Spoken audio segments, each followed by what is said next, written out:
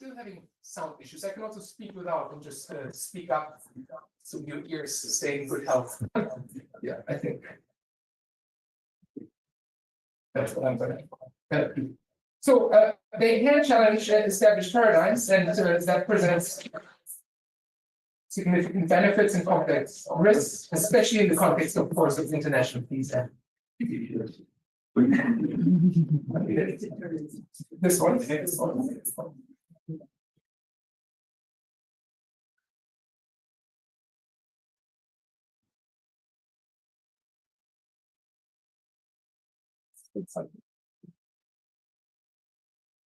So I'm sorry for those who are online, we're having sound issues. So I'm sure you're hearing it. Yes.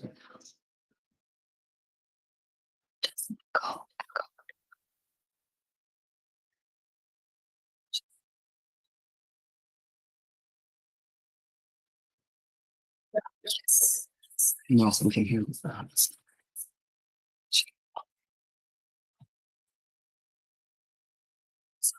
for the United Nations, the advent of quantum technologies carries considerable importance.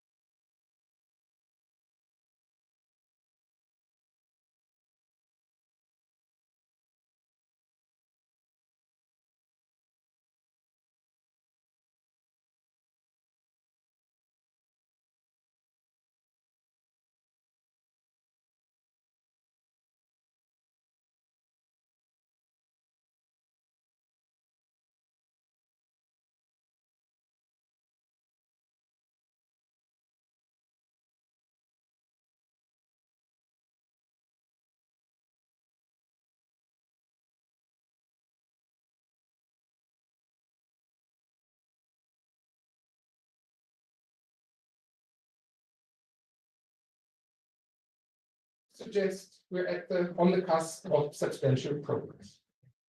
And as we know from other technologies, if you think of AI or ChatGPT or cyber, once they reach maturity, they are applied at scale, and their proliferation is almost it took half a century for electricity to be distributed at the time to 100 million households.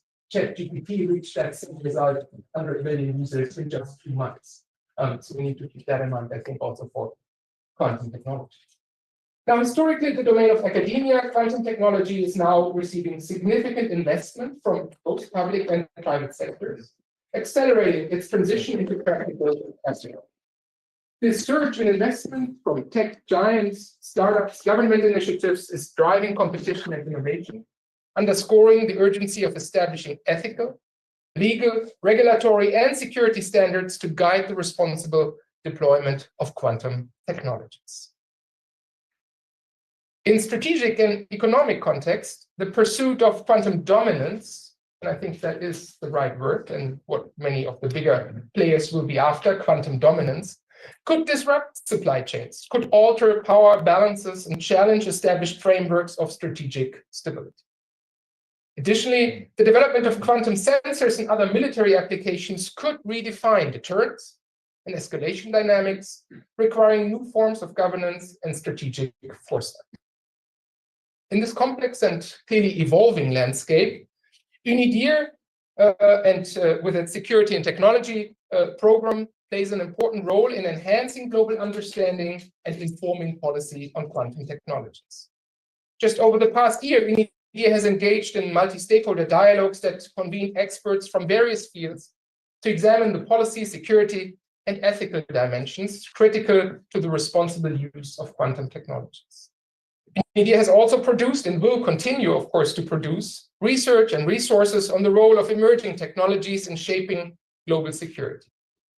This includes the recent compendium on enabling technologies and international security, and an upcoming research brief on quantum technologies and global supply chains, which will be released just shortly after the Innovations Dialogue. Looking ahead to 2025, UNIDIR is planning to incorporate quantum technologies into our capacity building initiatives. They're various and they are held around the world, equipping stakeholders with the knowledge and tools needed to navigate this transformative field and ensure its safe and secure development. Now, this 2024 dialogue presents, I think, an important opportunity to assemble a multidisciplinary spectrum of expertise, technical, diplomatic, legal, ethical, and strategic, to rigorously examine the impact and implications of these new technologies. With that in mind, I invite all of the participants that are here in the room and online to approach today's discussion with an open mind, intellectual curiosity, a willingness to challenge assumptions with this new and incompletely understood technology, and a readiness to explore new pathways for cooperation. Our collective goal here is to lay the foundation for a forward-looking approach that prioritizes stability, equity, and peace as guiding principles. So I thank you all once again for your participation here today. I look forward to your active engagement and fruitful discussions and productive results that will emerge. Thank you very much.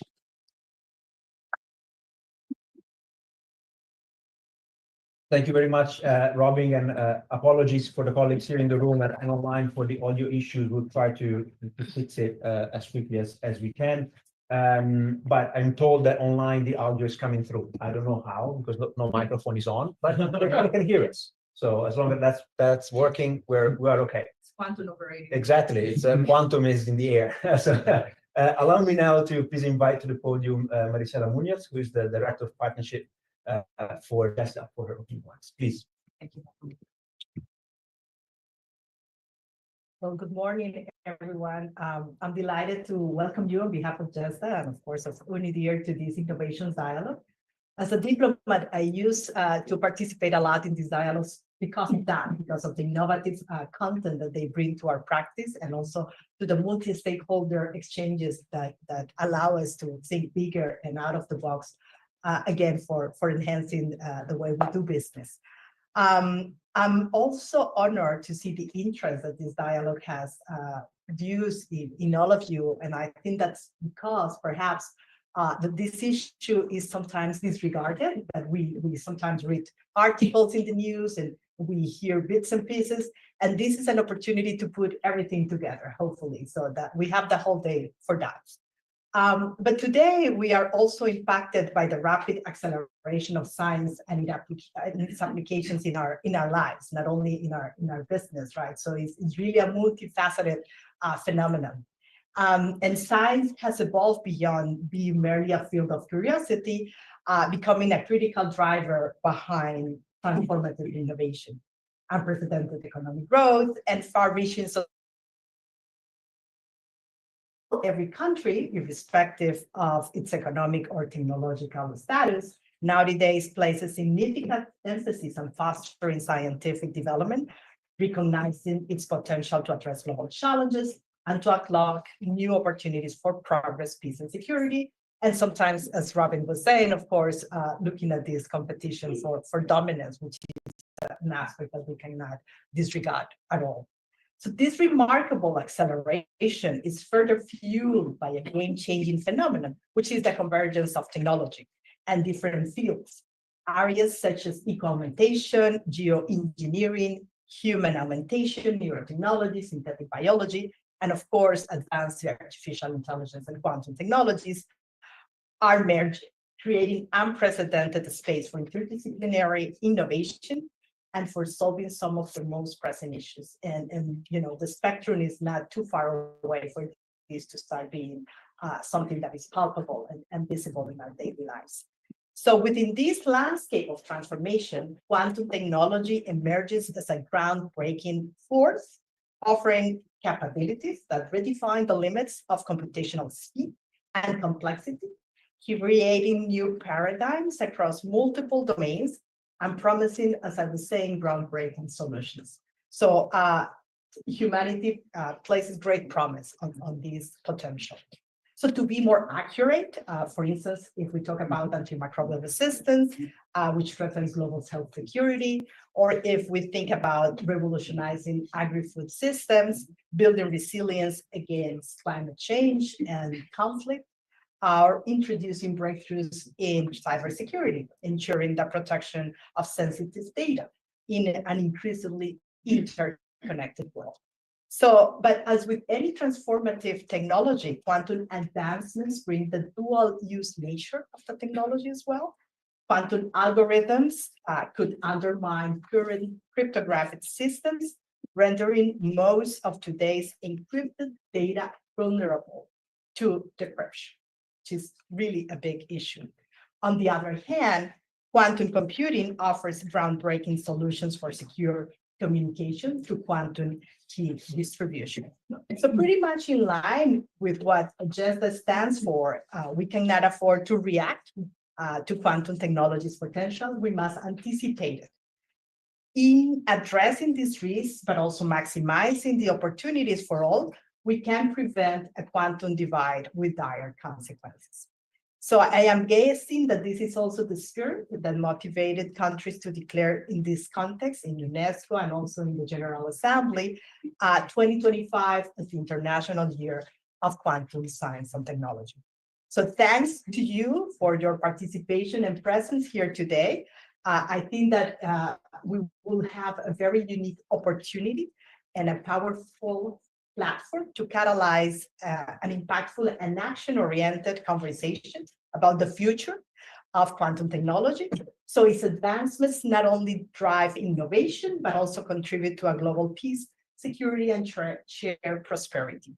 We are very excited to have you, and I wish you all a very productive day. Thank you so much. Thank you very much, Marisela, for your opening remarks. Actually, don't go far because I'm about to give you the floor again to moderate our first panel. So we're going to be turning on the microphones again. It should be fine now, we hope. But if not, I just invite moderators and panelists to just project their voice so that we make sure that everyone in the room can hear. So without further ado, I think it's time for us to start the discussions. I will be inviting again Marisela to take the floor to introduce the panelists. And just a reminder here in the room or online, please do start to submit.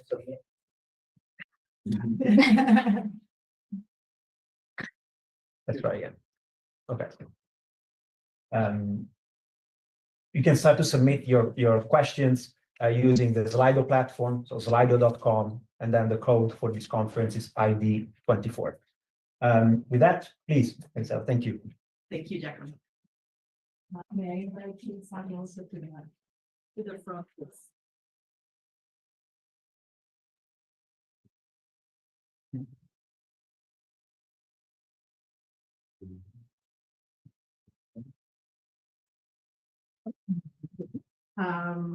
For this initial setting the scene, I have the pleasure of having here with me Professor Jun-San Kim. He is co-founder of IonQ, but also professor of electrical and computer engineering and physics at Duke University and founder of the Duke Quantum Center. Also in our agenda, we have Dr. Mira Wolf-Rowlands, who has been delayed by the train. And so we hope that she could chip in and join us shortly. But we didn't want to also keep you waiting, and we thought it would be okay to start already the conversation. So during charge of the appetizer, Professor Kim. Can I ask you to provide perhaps some general overviews on the implications of quantum technologies on peace and security, just at a general level for us to start, getting into the mood, perhaps? Sure. Well, first of all, thank you so much for inviting me to this meaningful event. Hopefully, throughout today, I can share, but also learn from all the dialogues that are going on. It's sometimes very difficult to explain what quantum physics is. If I try to do that, all of you will fall asleep, and I think we're going to fall flat on our faces all day long. So what I'd like to do is see if I can make an analogy to see the potential implication and how exciting, yet also potentially controversial this will be. In quantum technologies, we're using the mankind spent most of 20th century trying to understand what quantum physics is. This is kind of how the world behaves in a very microscopic world. And I think we have a very controversial discussion because it is so counterintuitive. But I think overall, we've come to realize that that's just the way the world is. There is no reason. That's just the way it is. And as a scientist, it is our role to actually make sure we understand that. But then we got to a point where we can actually start to think about utilizing it. But because the underlying advantages are so counterintuitive, it's very difficult for me to explain what it is. So let me actually make an analogy. So I love the expression that quantum actually has superpowers. Okay, so it's like a Superman. We don't ask the question, how does Superman fly? Right? Because if you want to get into the physics of it and so on, it's just very complicated. But if we accept the fact that the Superman can fly, then we can start to think about what he or she can do. Okay? I think quantum is like that. There's no explaining of why it does what it does, superposition, entanglement, and all that. It's just that's just the way nature is. You just have to accept that. And now the question is, what does it mean? Now, in my mind, it is kind of the world where Superman just figured out how to fly. So he can't quite control himself. He can fly fast, but he also crashes. And it's actually a little bit of a chaotic situation. But what is absolutely out of the question is that we have this superpower. The question is, you can imagine doing a lot of good things with it. You can imagine doing a lot of bad things with it if some bad actors get a hold of this power. You can also think about having a Superman, which shows the way. We can also think about a world where we have an army of Superman, where everybody has access to superpowers. So all of those are kind of the implications of what quantum technology will do to enable new things, potentially become a threat to some of the way of life, but also the potential that we can actually transform in a way that it influences all of our lives. So let's put that into context, and hopefully we can get our conversation going from there.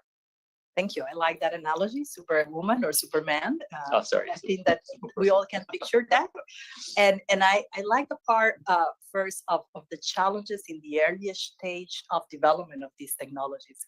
So when we hear about quantum, we think that this is a really far away kind of proposal, right? But somehow at the same time, we know that there have been investments recently, both from the public and private sectors, onto these technologies because there is some promise. Can you perhaps describe to us in a more graphical way, perhaps for diplomats like myself, what this potential means, in terms of these early developments and what challenges, but also perhaps opportunities this brings? Yeah, so I get a lot of questions, being one of the the technical pioneers in the field. When is quantum going to be felt? And I think that's a very interesting question with a sliding scale, because if you think about the two things that influence or dictates our lives today, I think of it as computers, which is like even including cell phones and things like that we carry out all the time, and then the internet, the way that they're connected. I think without these two, we probably cannot do anything in our lives today, anything professional. But if you look at how they came about in the very early days, computers actually digital computers came about in the 50s, actually the 40s during the war. And these were very expensive and exotic technologies, and not many people knew what it was. But it actually had two or three early applications, and that was all kind of in the military domain. Right, so people initially built computers to see if they can compute the trajectory of a projectile, basically missiles and cannons and things like that. It also was instrumental during the Second World War in breaking the German Enigma system, which is their crypto system. And then it was also used to compute the chain reaction in hydrogen bombs. So a lot of these applications are extremely, security related, national security and military related. But over time, its power became so available, and we use it every day. I had to call it Uber this morning, and we can't do that without computers today, right? So it's one of these examples where it's a dual use always, but it started out in a national and government level applications and then spread out. Now, on the flip side, if you think about the internet, the idea came about first, but the first real world application of internet actually happened just across the street in CERN, where the high energy physicists, these are scientists who are generating data in these concentrated facilities around the world. And the professors are spread out everywhere, analyzing this data to draw scientific conclusions. So the first application of internet was actually scientists to share data. It actually started from a very collaborative and very peaceful applications, and then of course it's everywhere. So the way that this quantum computing works, I think one thing I can tell them, but neither of these applications were common to general public, right? It started from a very specific applications. So I think, but these were real first commercial applications that actually drove the demand because it was delivering some new value that wasn't possible before. So I think that where this quantum computing or quantum technology's first real world application is, it's actually a little bit hard to see, but I can definitely say that it will happen and most people won't know it. But over time, it will get cheaper and more widely spread, and then it will come to a point where people can't live without it. And that will probably take some time. But I think it's accelerating. Like computers took 50 years, internet took 20 years, and quantum may take a lot less than that. So, and it's a strong function of the people who are driving innovation. If we all sit around and wait, it will never happen. But if we jump in and innovate, it can actually happen a lot sooner than you think. So just because future is not written for us, it's very hard to predict. I think all we can actually say is how do we jump in and innovate and try to make it happen, and make it happen in ways that are beneficial to mankind. Super. So it's coming, and you said we need to jump into it. So that's kind of the what, and perhaps we can move to the so what, right? To make a transition into what does it imply in terms of perhaps collaboration, but also strategic competition, which is the other side of the coin that we need to try to balance. So when you hear about national security implications, but the need for international collaboration to happen because we need all the human talent in the world to advance as fast as possible and also as deep as possible. So how can we start entering that so what in a way that is constructive, Johnson? Okay, so I think there are two aspects of this. On one aspect, we think a lot about the double-edged sword of the nature of a new technology. It can be used for the good, it could be used for the bad. For example, you can easily imagine that every country, because it has the ability to crack codes, and everybody wants to know about other countries' secret codes, right? That's actually been around for all the time. So you may feel that some advanced country wants to develop this technology so they can actually understand everybody else's secret and try to get the strategic advantage. And that can be one motivation. But the double-edged sword nature of it is if this type of technology actually gets developed so that all of the crypto systems we use are indeed vulnerable, it could actually collapse the financial system, right? We all do internet transactions, online banking, and all of that. And there are trillions and trillions of dollars worth of financial transactions that are happening every day today through this encryption technique. And if that is broken, all of a sudden, even let's say that advanced country wanted to develop this to get the strategic advantage, they may, on the flip side, see their financial systems completely collapse. So it's a double-edged sword, just because of exactly how we balance these out is going to be a really interesting technology. You may want one thing, but it's you get the flip side of it too. So how do we actually all think about the right balance so that we don't necessarily unlock a disaster? I think will be a very interesting question. And on the flip side, if we try to do something all by myself, I can probably get it done. I can be a very smart person, but I know that's going to be infinitely slower than if we actually would work with a lot of very smart people.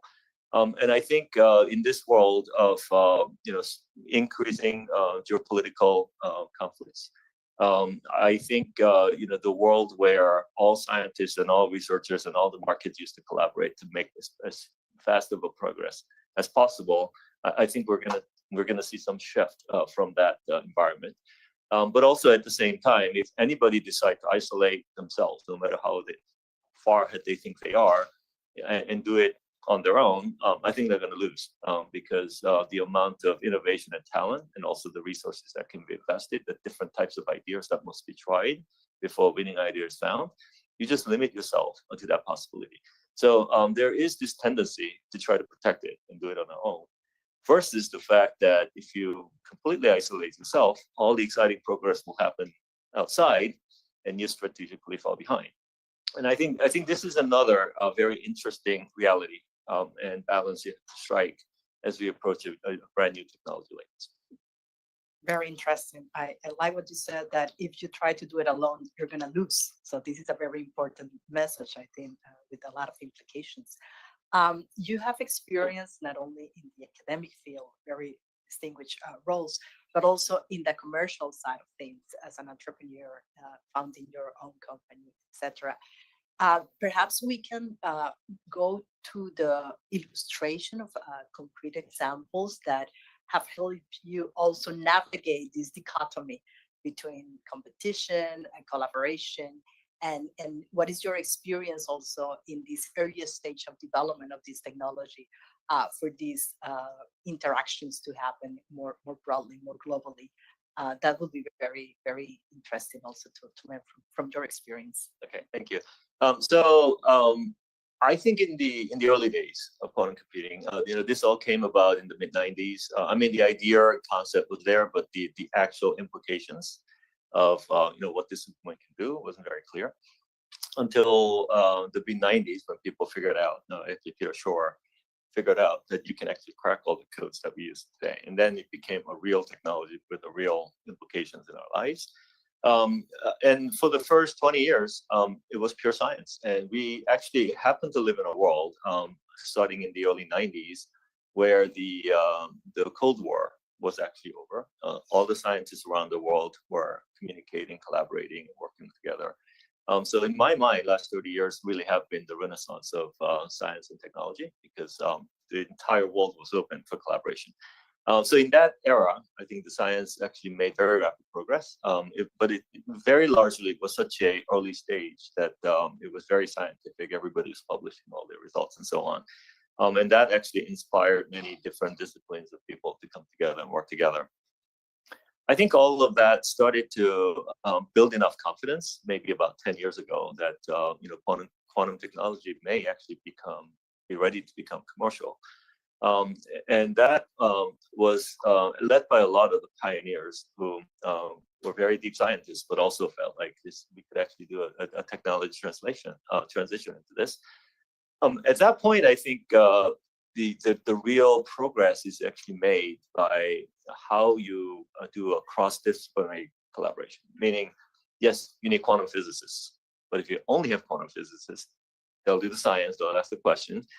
But it's very hard to build systems, or very hard to think about applications, and very hard to figure out how to make things cheap and stable, things like that. So I think that's when, as the commercialization effort kicked off, I think really the physicists start to interact a lot more with engineers and software developers and so on. And once you put that large collaboration together, I think the pace of progress really accelerates. And then you bring in some use cases, and then the pace of it accelerates it more. And then now all the countries are starting to figure out the importance of it, and they all make investments. And then the pace accelerates too. So as people say, sometimes you tend to overestimate what can be done in 1 or 2 years. You could tend to promise a lot, but you tend to completely underestimate what can happen in 10 years. And I think that's kind of where we are. And the reason is, as we build more momentum, things are going to accelerate. And then we can actually make progress at rates that are hard to imagine in the past. But that takes some time. So I think this is a good time for all of us to really think about the roles that we can play, and then how to learn from other expertise so we can actually start to create more creative momentum and continue to innovate. And then that will continue to accelerate the progress. Thank you so much. I think that's a great message to wrap up this setting the scene, so we cannot underestimate which can happen when these technologies build momentum, and we need collaboration and interactions.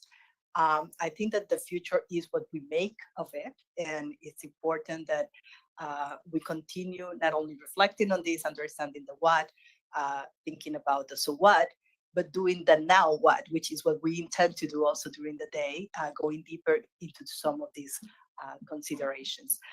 So I know that you will also be in other panels. We didn't anticipate questions for this first panel because, as I was saying, it was just trying to picture the overview of what is that we have in the menu for the event. And I really thank you, Professor, for your participation and your very interesting remarks. Thank you so much. I look forward to it for the rest of the day too. Thank you so much.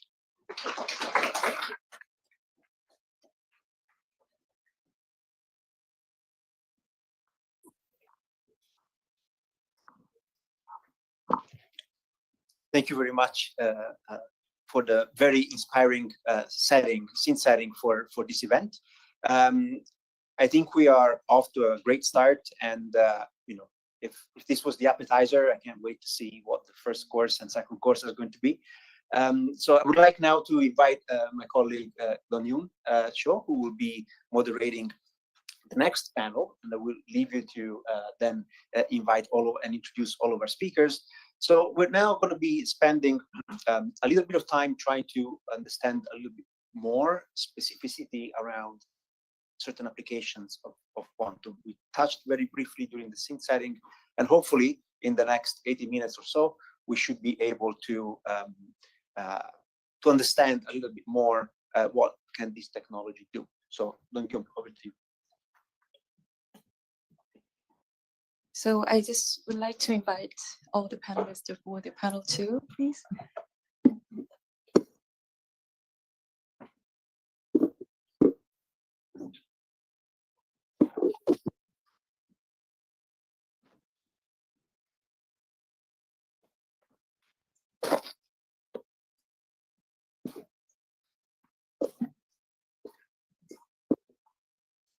Thank you, Giacomo.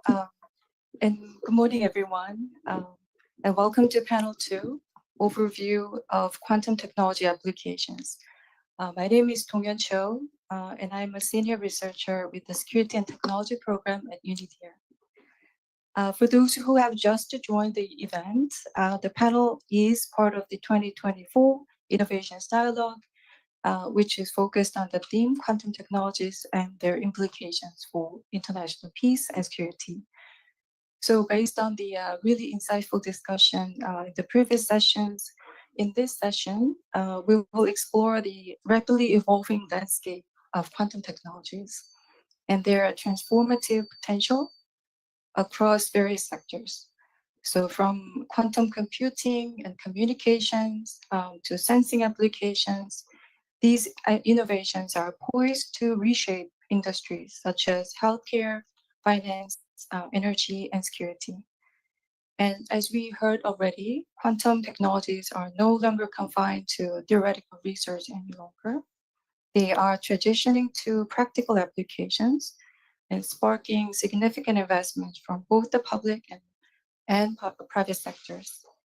And this shift brings immense opportunities, such as revolutionizing secure communication and solving computational challenges previously thought intractable. However, it also introduces complex challenges, including technical barriers, ethical dilemmas, and concerns over security and geopolitical stability.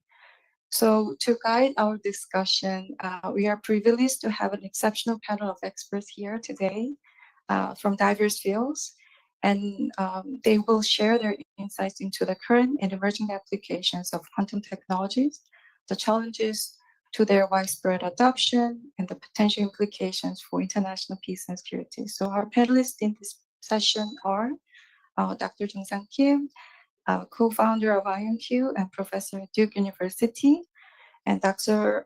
Gregor Vibordi. Thank you for coming, and co-founder and CEO of ID Quantique. Liz Kelly, Dale, thank you very much for coming again. Executive Fellow at the World Economic Forum Center for the Fourth Industrial Revolution Network. Last but not least, Dr. Yong-Chan Yap, Senior Lecturer at University of Technology Malaysia. So over the next 20 minutes, our session will include introductory remarks from each of panelists, and followed by the facilitated discussion and a Q&A segment where we would like to invite your active participation to engage in discussions and ask questions. Please visit the Slido and enter the code event ID 24, please. So now without further delay, let's turn to our speakers.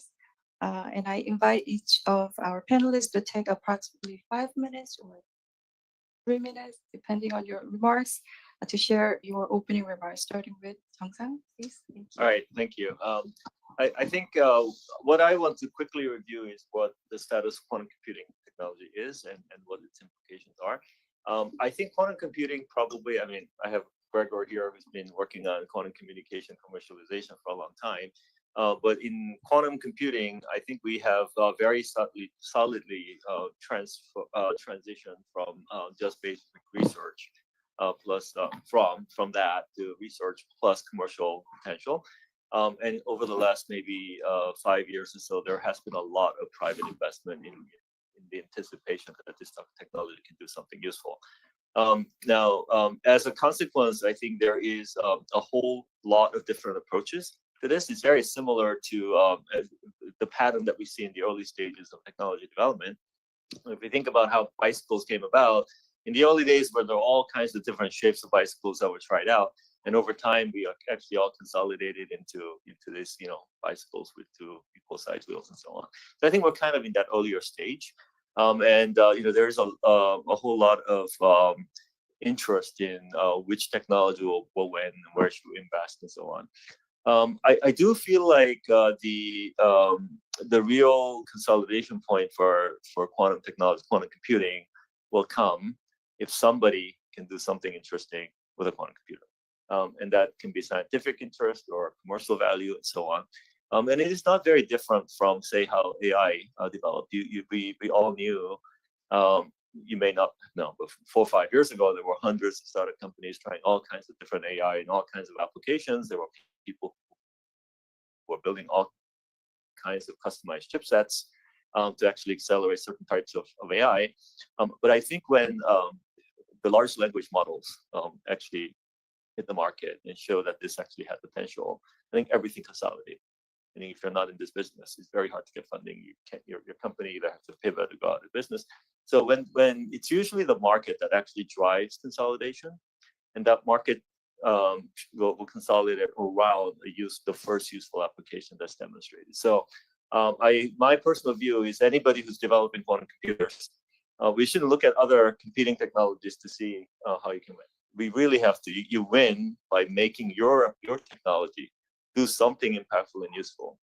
That actually has to be the sole goal. If we can collaborate to get there, that'd be great. If we actually have to innovate to get there, that's absolutely necessary.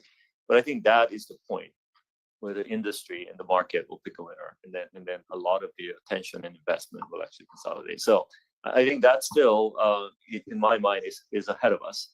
Whether that will happen tomorrow versus 10 years from today, I don't think we know. But that's actually where innovative minds will actually get us to that point. In my mind, I'm actually more optimistic that will happen in the next few years than the next decade. Thank you. Thank you very much, and thank you for very optimistic. I say collaboration and innovation would be really key to drive this innovation in the quantum technology domain. And thank you so much. And Gregor, the floor is yours. Thank you. Good morning, everyone. It's a pleasure to be here. So quantum technologies are typically grouped in three categories. Quantum computing, we've heard about it from Jung-sang already. Quantum sensing, I guess we'll hear about it. But the third pillar being quantum communication. And probably, in the 90s, quantum communication was the easiest, from a scientific point of view, the easiest field. And that's where experimental research started, initially in telecommunication labs in the UK, in Switzerland, and then in universities. And so that led to the first applications of quantum technologies. What's interesting is, that quantum computing has great applications, but also creates a risk. The fact that the codes that we use today will be vulnerable to new attacks based on quantum computing. And as Jun-san mentioned, this is linked to an algorithm that was invented in 1994. And somehow we had a very lucky situation where the software, the algorithm was invented before the hardware, because we could have been in a different situation where somehow Jung-sang and his colleagues build a quantum computer, and then Mr. Peter Shor one of his successor comes and invents the algorithm, and then we would have been in a situation where all the trust that we have built on digital system would have disappeared with consequences that are easy to imagine, or also very difficult to imagine because they would be so far-reaching. And so this threat was identified, and so people started to look at solutions. And there are really two types of solutions. One, which is an incremental solution in a sense, which is to find new codes. Codes are typically based on mathematical problems. The one we use are vulnerable to quantum computing. Maybe there are new codes that are not vulnerable to quantum computing, and that would be great, because then we just deploy these new codes and our infrastructure is secure again, and everything is fine. And so the research around these new codes started in the late 2000s, with various approaches by academic researchers. And there was an acceleration in 2016 when NIST in the US, the National Institute of Standards and Technology, kind of called for a competition. They said, please, researchers in cryptography, please propose new codes. We need these new codes, and we're going to review them to have an international effort to review these codes. And so this started in 2016 and led in August of this year to the publication of the first three new standards, three new codes for digital signatures and confidentiality communication that can now that have been identified as resistant to quantum computing and classical attacks. Of course, you want codes to resist to all the known attacks, not only to new attacks. And so that can start now a migration of our digital infrastructure to these new codes. So that's the incremental approach. But there's also kind of a completely new approach using the superpowers of quantum to use the concept of Jung-sang. And the idea is that in quantum, one of the superpowers is that you cannot passively observe something. If you observe something, you modify it. And I think, for a long time, physicists view that as a limitation. The physicists in the early 20th century were coming from classical physics, from the classical world, which is a big clockwork where everything can be predicted. If you can measure a system well enough, you can predict everything. And then comes quantum physics, and there are things, you measure something, you modify it. And for a long time, people saw it as a limitation. And I think the fact that quantum technologies were invented was also linked to a change of mindset to say, well, maybe these are not only limitations, maybe we can do something useful with that. And what can you do? What useful things can you do with this? You can check that no one is actually intercepting communication. Because if you monitor perturbations on a communication link, if you start to see modifications, you know that someone is intercepting these communications. And that's a technology called quantum key distribution. And we'll talk more about it. But it's the first application of quantum communications.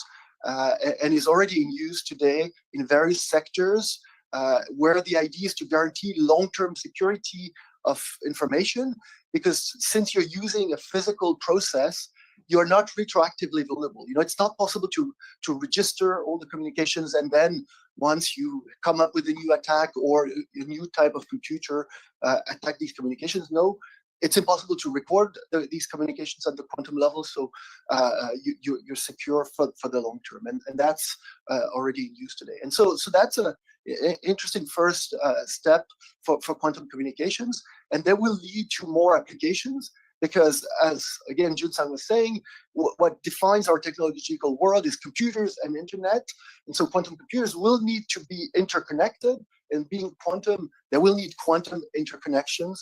And that will be also a new field of quantum communications. I'll stop here. Thank you so much, and I'm really glad you just brought up the trust in the digital world, which makes the quantum technologies quite significant at this time. And also, I'm really glad you just brought up some NIST standardization efforts. I'd really like to just come back to during the discussion further. Thank you so much, and Kelly, please. Thank you so much. So at the World Economic Forum, I'm working in one of the programs around technology convergence, which measures and monitors the convergence of new technologies, frontier technologies like quantum, AI, machine learning, cybersecurity, robotics, and what we call omnicompute. And I know we'll talk about that later, so I won't go into that in too much detail now. We also study the effects of access, and last year, we published a report on the quantum economy blueprint on how developing nations, the global south, can join in the quantum economy. The message being that not everybody has to develop, not every country will be able to develop full quantum solutions, but all countries should have access to different parts of the supply chain. They should be considering areas of skilling, upskilling, reskilling their workforce, areas of collaboration, how to drive security implementation in their country, how to move towards post-quantum cryptography and other quantum communication technologies to protect their data, their privacy, and their national security. Another aspect that I'd like to talk about is, so I'm on secondment at the World Economic Forum by Sandbox AQ. Sandbox is an interesting company. For the sake of balance, I'd like to talk about some of the quantum sensing technologies. So Sandbox AQ, A stands for AI, Q stands for quantum, is a spin-off of Google. Our chairman is Eric Schmidt. And there's a couple of interesting technologies in the sensing domain which are already available today. If we think about quantum sensing, you can think already about MRIs that are in the field of healthcare. MRIs use quantum technologies, quantum sensors, but they need to be shielded and cryogenically cooled. Now you can imagine the impact and the democratization of these healthcare systems if you can take away the shielding and the cryogenic cooling. And for example, Sandbox has brought out a new quantum sensor, magnetocardiograms, that with the application of AI and machine learning algorithms on top of the quantum sensors, the quantum magnetometers, are able to democratize access, miniaturize this magnetocardiograms to be able to use in hospitals without in a much more transportable, lower cost environment.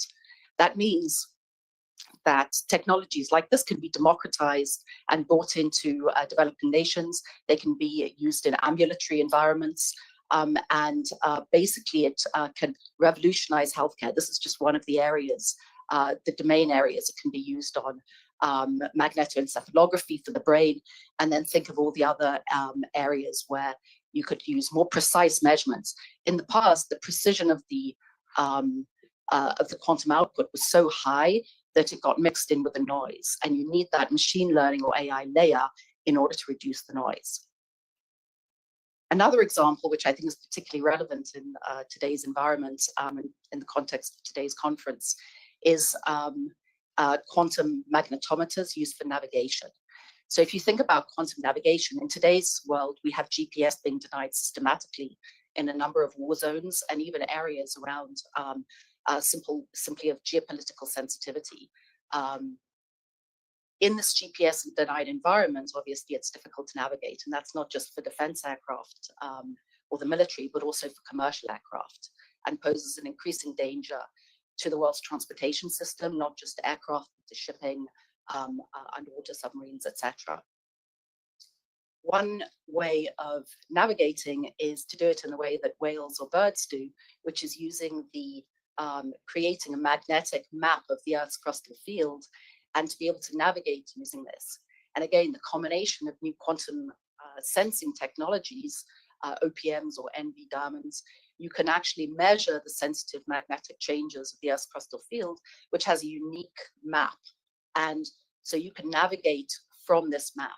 And Sandbox is actually working with players like Boeing and the US Air Force and other governments in order to map out the key transport routes that would be used and critical for the future of our navigation, logistics, and transport system.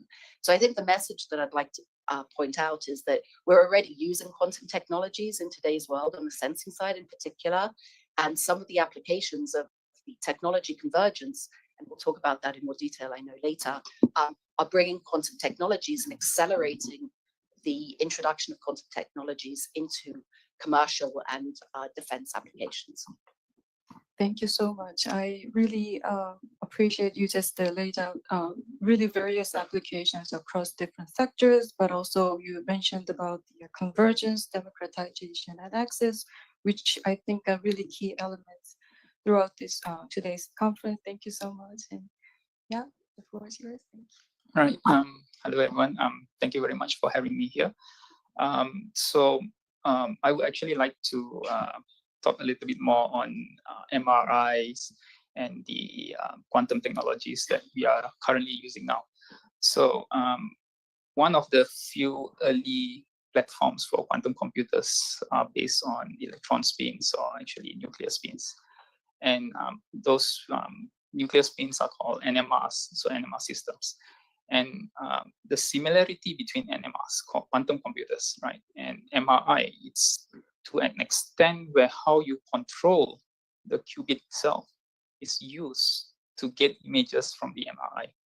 So it's not too far-fetched to say that there are a lot of technologies, like, you know, in what you see in the space industry, where you're building up for space adventures and whatnot, and you have all these other technologies that then benefit mankind.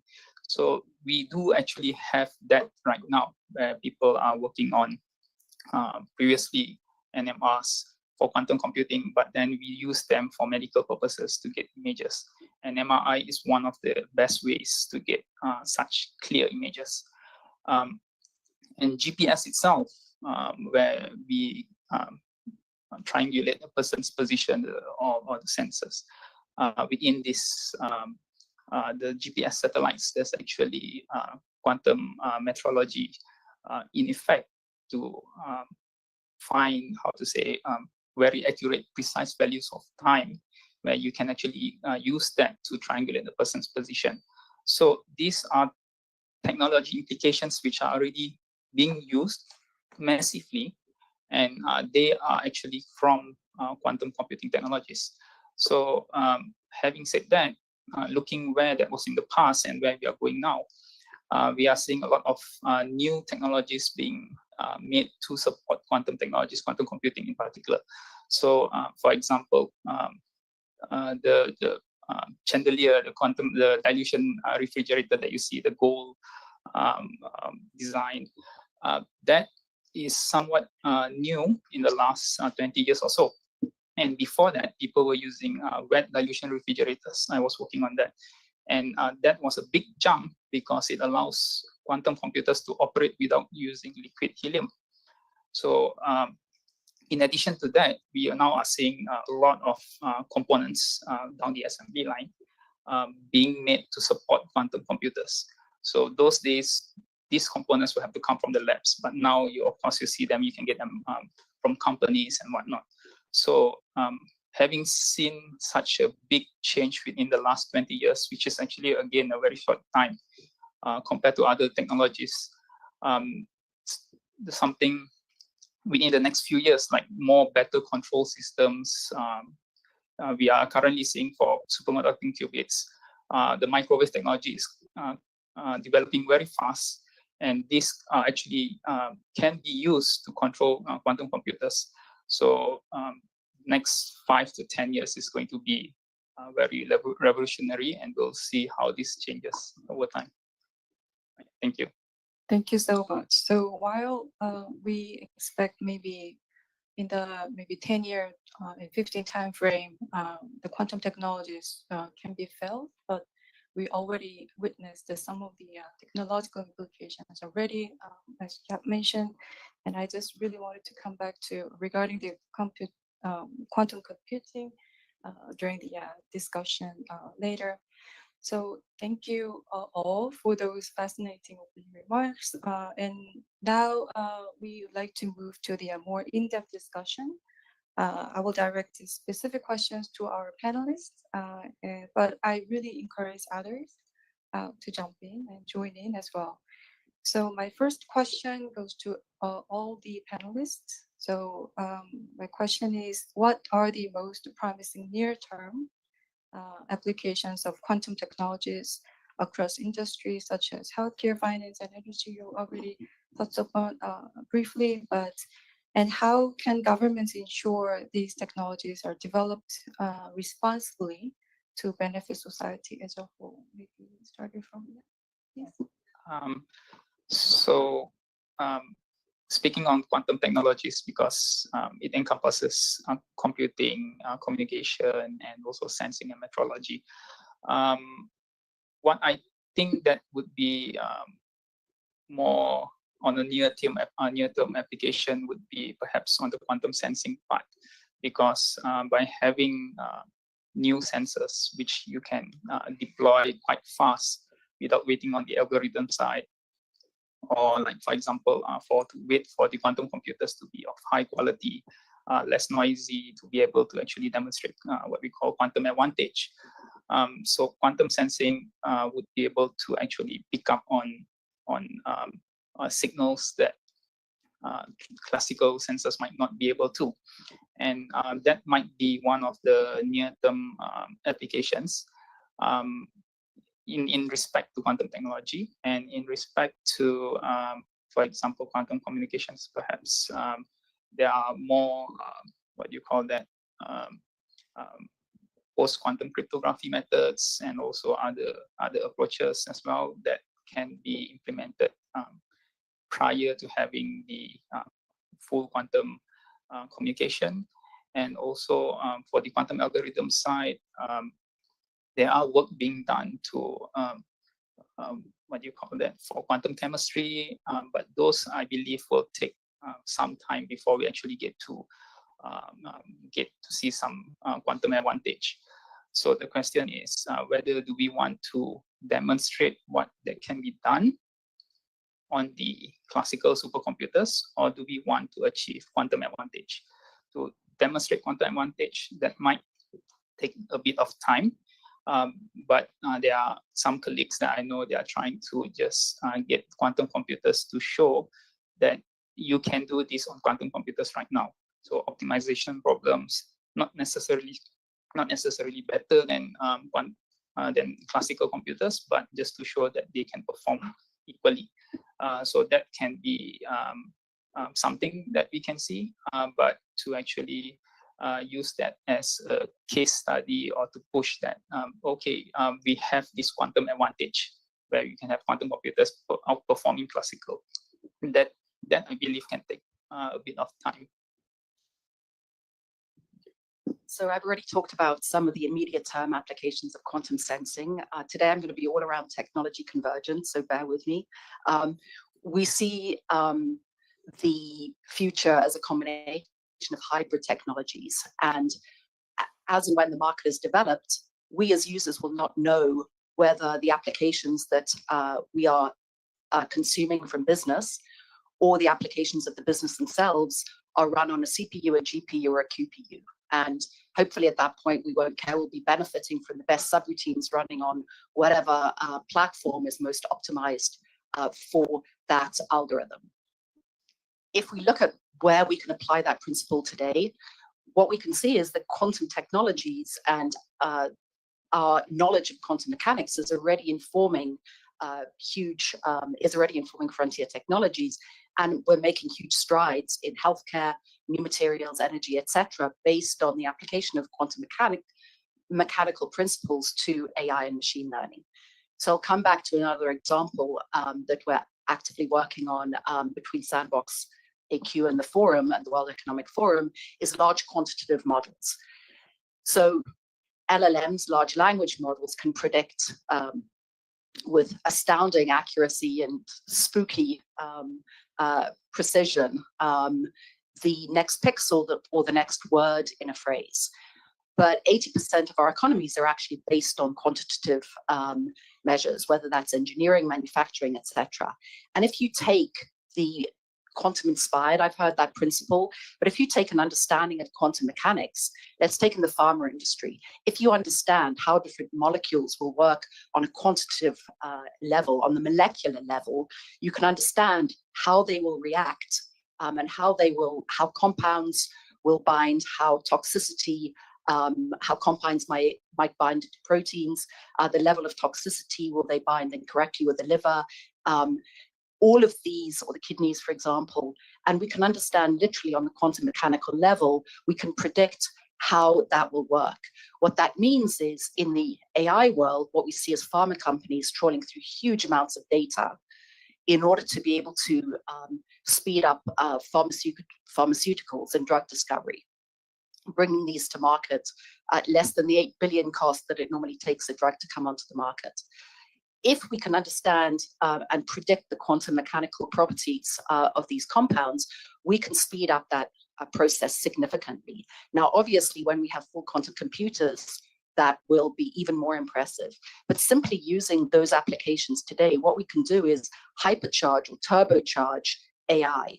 More specifically, what we can also do, if we understand and can predict those well-known quantum mechanical properties, we can actually help generate synthetic data that can then be used to run the algorithms. So think about neurodegenerative diseases. You talked about antimicrobial resistance. It's really difficult to get those because there is not enough data. We don't have enough data on those rare diseases to run the AI algorithms efficiently. But if you can create the synthetic data to predict potential outcomes, you can make that process much more efficient. And that can democratize the access to new drugs and reduce the cost significantly. Interestingly, it can also allow countries to generate their own biopharma industry without having access to the pharmaceutical data itself. So Switzerland is a hub, obviously, of pharma companies. The individual companies have access to their own data banks, but this can actually democratize access for countries who want to be able to do that.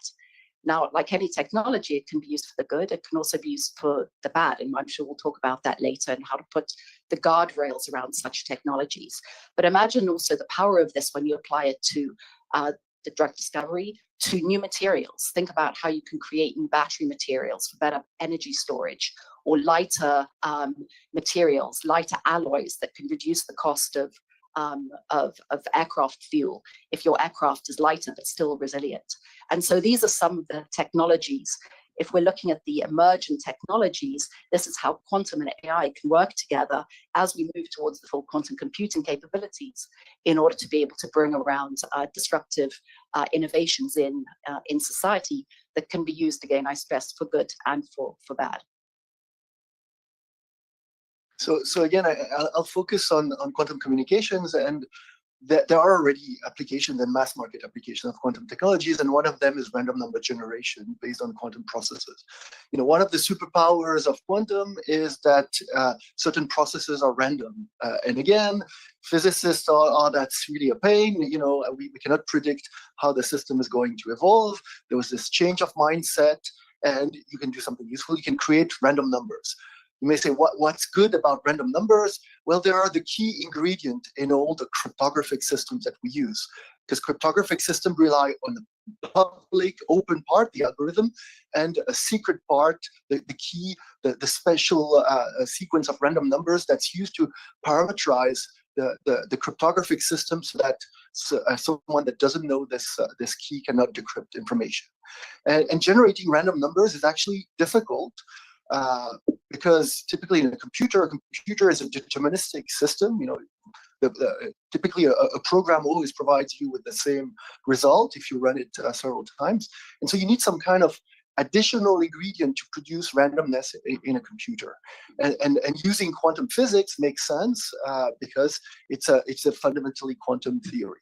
And so one of the very first applications of quantum technologies was random number generation back in as early as 2000, where with the University of Geneva at ID Quantique, we developed the first quantum random number generator, which initially was big, maybe the size of a laptop, bulky, expensive, but found first applications. And the first application for this, there were some in security, in creating keys, but interestingly, that one of the first applications was in online casinos and lotteries.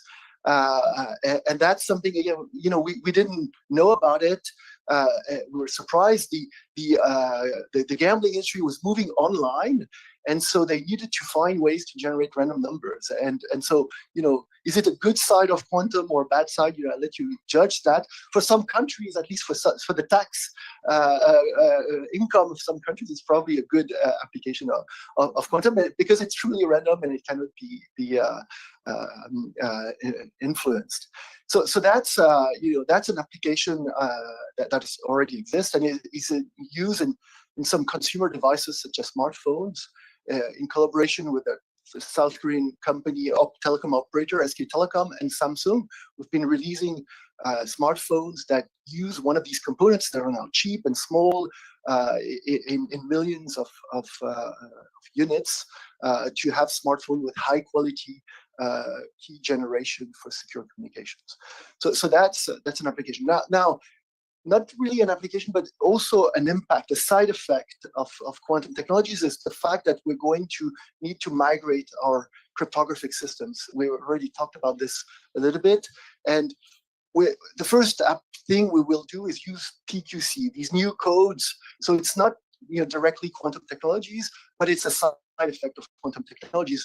We're going to have, as a society, as countries, to upgrade our cryptographic systems. And we're going to have to do this in the next 10 years. The US government issued an executive order 2 years ago with the goal to complete this migration by 2035. That may sound like a very long time, but actually, if you look in the past, there's been already some cryptographic migrations of a smaller scale, and they took 10 to 20 years. And so it's really not something to underestimate and should be started as soon as possible. Some of the migrations will somehow come for free. Typically, I guess, if you use a commercial software, the commercial software vendor will move to new libraries and new algorithms that will provide resiliency to quantum computing. But there are also some proprietary systems that have been developed over years and that will need to be either upgraded or completely redeveloped. Earlier this year, there was a conference at the White House where we were discussing the cost of the transition to quantum safe, and the position of the White House was essentially between 0 and billions. And 0 if you can just assume that you use commercial software, but billions if you look at the systems such as the IRS core system for tax in the US, which has started being developed in the 70s based on COBOL. Who knows what COBOL is in this room? It's an old language. And so, I don't really imagine that PQC will be ported to COBOL, and that will require a full redevelopment of the solution. So this is things that need to be taken into account and prioritized to put resources in the right places. Yeah, so it turns out that I spent a lot of time in the last couple of years thinking about quantum applications because, as we were building out the company, the last team that I was in charge of building out was the applications because, again, if these quantum computers can't find an end use case, then they won't go anywhere. But if you do find one, it is actually going to be around which all the industry will consolidate. Now, throughout that process, one thing I came to really appreciate is whatever application we find with quantum will be disruptive. I don't know if you read Clayton Christensen's Innovator's Dilemma that actually introduced the concept of disruption. And the disruption doesn't mean that you come up, all of a sudden you come up with this really powerful tool that will actually replace all the existing tools. If we think of a really important application that has a big market today, there is no way new technologies can win that. It always starts with unexpected places, leveraging a new capability it brings to the table. And the capability is so new that there was no pre-existing market on that. And that's why it's hard to find. I think this quantum number generator is a classic. I think it's a really good example of a disruptive application. Meaning, it's there wasn't a good solution prior that was reliable enough, and therefore there wasn't a big market. But when quantum chips came about, so I think that's the nature of it. I can give you another example. If you think about the memory devices that are in our cell phones today, when these all solid state devices that are not based on magnetic hard disks came about 25 years ago, everybody thought we're going to replace hard disk drives. But when you look at it, the capacity was orders of magnitude too small, cost per bit was orders of magnitude too expensive, so it made no sense to be competitive with that. But what they did find is they found out that they can store music and pictures. And they actually started to replace CDs and films by going to MP3 players, iPods, and digital cameras. And in 10 years, these two long-lasting media, like CDs and films, disappear from the market, right? And then, because all you had to do back then was, instead of competing with the hard disk drive industry, you had to compete with 10 songs and 25 photographs. That was easy to do. And then it had this portability and all this digital translation. Now, then what happened was the technology got better. All of a sudden, I can store 100 songs, 1,000 songs, 10,000 songs. Today, probably millions of songs, and photographs the same way. And then the cost of that unit became lower. You can actually build more of it. And it actually enabled the smartphone market, which, again, you can't imagine having hard disk drives in smartphones. That market would not have opened. So usually the first application comes from very unexpected places. It is not the places where it's a big market, there's a competitive solutions, even maybe not optimal. I think it will come from recognizing this new superpower that can open up a new application that people were not able to do before. One of the things I think Kelly mentioned about some of these applications, I think some of those are disruptive, and many of those are not. So I think we really have to look at disruptive opportunities. And this is where, I do feel like one of the trends we found is that if you use quantum computing for AI applications, you can actually train them more effectively with less data. The current successful model is like LLM.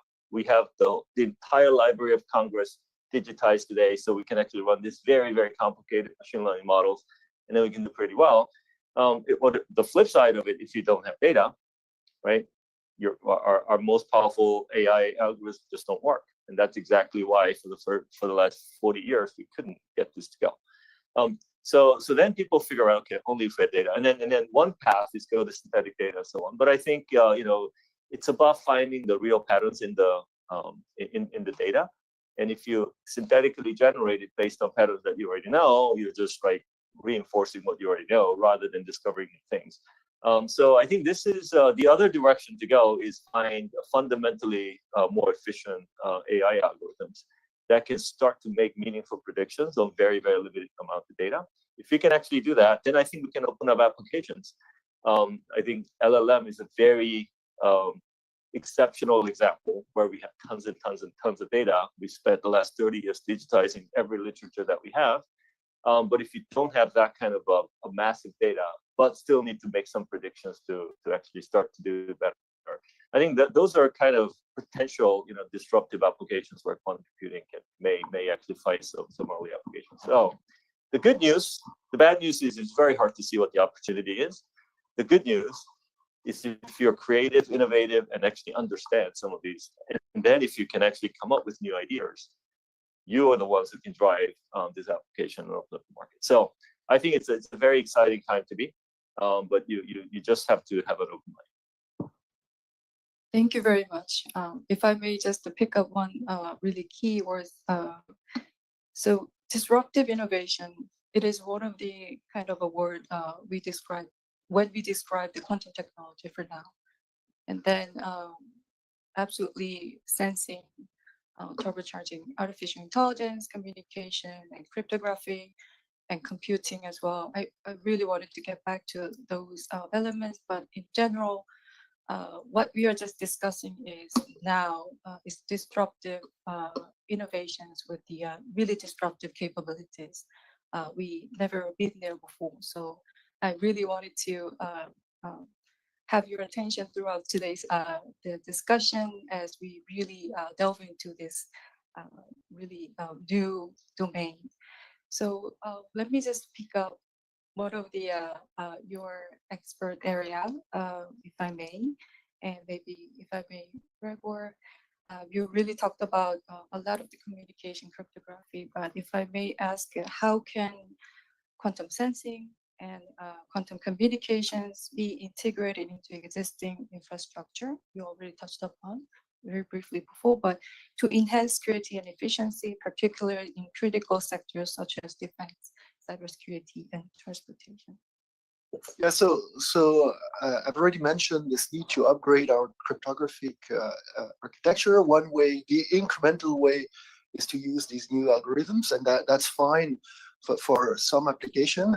But something that we see more and more is that in certain critical applications, it's important to have what specialists call defense in depth, where you don't use just a single solution to protect your data, but you layer different solutions, and that's where quantum communication can play a role.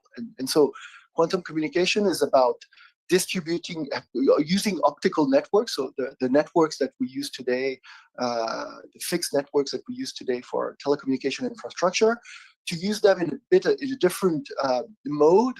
Instead of sending classical information, sending quantum information. And quantum information means just sending light, but at the elementary level. So you create one photon, one light particle at a time. You send it in the optical fibers, which can carry these photons, just like they carry pulses of photons, and then detect these photons. And there is then this property of being able to detect interception. And this can be used not to prevent interception, because you learn that you've lost information after losing it, which is not the goal really. But what you do is you send random numbers, you send keys, you verify if the keys have been intercepted or not. And once you know that they've not been intercepted, then you validate them and you use them to secure information by a traditional cryptographic technique. So, the important point here is that it's not, you don't take everything apart, you just add a layer, an overlay of security based on these quantum communications, so you can keep the traditional network. So you know, you really keep the traditional network, but you add on top of this a new infrastructure. So it means new hardware. You keep the same fibers, but you use new hardware at the end of the links to provide these keys. By doing that, you add this additional security and get this defense in depth, because you need an attacker needs to attack different layers. And just to give you a little bit of an idea what the status of this technology is, the first applications were in data center interconnects. So where you know, you'd have two data centers, one a main data center and one for replication of data, and typically you have high-speed links between these data centers to do all this replication. They're based on optical fibers, so you just take one additional fiber and you use it for this key distribution, and you then encrypt the data. This was first application. The world premiere of this application was actually done in Geneva in 2007, so quite some time ago. The government of Geneva was using this to secure elections, counting back then, but then it moved into financial sector, government, so for this kind of data center applications. Now, the next step, once you have these links and the hardware works, you can build networks.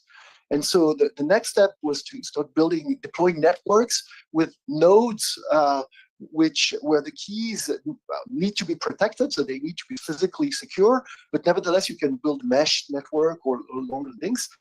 And this started around 2017, so 10 years after the data center interconnects. And now there are governments that use this kind of networks to secure their communications. One example is in Korea, where the Korean government has a network that covers the whole country and secures offices of the administration there. China has developed extensive networks. They were the first to start with a large network, a link between Beijing and Shanghai, which I think was activated in 2016. And since then has been expanded over to cover the other parts of the country. So that's the kind of second type of application where the network is a private network, that one government or one customer uses this. And now what's happening now is that some telecom operators are actually building networks to offer a service of secure keys, keys as a service for long-term secure communications. And as an example, this is something that's happening in Singapore, where the government of Singapore is sponsoring 2 projects by 2 local telecom operators, SPTel and Singtel, and the idea is to cover Singapore. So that's, of course, it's a small country, so it's easy to start with Singapore. But there's a ring, and then essentially customers can connect to the ring and use this ring for the keys and get keys. And it's a way to reduce the cost of this technology because somehow the backbone is shared, is mutualized, and so you don't need to deploy new hardware for every customer. So that's the status of this, and again, as an overlay for traditional security.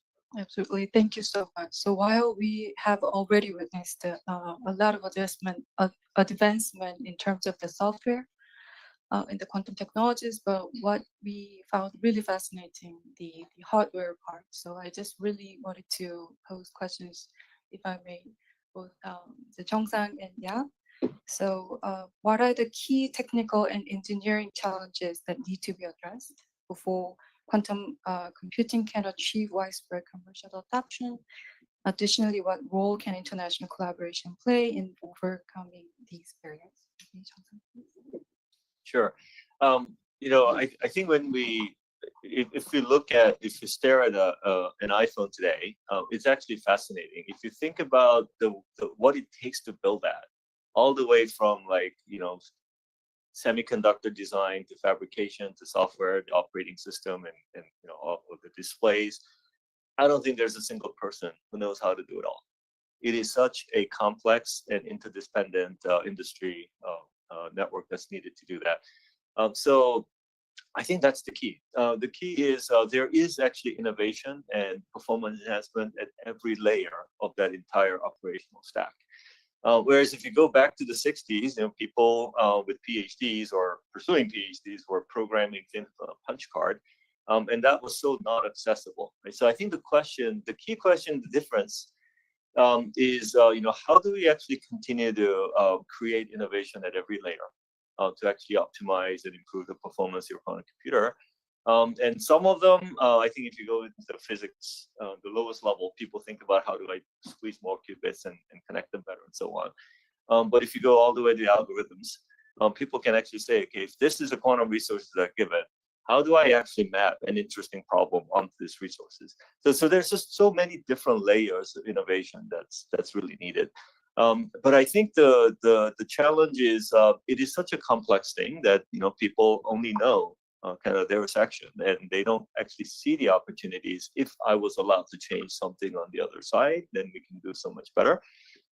In classical computers, I think over time, we figured this out. Over 50 years, we tried all kinds of things, and these are pretty optimal abstraction layers, if you will.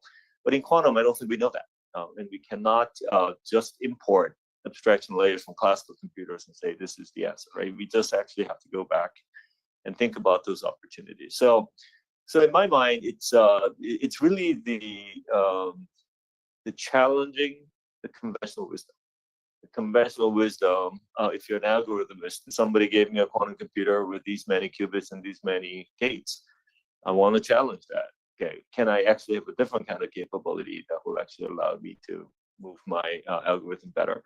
And then I think that will inspire the people who are developing the technology not to just focus on their typical metrics of qubits and gates, but also think about a different hardware that actually allows someone to actually implement that algorithm that may be useful. So it's really, I think, cross-disciplinary collaboration, I think, is going to be the biggest area where new ideas and new opportunities come about. So that's actually a very good point in terms of innovation in every layer. So previously I was mentioning for the dilution refrigerator, the wet and the dry version. So there are some key innovations that actually will change how the industry works. And the dry dilution refrigerator is actually one of those, because when you don't have the dry fridge, you actually have something which is of smaller scale, and it takes about 1 week just to get it down to that temperature. But now having the dry version, you just press a button and you wait 2 days, and it's at millikelvin temperature. So that is on one layer.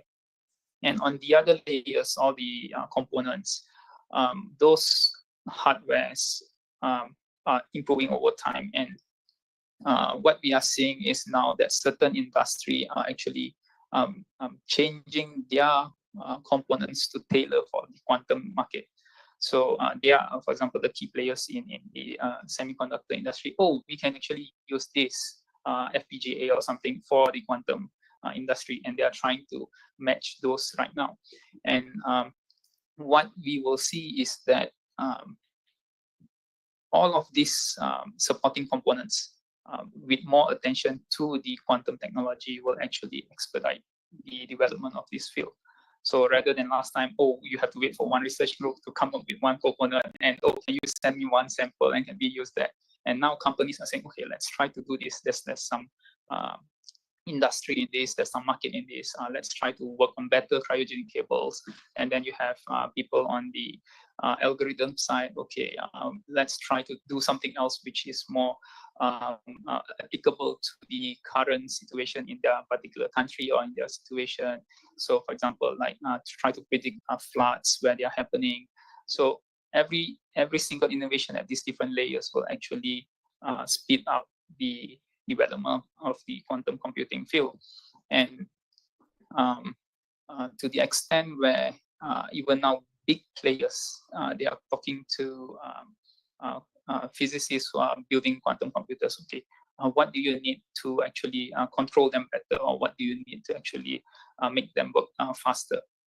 So because we rely on these engineering marvels, because without, for example, the microwave components, we can't actually control the quantum computer well. And that comes in two places. One, the availability of the components, and second, the cost of it. So without a doubt that quantum computers at the current stage is expensive. And to scale them up, to have this scalability, having from, let's say, 10 units of something to 100 units, 500 units. So the cost goes up significantly as well. And having more cost-effective solutions that companies can actually come up with, that actually plays a role as well.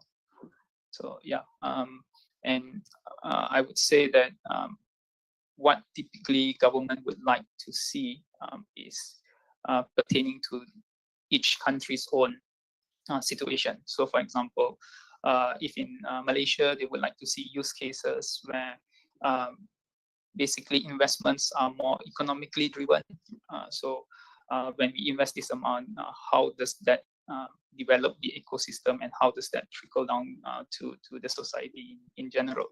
And that is something that we actually need to find on use cases that perhaps can convince key players to actually, okay, this can actually benefit in how many years' time or something. So I think that's also one message that we have to be clear with the applications of quantum computer is what do we mean by short term and what do we mean by long term? Because some, for them, short term is 3 years, 2 years. We invest this, we want our return in the next 3 to 5 years. Or if their definition of short term is before 2030, that will give us quite a good time to work with. So I think that's also important that we convey the duration as well as the application of that we are trying to look into it.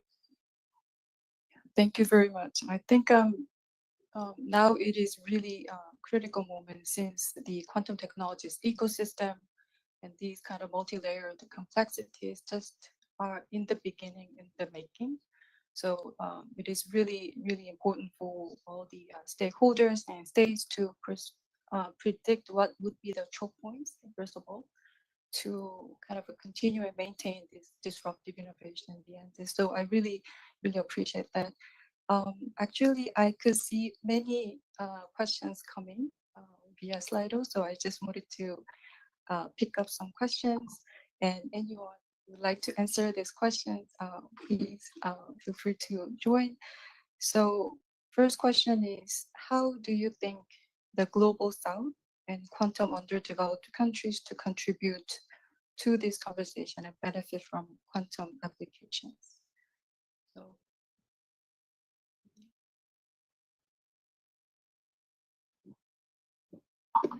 So maybe looking at it from the World Economic Forum perspective, there are many areas where quantum technologies can help the SDGs.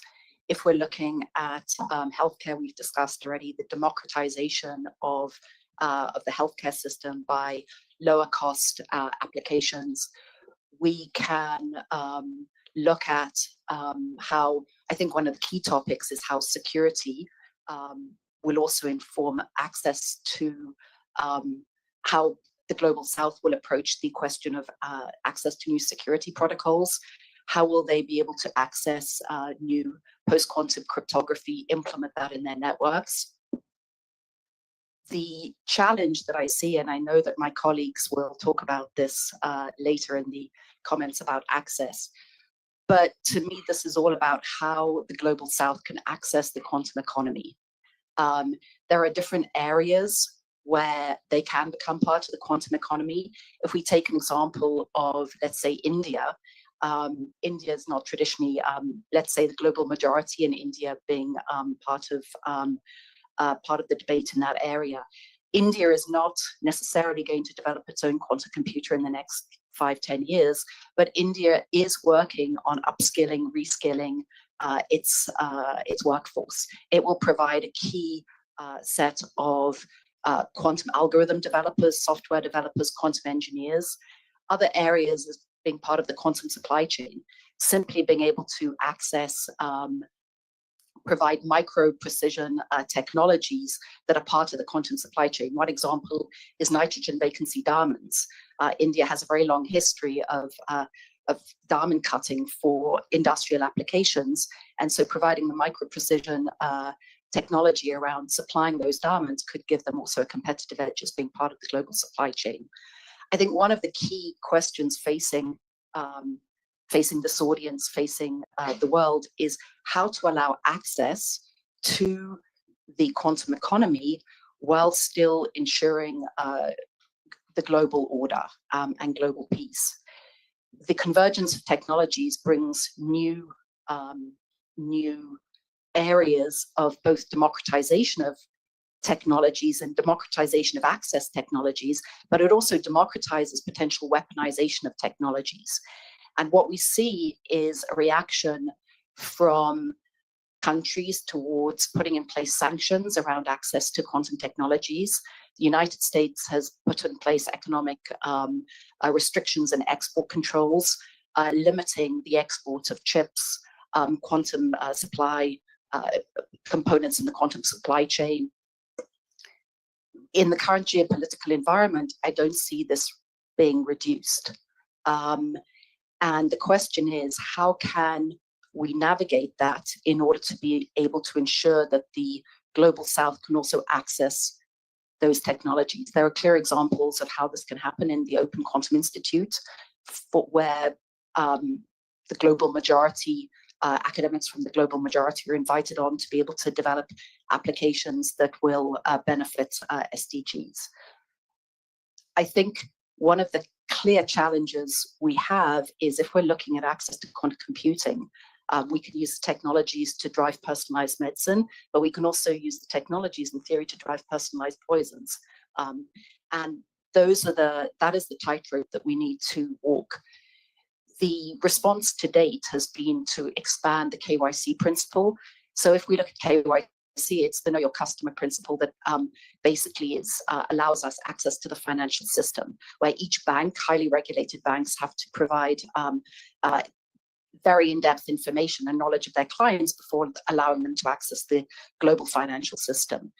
If we look in the world of cloud computing and quantum computing, they're expanding this potentially to KY3C, know your customer, know your cloud, and know your content.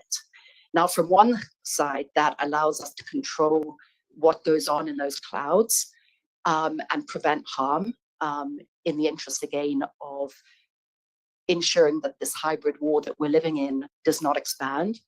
On the other hand, it also disenfranchises a lot of the global majority. If we look at the global financial system, we have 2 billion people who don't have access to banking, to financial system, and another 1 billion who are underbanked. And I just cannot believe that disenfranchising a large percentage of the world's population can also lead to political or geopolitical stability. So walking that tightrope is going to be absolutely critical. Thank you so much. And I just found this question is quite relevant for our panelists. So the second question from the floor, with the disruptive nature of quantum technologies, how can scientists mitigate the unintended negative consequences of quantum technologies? I think that's a challenging question, because whenever there is a new technology and people think about applications, either intentionally or inadvertently, people come up with applications that generally, overall, ends up being a burden or harm to the society. But I do believe that historically, the more productive types of applications of those technologies in general have dominated the negative side. So I don't think it's one of those things where we can eliminate the bad usages. The question is, if 99% of it is good and 1% is bad, I think overall we're doing okay, right? So I think it's all about how do we incentivize and then deploy these technologies so that we think about the more productive side, and that actually drives and dominates, and not the other way around. I'd love to give an example. Yuval Noah Harari, who's written many books on AI and disruptive technologies, came and gave a lecture at EPFL a couple of years ago. And he came up with the first technology convergence algorithm, which was B plus C plus D equals AHH. So biotech plus computing power plus data equals the ability to hack humans. And the question, there was a very lively debate afterwards around what that means and how to manage those capabilities.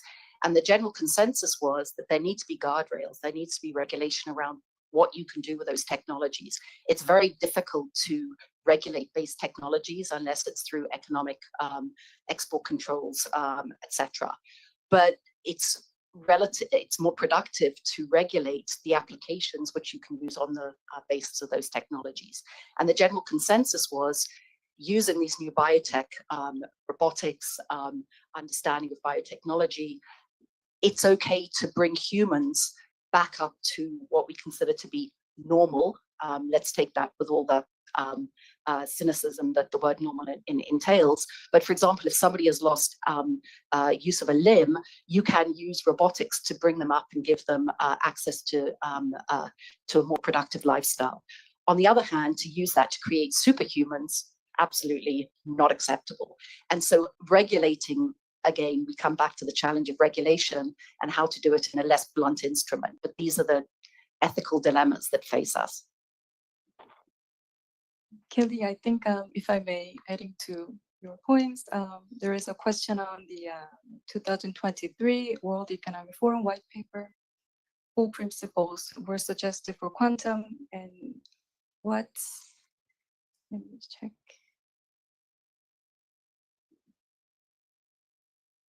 What would be your takeaways based on your work at the World Economic Forum? So principle-wise, is there any takeaways you'd like to share? Absolutely. So the quantum economy blueprint, we looked at 9 different building blocks for how countries could enter the quantum economy. They were everything from access to the technology, the hardware, how to drive innovation, transformation, privacy, cybersecurity, and national security, awareness building, capacity building, and then, of course, the security questions of privacy and security. I would encourage also, I know my colleague Mira has now arrived from Zurich, and she contributed also to co-author the paper, but also talked about the principles, the ethical principles behind quantum computing. So I would encourage you to answer that question more fully in the data discussion. But obviously the principles of access and using new technologies to improve outcomes for the global majority is a key question. Thank you very much. Thank you. Another question I'd like to pose is, what is the energy consumption level of quantum technologies today? And what will it take to expand these technologies in terms of energy? Yeah, so I think this is a good question, and it's generally motivated by our general data centers when we do search engines when Google and today with AI, the amount of energy consumed in doing these very data extensive information processing to get you the answers is actually pretty staggering.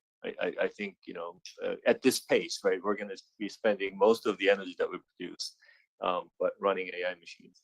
That I think is not only a technical concern, but I think it will be an economic driver that will eventually limit the expansion of our AI technology, I think. There's a lot of effort in trying to reduce power consumption in AI. I think that's a serious problem. But also, if the capabilities of AI were to continue to scale exponentially, at some point we have to deal with this exponential demand in energy. And I think that is certainly an angle where completely new approaches can actually come in and disrupt that trend. And I think quantum computing is definitely being considered from that perspective. And here, if the quantum computers, you can actually increase your resources linearly, whether it's qubits or gates or size of the computer and so on. And then the computational capability grows exponentially, right? That's the promise of quantum. So if we can actually start to do things that classical computers can't do, that means we can start to do things that even with infinite amount of energy in classical systems, you won't be able to approach. So I think that's the appeal. But I think that connection at this point in my mind is a little bit more pedagogical rather than concrete. So I think it's an opportunity, but I don't think it's an economic driver quite yet at this point. That would not be. Thank you so much. So during this panel, we really touched upon really full spectrum of their quantum technologies from their technological perspective. And I think the next panel, we will continue to discuss more on governance principles and the policy perspective. But as we approach the end of this session, I again would like to invite each our panelists to share their final thoughts. Please take about maybe 1 minute to summarize your thoughts or takeaways you'd like to leave with the audience. So for me, what I would like to anticipate more on the quantum computing part is how it will evolve with not the current technology, but new technology that hasn't been used for quantum computing yet, and how that comes into play, particularly in the cryogenics field. Not just the cryogenics support system, but the components that can be put into the cryogenics, because as you know, some components have to be at room temperature and some components are at low temperature. So how different technologies will then innovate the landscape of quantum computing, and that is something that always excites me, seeing how things changes in the last 20 years or so. So that's something I think hopefully that everybody will look forward to as well. That's my take. Thank you. I think 2 main takeaways. The first takeaway is that it's already a banality to say that we always overestimate the impact of disruptive technologies on the near term, and we systematically underestimate the impact in the long term. And I think some of the reason of that acceleration of the impact comes through the convergence of different technologies, how AI and quantum are informing each other, driving acceleration of the modalities, etc. So I would encourage the audience to think about that in a technology convergence environment. I think the second message is that as we look at the benefits and the potential disadvantages or threats of the technologies, we need to think about how to implement intelligent, innovation-supportive regulation and guardrails. I heard a very interesting comment yesterday at a conference in the Netherlands where the general theme was, we were too late in regulating AI. Well, I can tell you that that's not the general global view. In America, the feeling is the EU regulated AI far too early, has hampered its innovation development. And so, and this is a personal comment, in the US, I think one tends to not regulate technologies, but to litigate post factum as a form of indirect regulation. So looking at how this can happen on a global scale, for technologies in this context, we're looking at global impact. And so taking into account the cultural differences in how different countries see regulation. The one thing I do know, and I come again, is as we're regulating these technologies to ensure that we have guardrails against misuse, we also need to ensure that we think about how to ensure access and that we don't disenfranchise the global majority. And just calling out one of my colleagues on the quantum economy blueprint paper as well, Prince, who will be talking later. I think that's a really good topic to see how we can ensure, because again, disenfranchising a global majority and not allowing them to benefit from the to take advantage of the economic benefits of the quantum economy will not improve economic outcomes. And that is one of the greatest drivers of political instability. So I guess I'd like to conclude with a wish for continued international collaboration. I think having been active in this field for close to 3 decades, I see the trend as not being very positive, not going in the right direction. I think some governments are falling to 2 traps. There's one trap, which is the new industry trap, in the days when people need jobs, countries need jobs. When it's not every day that's, there's a new industry that's being born. And so some countries believe that this is going to save their economy. They should lead in this new industry. And the second trap is technological sovereignty, where there's the belief that everything can be controlled under in one country. And I think, as the example of current technology show, this is not possible. There needs to be an international collaboration, international value chain in the industry and also in the research. And of course, this doesn't mean replicating the mistakes of the past, creating single point of failure in value chains. We can be smarter, but we still, and having multiple countries or actors doing certain critical points in the value chain, but still emphasize international collaboration. Well, I'd actually like to follow up on some of the discussions that Kelly started. I grew up in South Korea and in the 70s. And, if I look back in my youth, Korea did not have a semiconductor industry at all. They didn't know how to make any cars. So there were times when we started in a world where we really didn't, and we were just recovering from the Korean War. And I think, if you look at what they have done in terms of being one of the leaders in semiconductors, one of the leaders in manufacturing automobiles, and some of these examples, I think there is a lot of opportunity. It's not about necessarily the philanthropic behavior of the more advanced countries, but it is just recognizing that when new waves of technology comes about, it actually does bring about opportunities for new players to come up and play their strength and eventually rise to the top. So the question here is, what are we going to do if we worry about democratizing? Yes, current quantum technology is very heavily developed in some of these more economically advantaged countries and so on. But I think as this technology becomes more prevalent, there will be opportunities for new players to actually play a critical role and become a core part of the future supply chain. The question is, how do we recognize that? I don't know if there's a pattern, but I think if you look back at what happened to Korea, I remember the education of our people were at the top of everybody's priority. And then I think there was a lot of drive for people with a very, very hardworking mentality and trying to create some new opportunities and really collaborate to focus on it and so on. So I think every country should actually think about how are we going to actually take advantage of this opportunity that is really up for grabs. Yes, we start from maybe a very highly disadvantaged place, but there's got to be a strategy that we can actually take to actually win in the long run. So I really think that is a real food for thought. A new opportunity like AI and quantum, yes, it starts from one side of the world, but there will be opportunity for others to play. That's a very proactive role that people have to play, and then kind of be part of that innovation, whether it's manufacturing efficiency or cost driving, whatever that may be.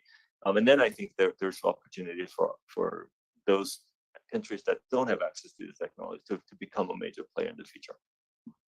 Thank you so much for your insights. And I know there are many questions we cannot answer today, but really I hope any audience participants have more questions than answers today, so that we can have more collective intellectual curiosity and understanding on these really critical technologies. Thank you so much for the part of this discussion. Thank you, our panelists, again, for joining us. Thank you.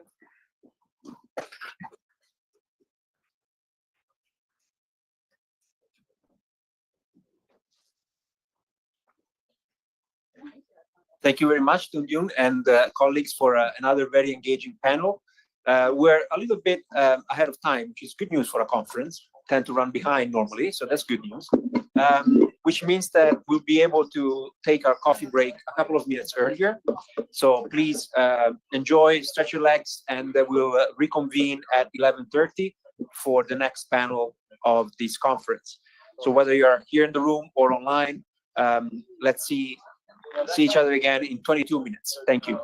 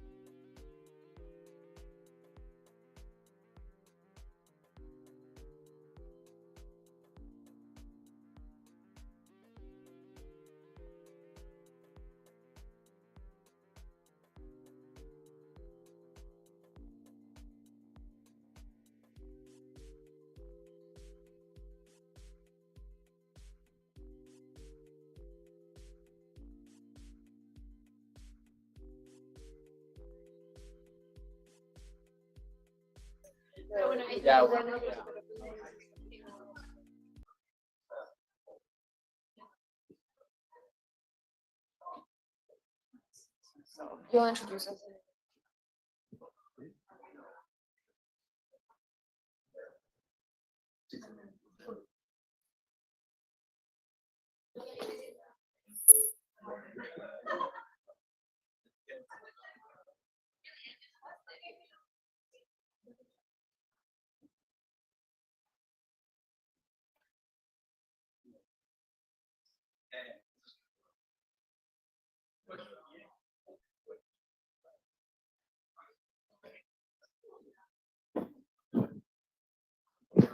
Constanza, can you speak one more time?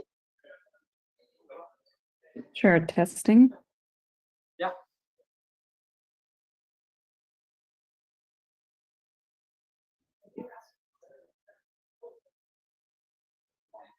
Can you say something longer? Yes, sure. My name is Constanza, and I'm very excited to be with you today.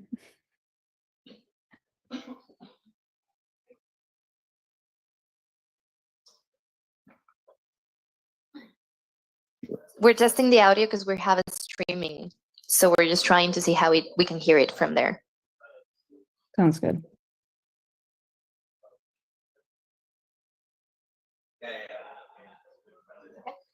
Okay, thank you so much. All good. Perfect.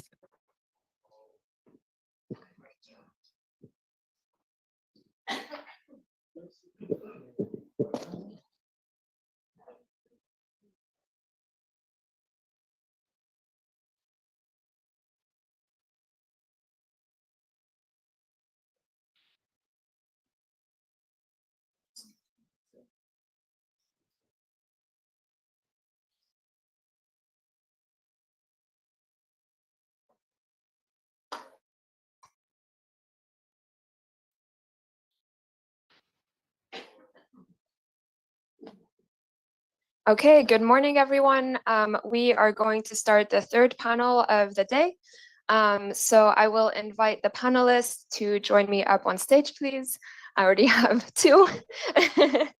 So we've got half a panel.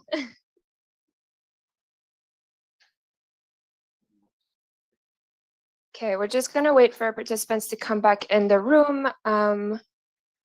So yeah, I think you can join us.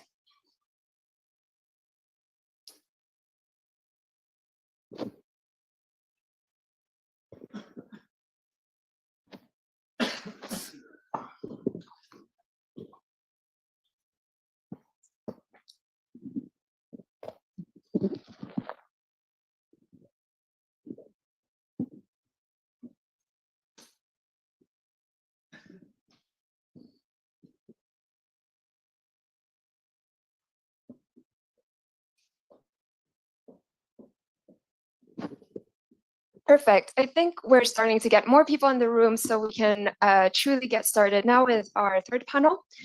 So good morning, everyone, or good afternoon, good evening, if you're joining us from another time zone online.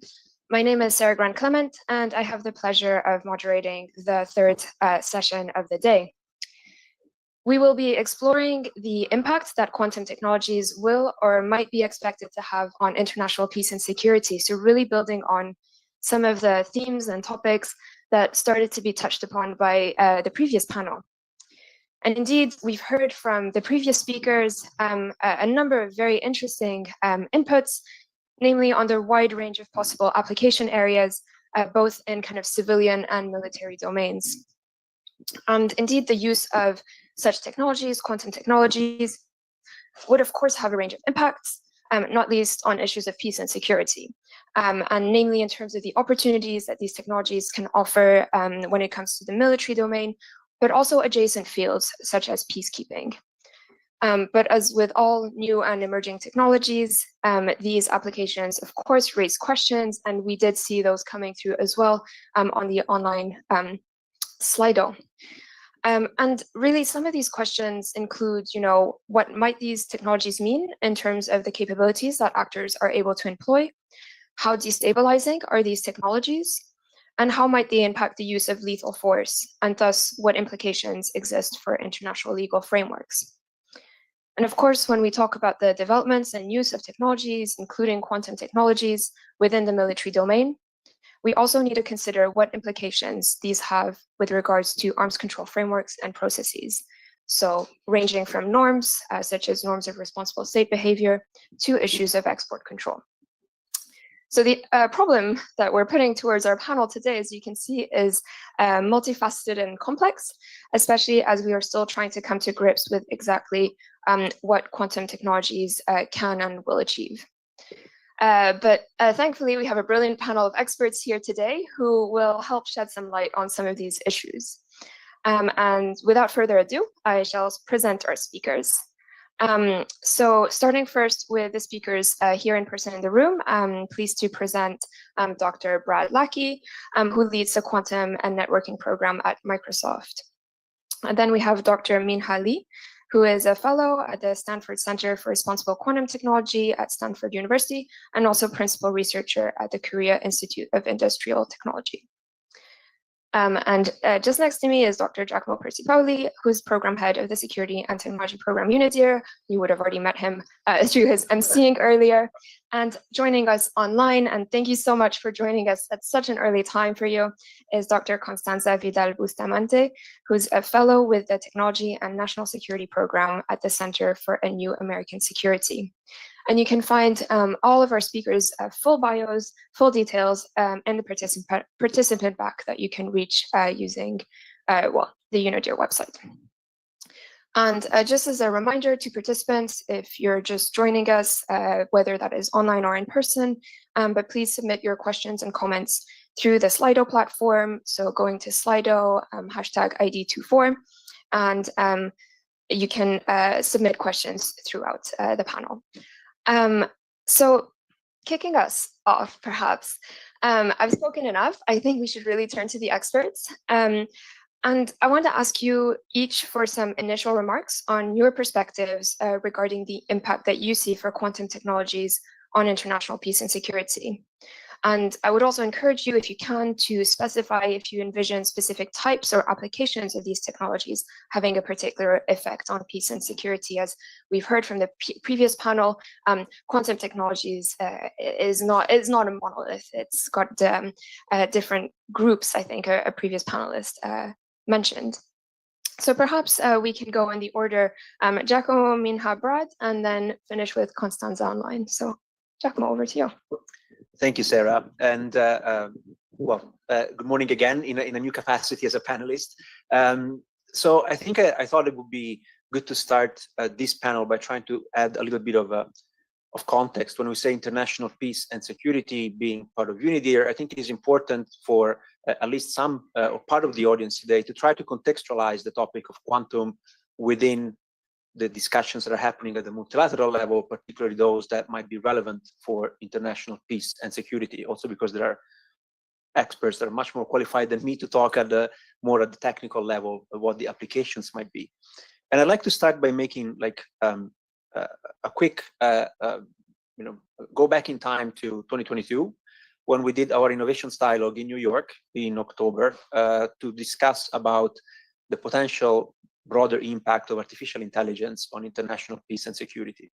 This happened roughly 6 weeks before ChatGPT was released to the public.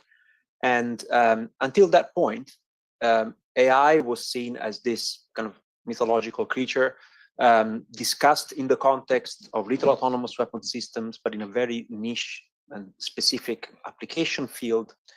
And when we were trying to convince our audience that there was more to AI than autonomy, we were met with interest for sure, but it was hard at the time for most of the policymaking community to see the direct links between AI and international peace and security beyond autonomous weapon systems. ChatGPT was launched, fast forward a few months, and AI started to be on everyone's agenda. Now, I'm not saying that because 2 years later we're having innovations dialogue on quantum that we can expect something like the launch of ChatGPT to happen for quantum technologies in the next 2 months.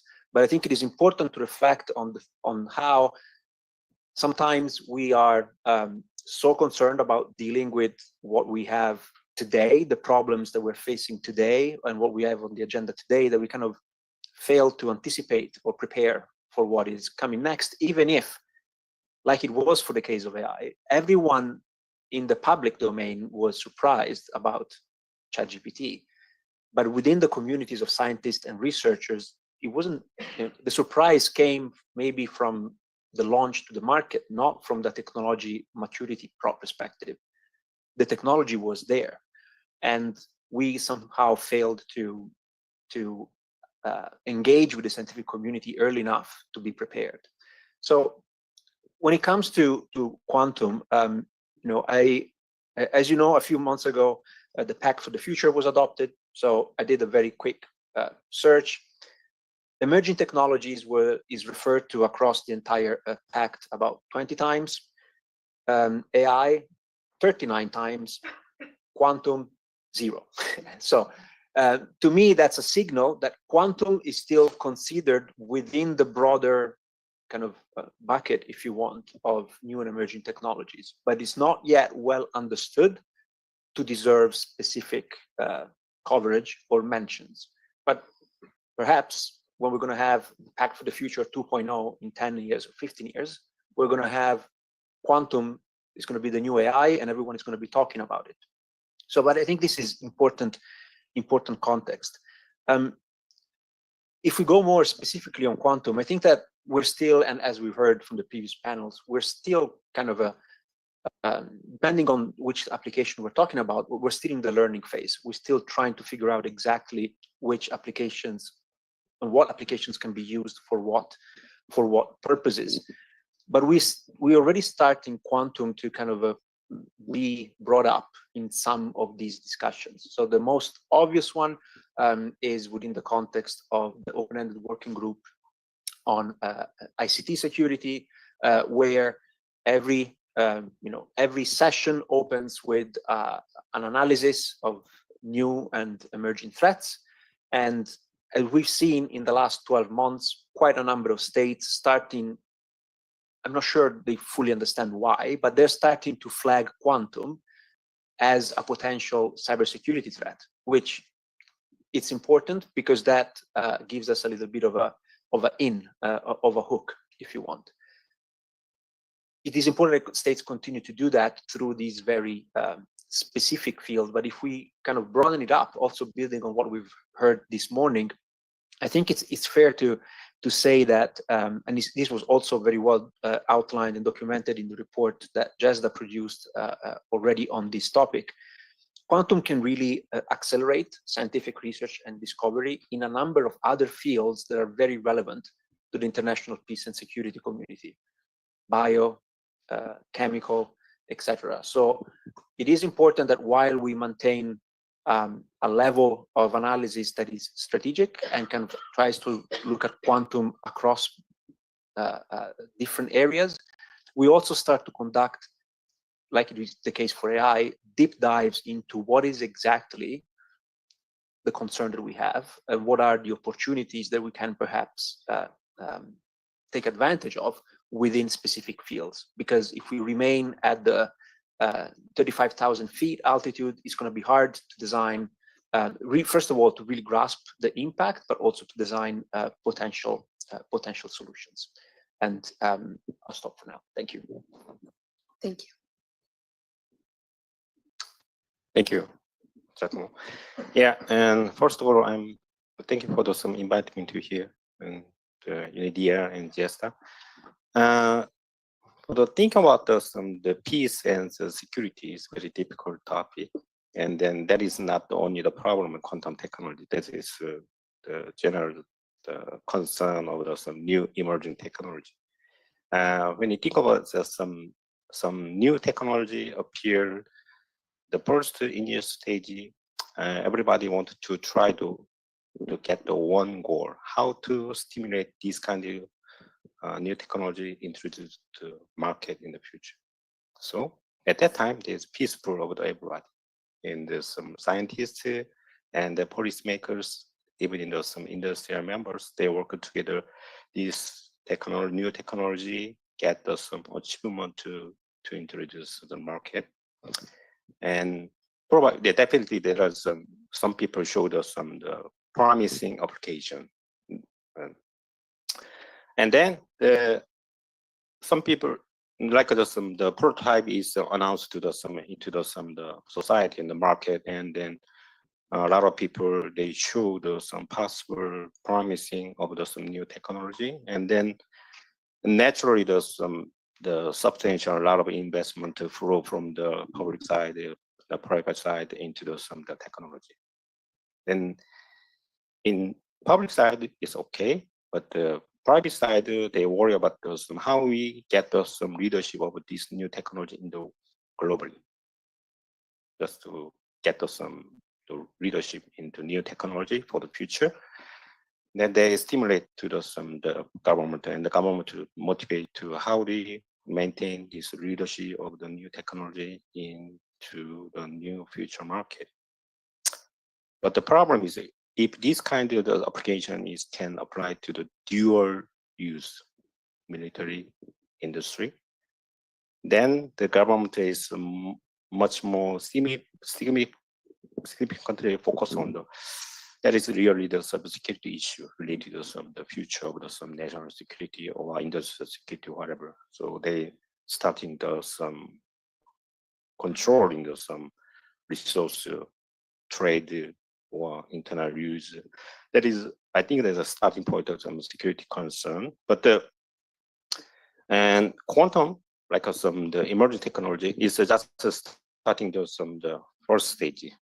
There is no market zero, but they showed us some possibility, and then they try to investigate which kind of resources and supplier will be dominant in the future, and each nation should try to hold that the main core supply into their own country domestically.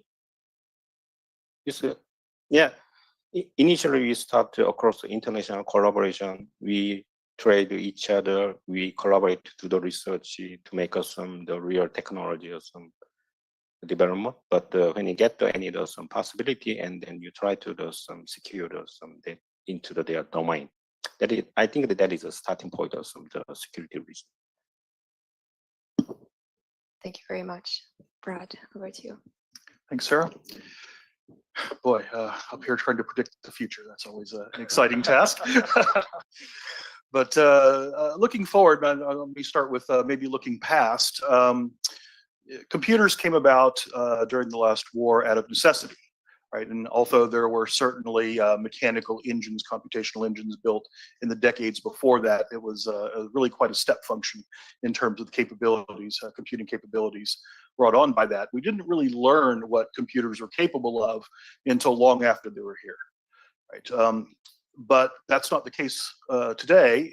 All of the novel platforms we're often up here discussing, we've done a great deal of research on that over the past few decades, even though those platforms are not here yet.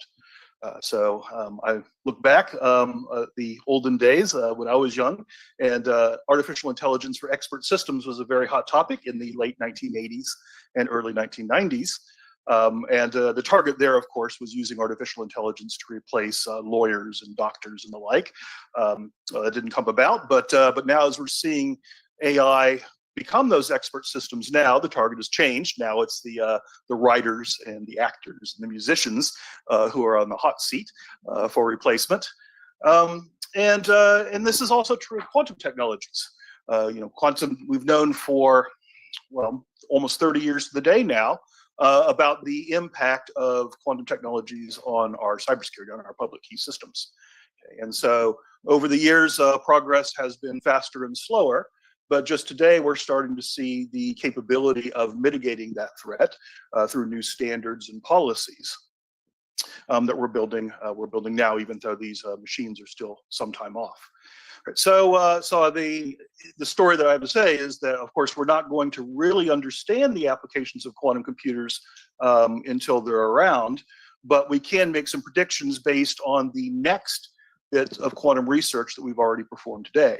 And so in particular in quantum communication, we've heard about QKD as a capability of securing our networks, but there are other quantum communication applications which are now available, not just simply about encryption and security, but about privacy and anonymity and the like. And so if we're looking forward, we might want to try not to squander 30 years of forward thinking by not tackling the policies and the regulations that are necessary when we change what's expected out of our security profile. When things such as privacy and anonymity of users becomes a large demand for everybody in the world, that's going to have serious ramifications on how we detect fraud and bad actors and maintain good use policies, and become a continuous challenge. Thank you. Thank you very much. And finally, over to you, Constanza. Yes, thank you. And thank you so much for having me. I'm excited to be with you today, even though it's quite early here today. And I regret not having been able to join the previous sessions. I was excited to join, but not excited enough to wake up at 2 a.m. in the morning. But in any case, I'm glad to be joining you now and to be also participating and learning from the other panelists. So I, as was mentioned, I'm a fellow with the Center for New American Security, where I'm with the Technology and National Security team, specifically within CNAS. And as you can gather from our name, our focus is squarely on national security. InTech has as I mentioned with our program, has a focus in our research, and we're for awareness, we're a think tank in Washington, D.C., where we try to think of balanced policy approaches to tackle some of these difficult questions, including quantum technology and the policy that's needed to move to advance these technologies and to advance innovation and competitiveness, again, from a U.S. focus and perspective. So as has been mentioned in this panel, and I'm sure throughout the day today, we know that quantum technologies are still very nascent, so they have not reached maturity, but there's, we have some good informed, I guess, speculation as to what implications they could have for national security. In this, I think we can think about these implications for national security as being both directly relevant or being directly impacting national security, or more indirectly. So I think directly we can think about, how they might advance or undermine military and intelligence capabilities, or more broadly impacting our critical infrastructure. And then more indirectly, as has been mentioned as well, the ways in which quantum technologies might enhance scientific research, lead us to create novel drugs, fertilizers in the agriculture field, new materials. They might be able to enhance other technologies like AI, as has been mentioned. These are all, again, areas of we haven't fully determined how that might work. This is still highly speculative, but I think it's important to be thinking about also how those more indirect, more direct impacts might end up influencing our national security more broadly, even through more commercial civilian impacts and not your traditional military or critical infrastructure applications.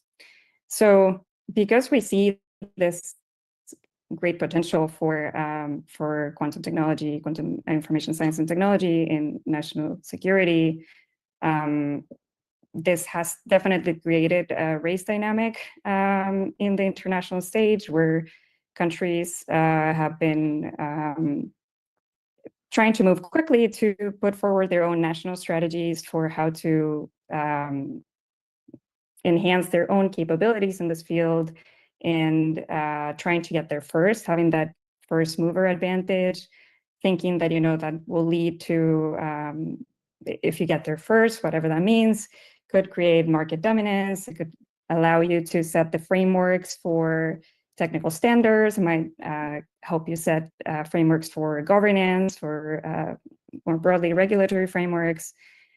And I think this race dynamic, or this kind of urgency to get there first, can have obviously both good and bad outcomes, or more negative outcomes. On the good side, it's obviously a good incentive to move science and innovation forward. It creates some urgency around it.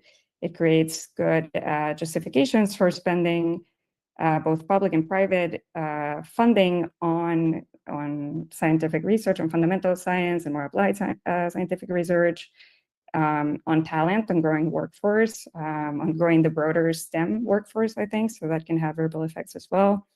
It can lead to novel partnerships across sectors in academia, industry, government, and this is both within countries, but also, as was briefly mentioned already as well, across allied and partner nations, create those new bonds and renewed partnerships.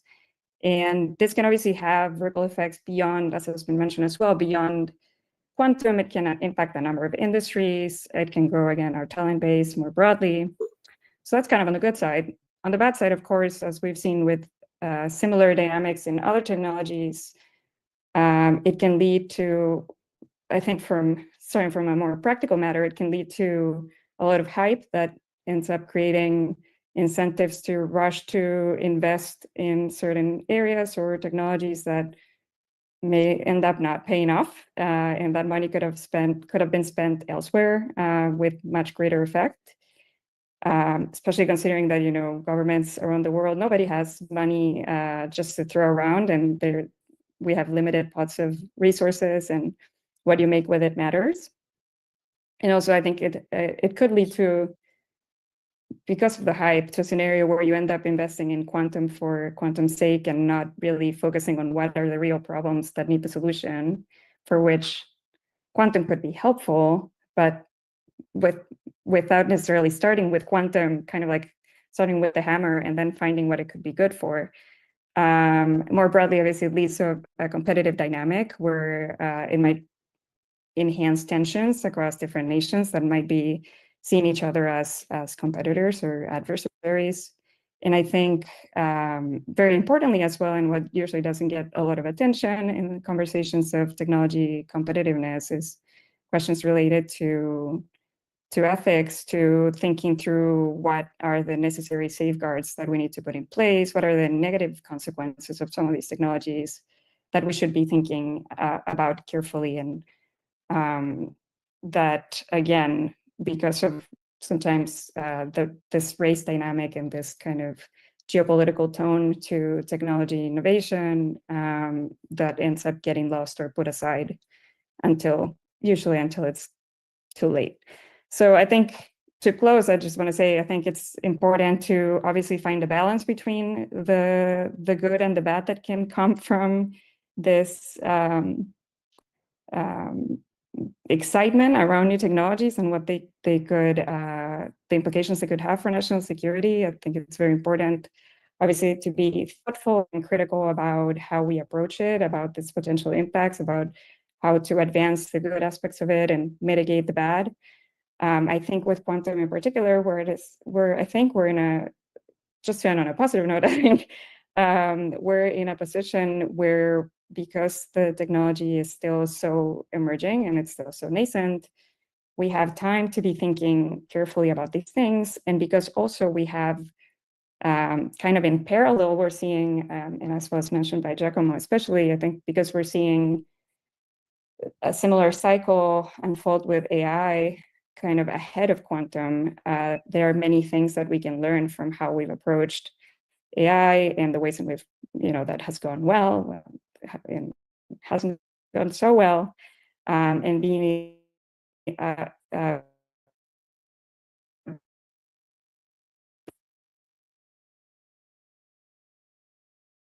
framework works. And I think there's potential not only to think about how we've approached these difficult questions in those fields, but also how we could even more practically leverage investments in those fields to advance the field of quantum and vice versa. So I think from a practical matter, it really behooves us to be thinking about these various technologies together to again kind of avoid focusing too single-mindedly on any one technology and be duplicating efforts, or not making the most of the investments, not making the most out of the talent that we have in any one of these fields.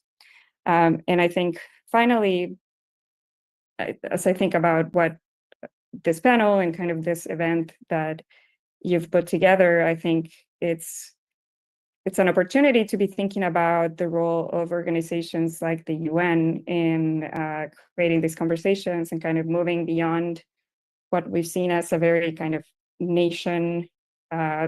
It can be very siloed to one nation, and every nation trying to think about what's best for themselves and trying to be fostering that dialogue in ways in which we can be very thoughtful about how we approach the advancements of these technologies. And again, not saying that we shouldn't. I think nations should be thinking critically about how they can advance their own interest, but someone should be fostering the discussion of how we can come together and again foster, advance the positive aspects and mitigating the negative dynamics that come out of these races to get to technological breakthroughs. I'll stop there. Thank you very much, Constanza, and everyone for these initial remarks, which I think have really helped set the scene actually for our conversation on this panel, and really highlighting issues ranging from, I particularly like, Constanza, you mentioned kind of the not looking just at quantum. Indeed, the previous panel touched upon the importance of convergence and not taking into account how, and as you did, Giacomo, as well, taking into account how quantum interacts with other technologies, but also how peace and security should be really seen in a very broad lens. So from cybersecurity consideration to what that means for kind of trade and how geopolitical tensions can emerge across these different fields. With that, I want to kind of ask you each some very kind of specific questions which relate to your areas of focus.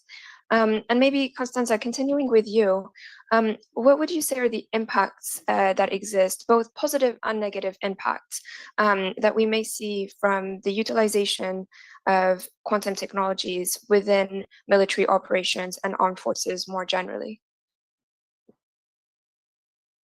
Yeah, sure. Thank you. So I think, as I mentioned, even though, and I'm sure, again, has been mentioned throughout the day, but since quantum is still emerging and most of these technologies are not very mature yet, a lot of this is still speculative. But different countries have come up with, have identified, I guess, use cases for the main three quantum technology categories that we usually think about for defense and military applications. So those being sensing, computing, and communications, and they're each at different levels of maturity. And I think for some of them, we have more concrete evidence for how they could be useful compared to others. I think a very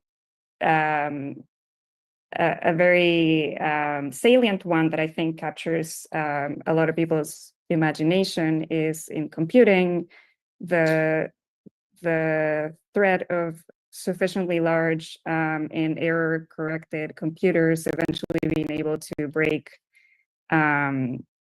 public key cryptographic systems that sustain much of the digital infrastructure around the world. And obviously that creates new capabilities for in the defense context for using that against geopolitical adversaries to break into their military and intelligence systems. And obviously that creates a very big problem. And so that's a very concrete one that we've seen that's a real threat. And I think that has also enhanced and motivated a lot of countries to try to have a leading position in getting to those computers first and not being surprised by adversaries. And also, I think positively, I think it's led to thinking through the ways in which we can protect ourselves against that threat. And so we've seen the development of post-quantum cryptography and standards there with, can you still hear me? I think so. Are we good? Okay, something changed here, but anyway. Okay, great, I'm glad. I was talking about post-quantum cryptography, and it's led to the development of the standards that recently, or an international effort around the world We recently saw some advancements coming out of the US in that respect, where the National Institute for Standards and Technology released the first three, they released their first three PQC standards that are now hopefully moving into the stage of implementation. I think there's a lot of work to be done there, even within the United States, to move toward that adoption. And, you know, even though it's a very pressing and urgent problem to solve, moving all of your cryptographic systems to these new standards will take a long time. And so, you know, that creates some concern, I think, but at least that we're reassured that we're moving in the right direction, and that the government at least has put a lot of attention to it and is working diligently toward that migration to post-quantum cryptography. And we expect that also countries around the world will adopt the standards and move quickly toward that, as opposed to coming up with their own efforts and their own standards, and which would only slow the process, I think. So in any case, that's kind of in the computing side. I think beyond the threat to cryptography, the applications for quantum computers in military contexts is still very speculative. So we'll see. I think there's ideas that it might lead to enhancing certain weapon systems. I think mostly through here, it's been speculated that it could enhance, rather than directly, more indirectly through advancing AI and machine learning, and how in turn that could, you know, supercharge weapon systems, or similarly, it might, through advances in quantum chemistry, it might lead to new forms of biological warfare and so on. But I think those are still highly speculative. In a more practical matter, I think what is probably more realistic is that, again, kind of indirectly, it might lead to advances in material science and coming up with new materials that perhaps, for instance, materials that could be resistant to corrosion, and then that could be used in submarines and, you know, lead to a scenario where you don't need to spend as many millions of dollars in maintaining and repairing some of your military assets. So I think that's for computing. I think compared to that, sensing, I think, is the one, quantum sensing is the one that is at a higher maturity level, and where we have very good reason to think that those technologies will be ready for the battlefield in the short to medium term.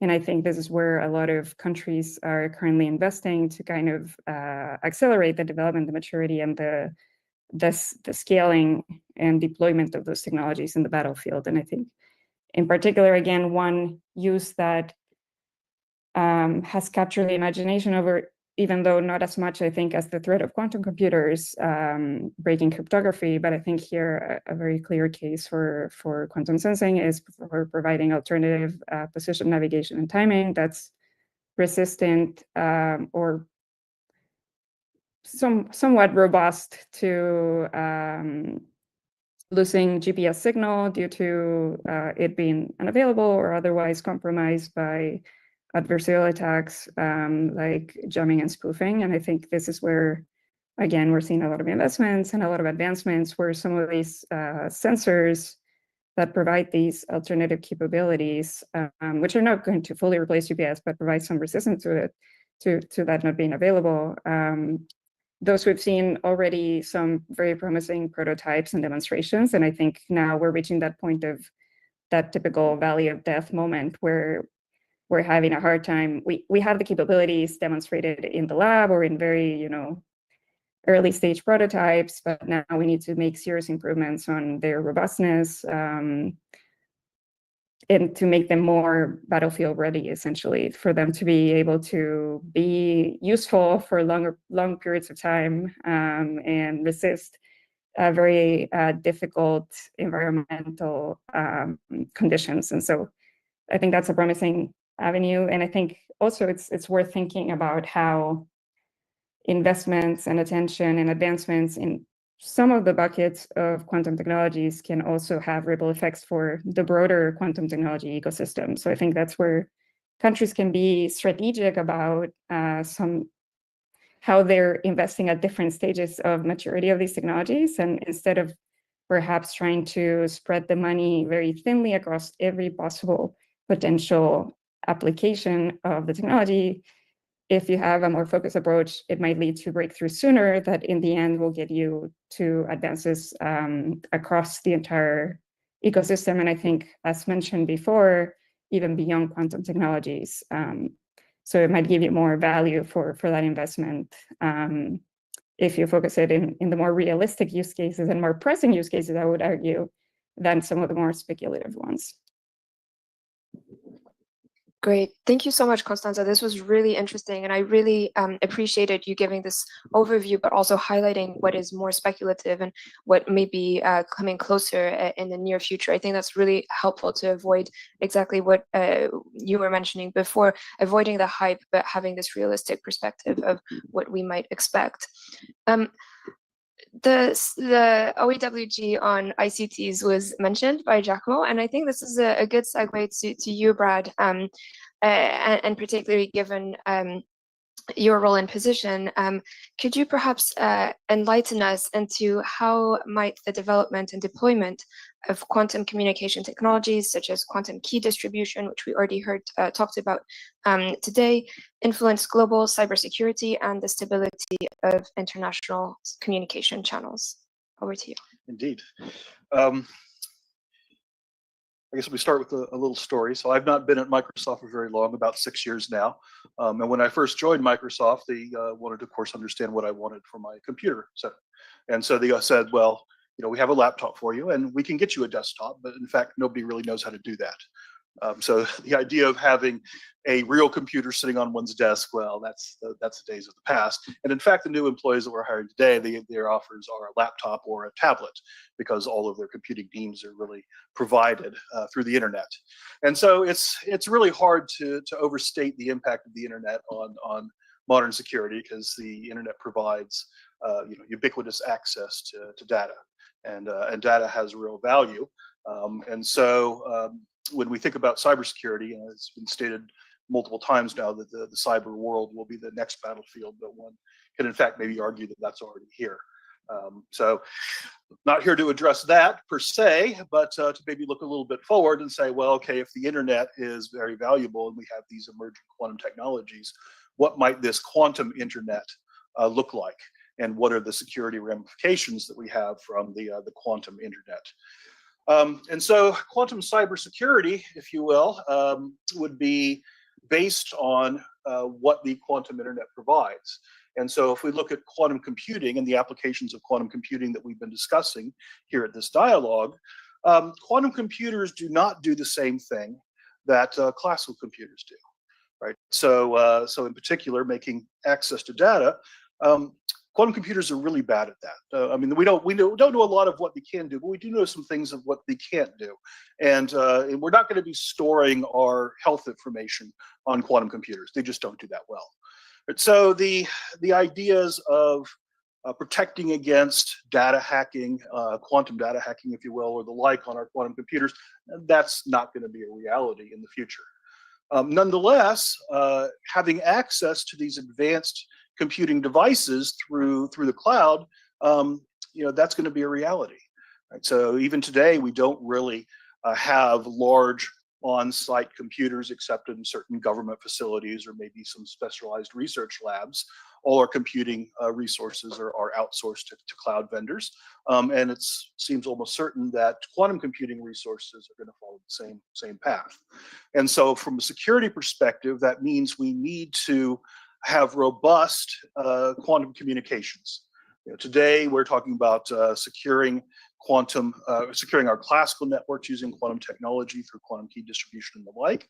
But if we expand that a bit and talk about how we access quantum computers by sending quantum information to them, then the problems that we're discussing, and these are problems we have today, is how do I ensure that the information that I'm sending remains secure and private? So for instance, if I'm doing computations in healthcare and I need to keep the data that I am sending there confidential, how do I do that?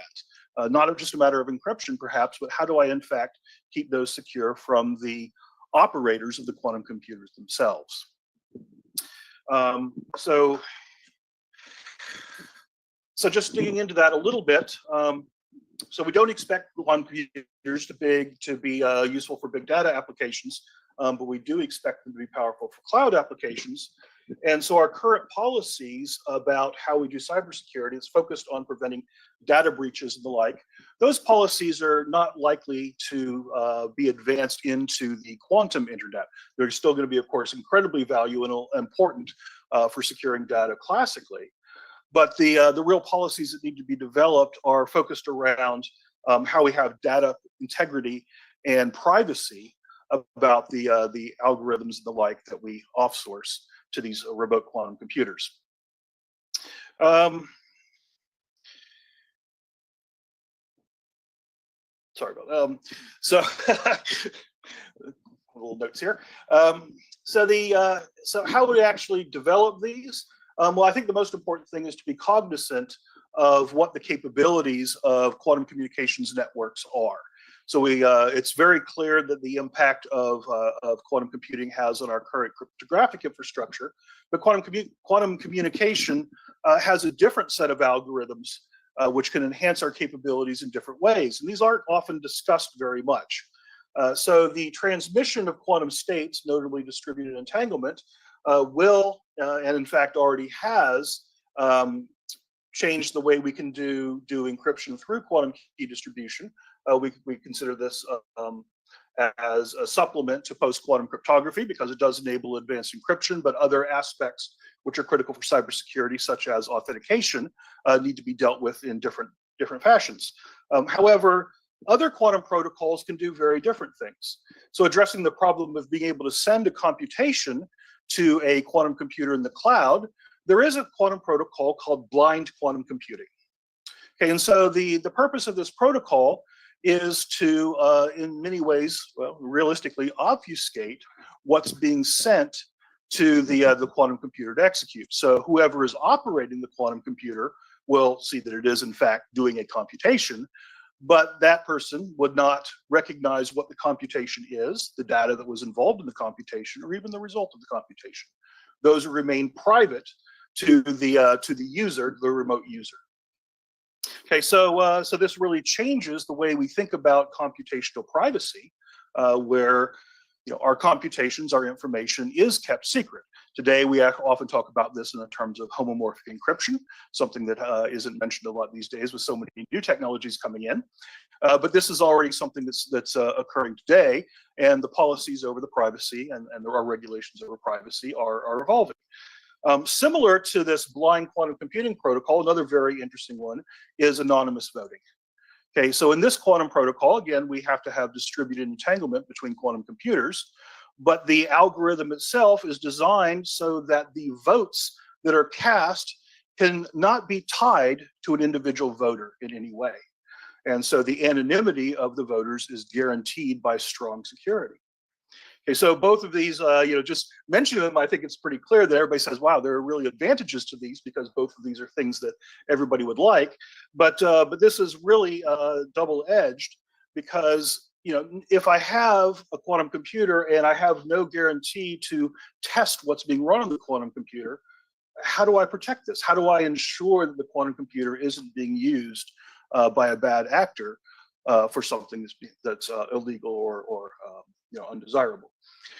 Similarly, in anonymous voting, it's certainly a nice thing to say, I want to ensure that the voters, the votes can't be attributed to the voters to protect them in the process. However, then this causes a real issue. How do we ensure that there's no fraud going on in the voting process? And this is actually a very serious issue that we're seeing today in our cyber battlefields. So what is this then quantum cybersecurity? Pardon me. Well, so just I guess zooming in on it, focusing on data at rest, that's something that's probably not really necessary to move forward into the quantum realm. Certainly, we have to protect ourselves against current quantum computers, by the transition to post-quantum cryptography, and that'll be an essential component of it. But I think a little bit more interesting is to look forward to the changes in how we protect ourselves using quantum technologies and new quantum protocols.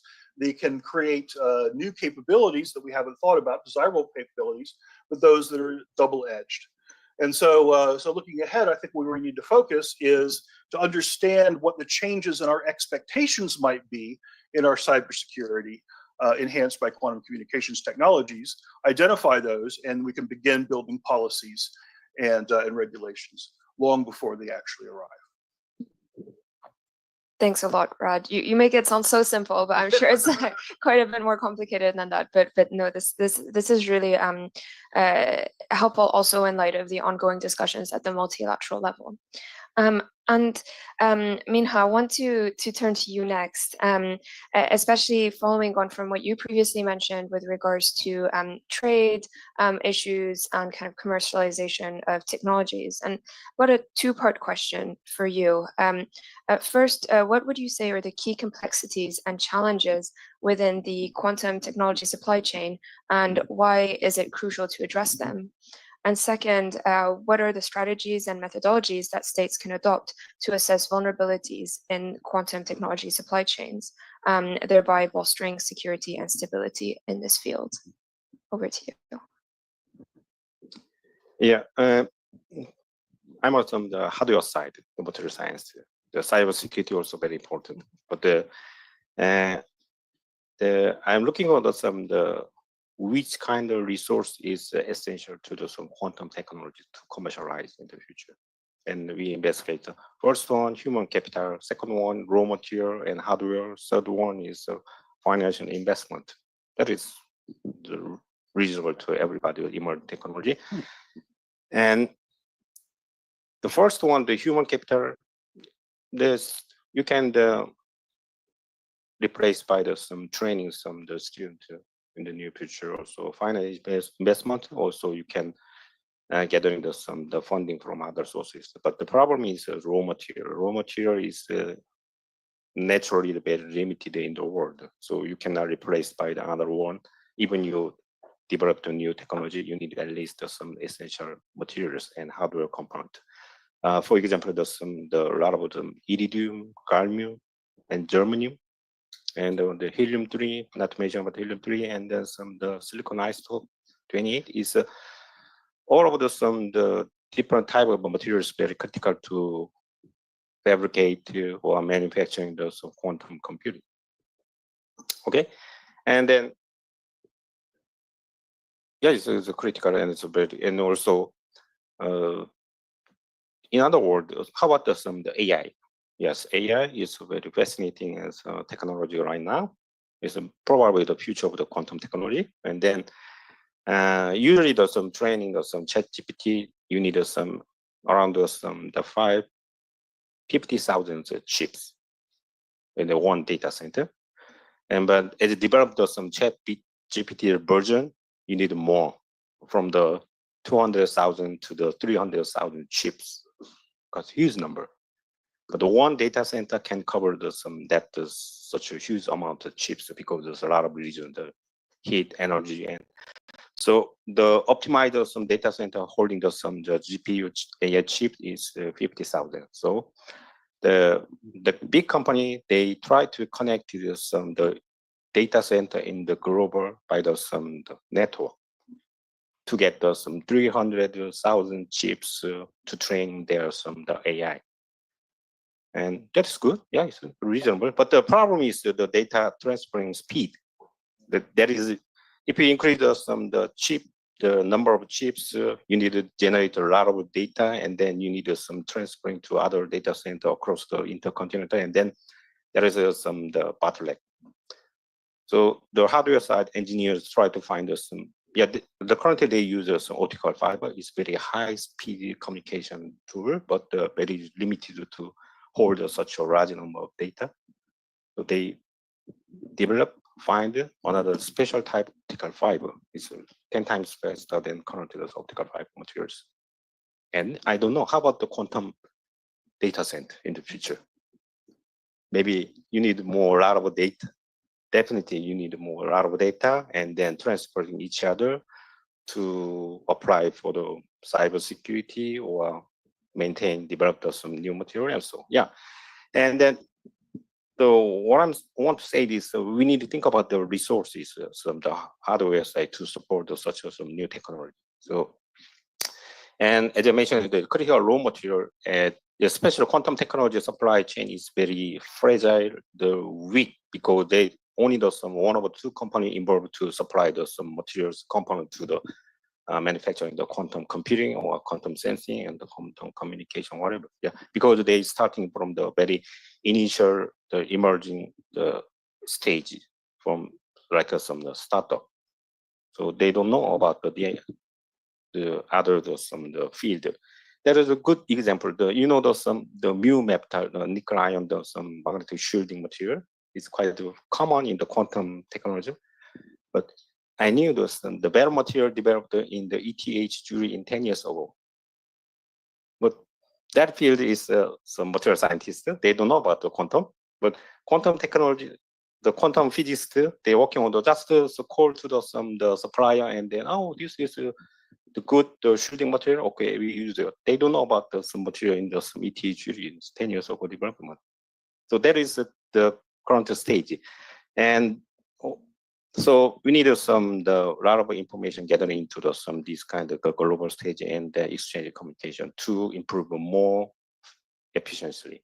And also we need to focusing on how you secure the special natural, the critical raw material, because that cannot replace by another country. That is a really big problem. Yeah, when you develop the quantum chips, they use a lot of materials, so indium and silicon, and then probably some of them come from some foreign countries. Then you cannot secure that. How do that one? So the supply chain of quantum technology very shallow, fragile, and so secure this kind of some supply chain more strongly. We need some international collaboration and help each other, and also definitely we need to support the hardware material side, how we prepare the plan B in the future in the risky status. Okay, that is so I want to. And I don't know those are how when some quantum technology will apply to the real application, but we need to prepare something because and I just people talking about yesterday there are a lot of snow in here. There's the last week there's some broadcast they announced, oh, there will be snow and then prepare. But nobody cares about it. It's a sunny day. But last night is totally chaotic. That is a common thing, even in the new technology also. So yeah, then I want to point out that we need the resource to essentially develop the quantum technology, the human capital, and then the materials, hardware, and then the financial investment. And among these stages, the most critical part is raw material because it's naturally limited how to get, and you cannot easily. A lot of the country they start to export control for the security region of which use to produce quantum technology. That is a real thing. And then in the last the answer, I think about the peace and security. The peace is initially everybody very peaceful, common help to get the one goal, how to realize this kind of the new technology to the market. And then security concern is to try to get their own supply chain in domestic or at least inside some allies, which means there is one resource, but there are multiple supply chain of each country that is severely accelerated some competition of the resource competition.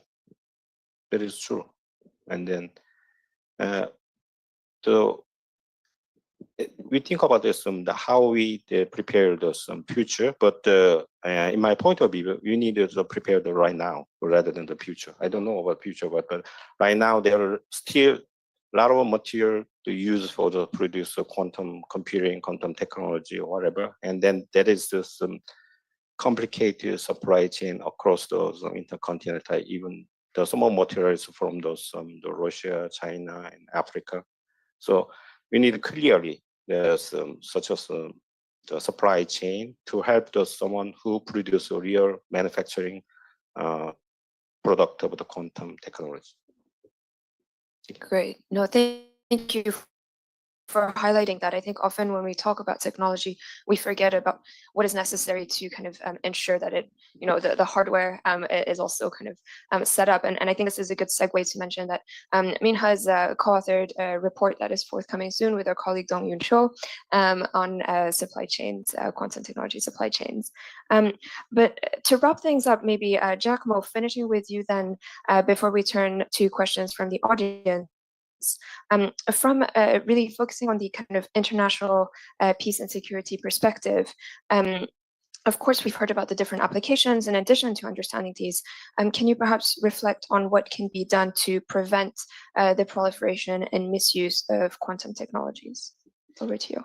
Thanks, Sarah. At least I can try. I think it would be a good way to kind of also connect to what we've heard in the previous panel. So, there is the challenge here is how can we address the right or find the right balance between granting access and to this technology. We've heard the wonders or the promises that this technology brings in terms of peaceful applications across the entire list of sustainable development goals, whether it is for food security, for climate, etc. But then on the other side, we're like, okay, but then how can we avoid or mitigate the risks of proliferation and misuse? And continuing on a common theme of today, if you replace quantum with AI, is exactly the same discussions we've been having for the past few years about AI.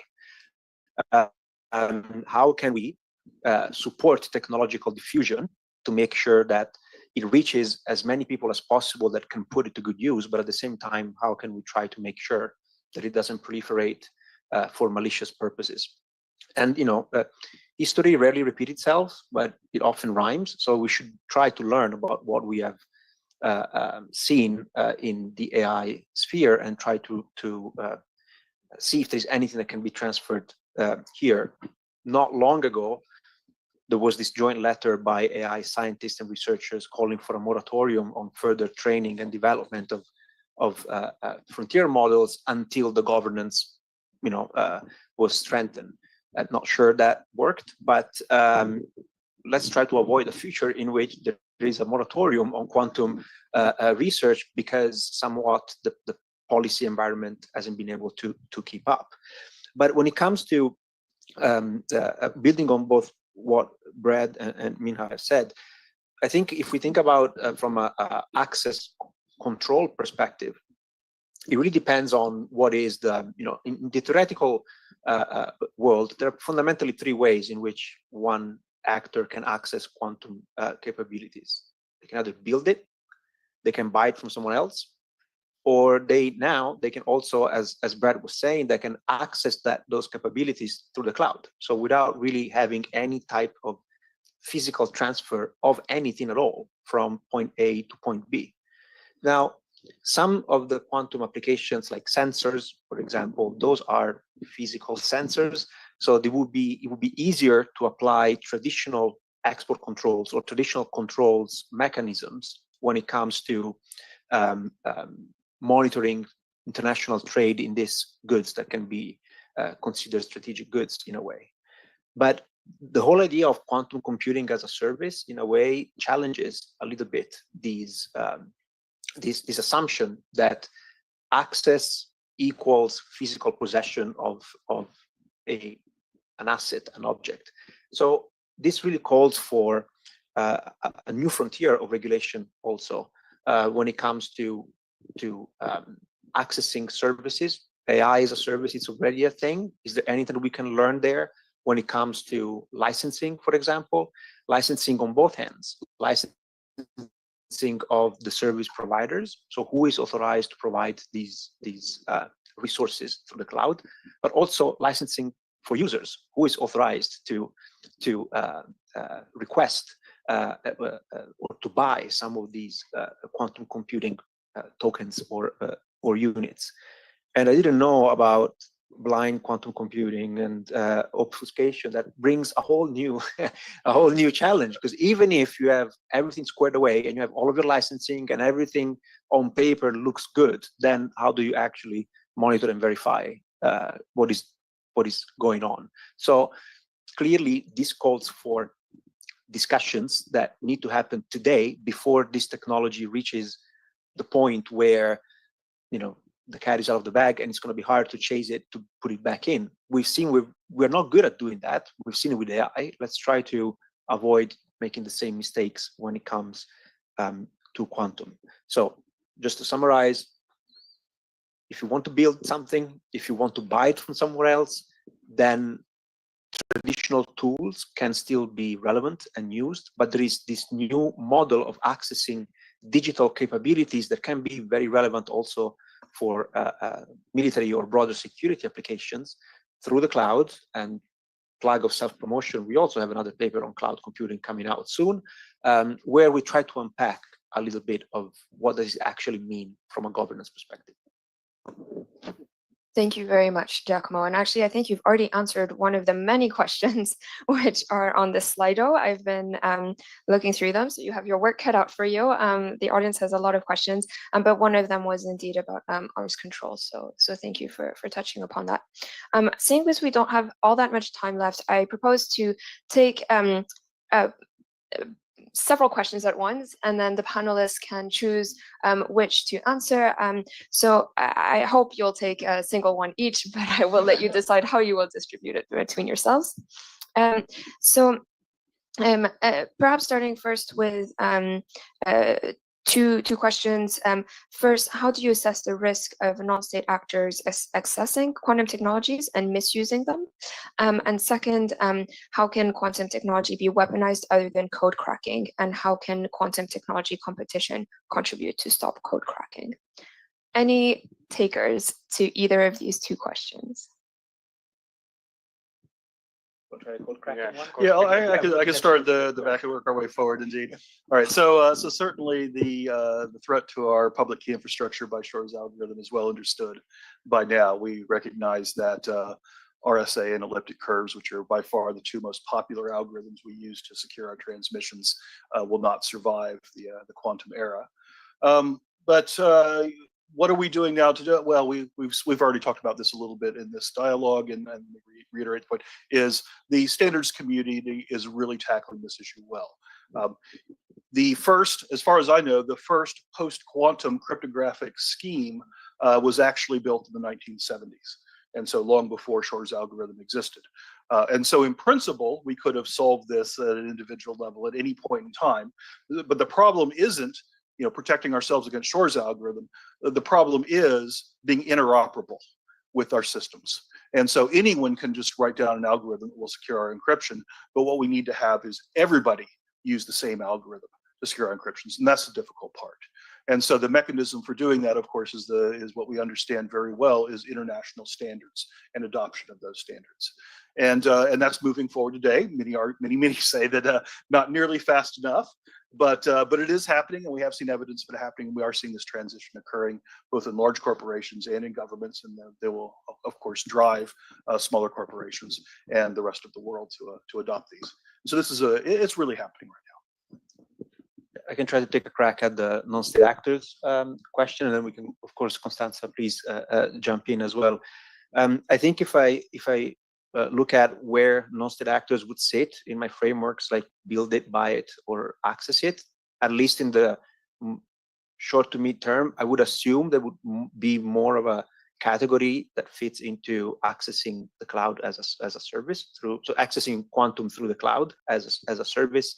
So I think there the question becomes again on what kind of end user verifications can be made, what kind of licensing practices can be made. And I think it's important that these these topics are discussed in a multi-stakeholder way, bringing governments that have national security as one of their main interests, but also industry and service providers to try to find a solution that delivers the impact, but at the same time is implementable from both ends. I think a multi-stakeholder approach when it comes to trying to design effective mechanism to regulate who has access to what and for what purposes and how and to what extent, I think are going to be key.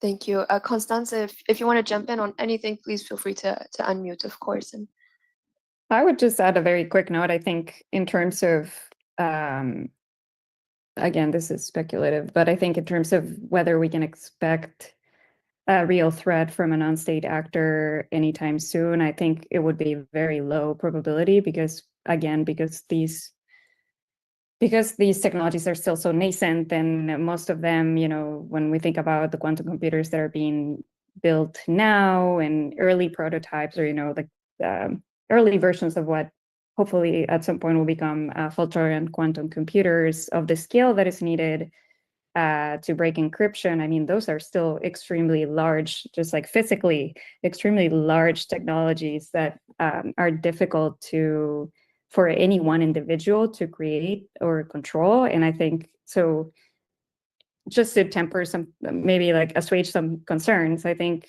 we're still very far from that situation. That doesn't mean that, you know, kind of to Brad's point, like we need to be protecting ourselves against this and be addressing these very real threats. But I think that it's important to remember that threats are still perhaps 10 years or more away, according to experts. And so I think we shouldn't panic too much that something catastrophic might happen, you know, anytime soon. So. thank you very much. I also want to highlight a few comments made in the Q&A section. One on the Pact for the Future. Indeed, it does not specify quantum, but it establishes general principles for cooperation on science, and that is a start where we can build on. And another comment saying that the UN OEWG, so the Cyber OEWG, considers quantum because Finland and ICT for Peace asked for it. So also an interesting way of also considering how these issues get brought into multilateral discussions. Very briefly, I'll give you another 3 questions to choose from. First, should countries put quantum technologies on their export control lists? Should there be an international framework for this, or should it be to each single country? Second, let me just see, there's so many questions. How will quantum AI impact data privacy and security and international relations? I think you already touched a bit upon that, so if you want to expand or not, I guess. And finally, because I mentioned it also in my opening remarks, and I'm particularly interested, how to integrate quantum predictive conflict modeling, data analysis, and integrity in UN early warning negotiations, coordinations, accountability, and peacekeeping. I don't know who wants to take a stab at any of these questions.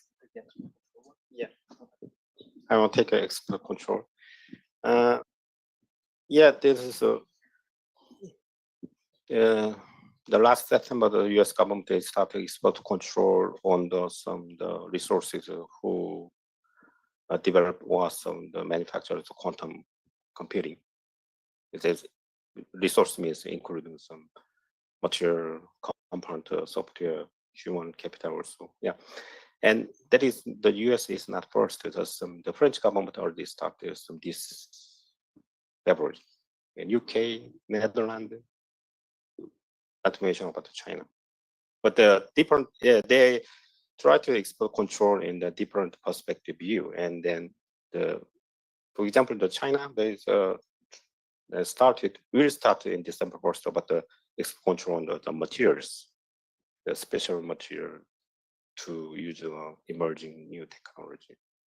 And when the former time, they did it, but is relevant in the rules because of the export control the raw material from the inside China, outside is controlled by the local province. But and the last maybe July, the main government, they unify the whole regulation into the controlled by the main department, one department, which means will be very strong and tough. That is the reasonable way to how they secure their resources to maintain the leadership of the new technology, not to mention about the quantum technology. It's the ongoing. Thank you. Any takers on the other two questions on data privacy and peacekeeping operations? Yeah, I guess I'll tackle the data. I'm not going to tackle the United Nations. I'm not qualified to tackle that. But I guess for quantum artificial intelligence, the question I would have in my mind is what actually qualifies as a quantum AI algorithm. And there's still a lot of debate as to the benefits of quantum computing in AI. And so in the quantum communications arena, there are known algorithms to guarantee privacy and the like.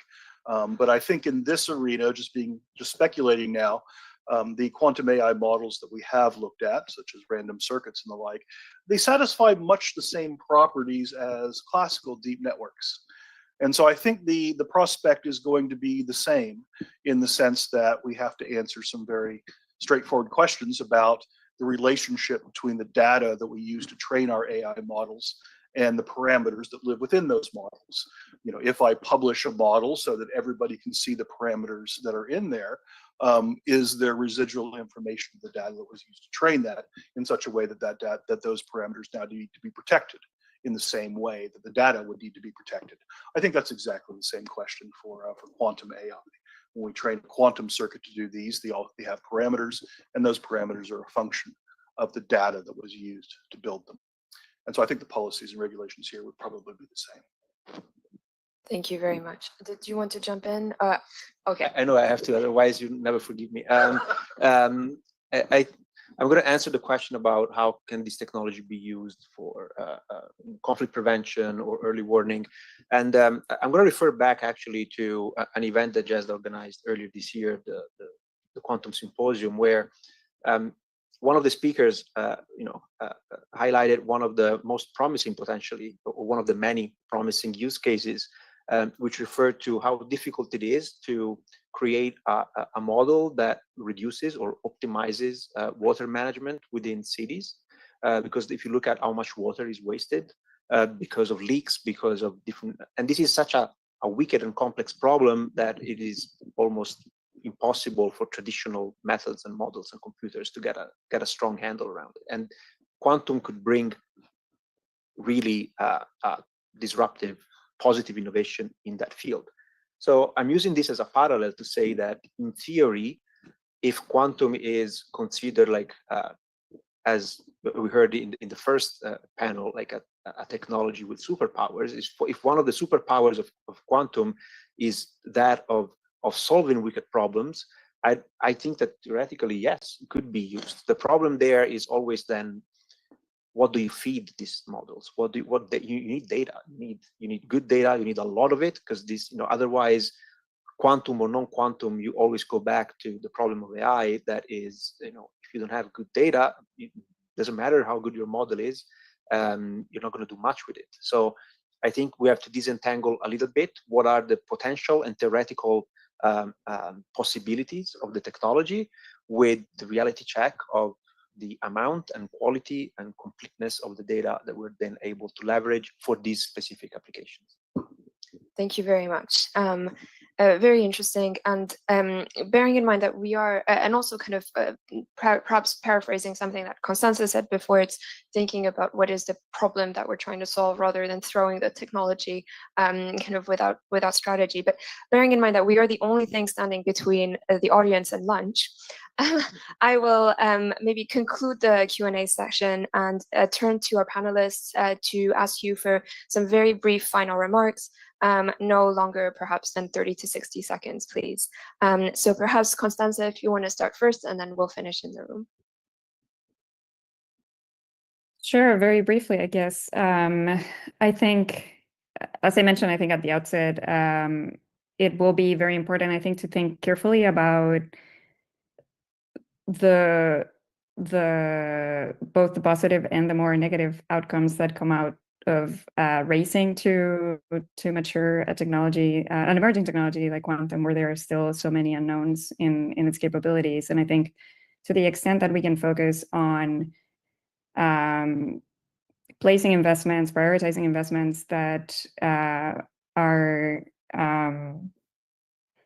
going to extend beyond quantum, again, as much as mentioned, for kind of quantum's sake, and be building, more robust capabilities that will enable scientific breakthroughs across a number of disciplines. And to the extent that we can focus on starting with the problem first and kind of seeing where quantum might provide a solution, but perhaps not the only solution, I think that's going to lead to, it's going to end up yielding a higher return on investment, whether, these quantum technologies that we're speculating about end up panning out or not.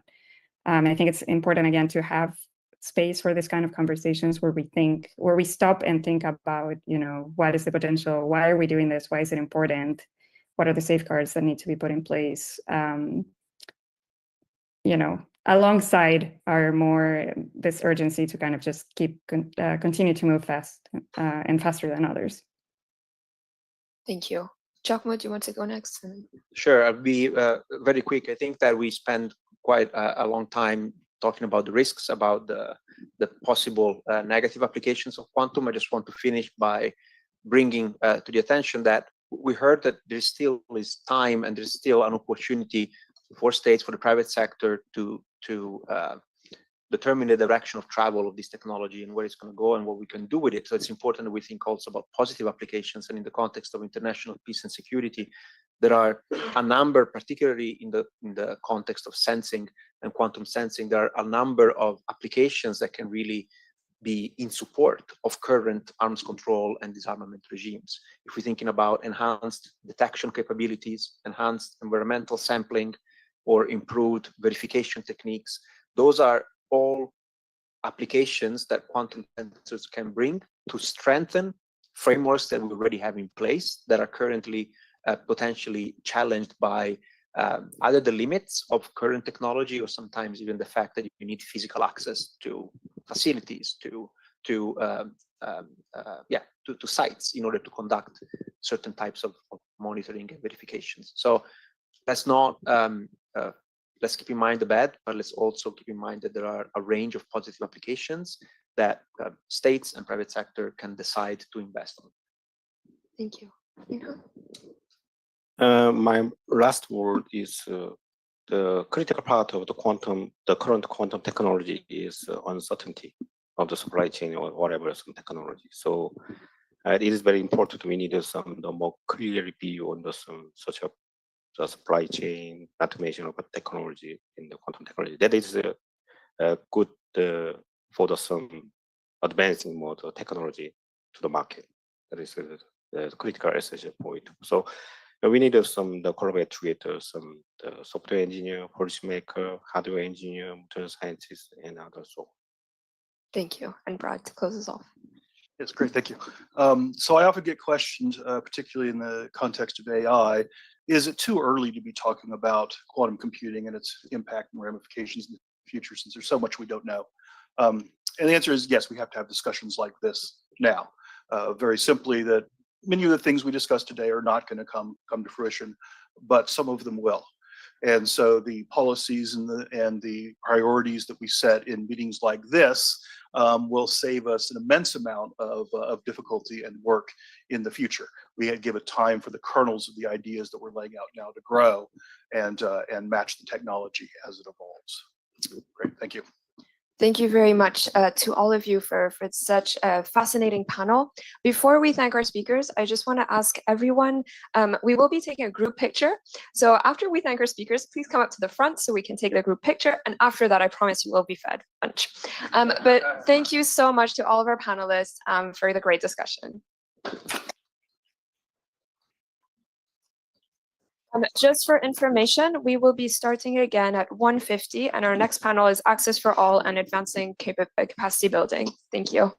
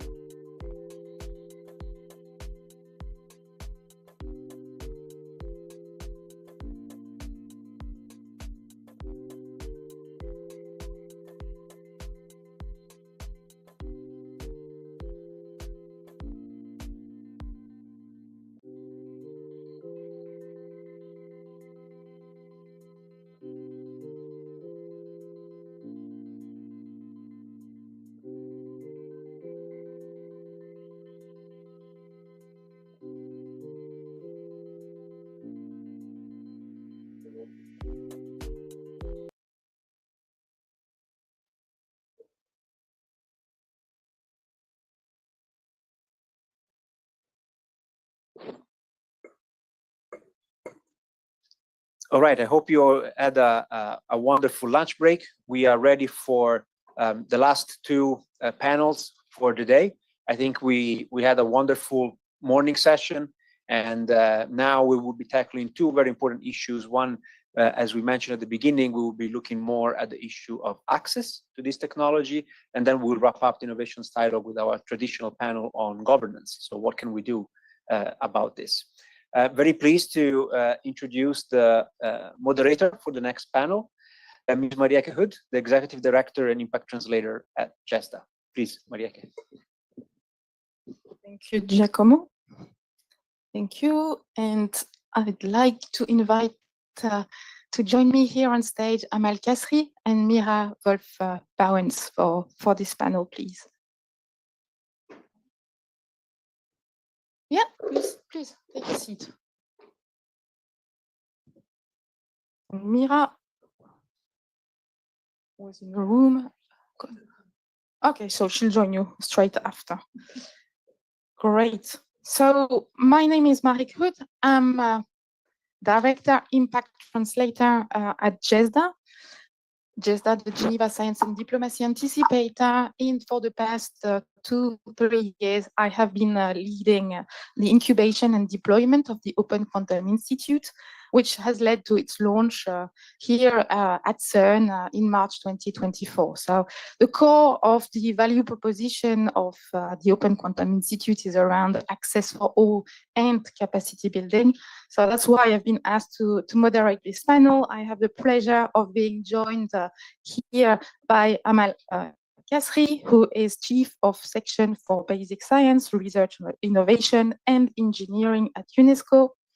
Mira Wolf-Bauens, who is the Head of Responsible Quantum Research at IBM Research in Zurich. And online, thank you very much, Barry, for joining us from Australia. So imagine what time it is in Australia.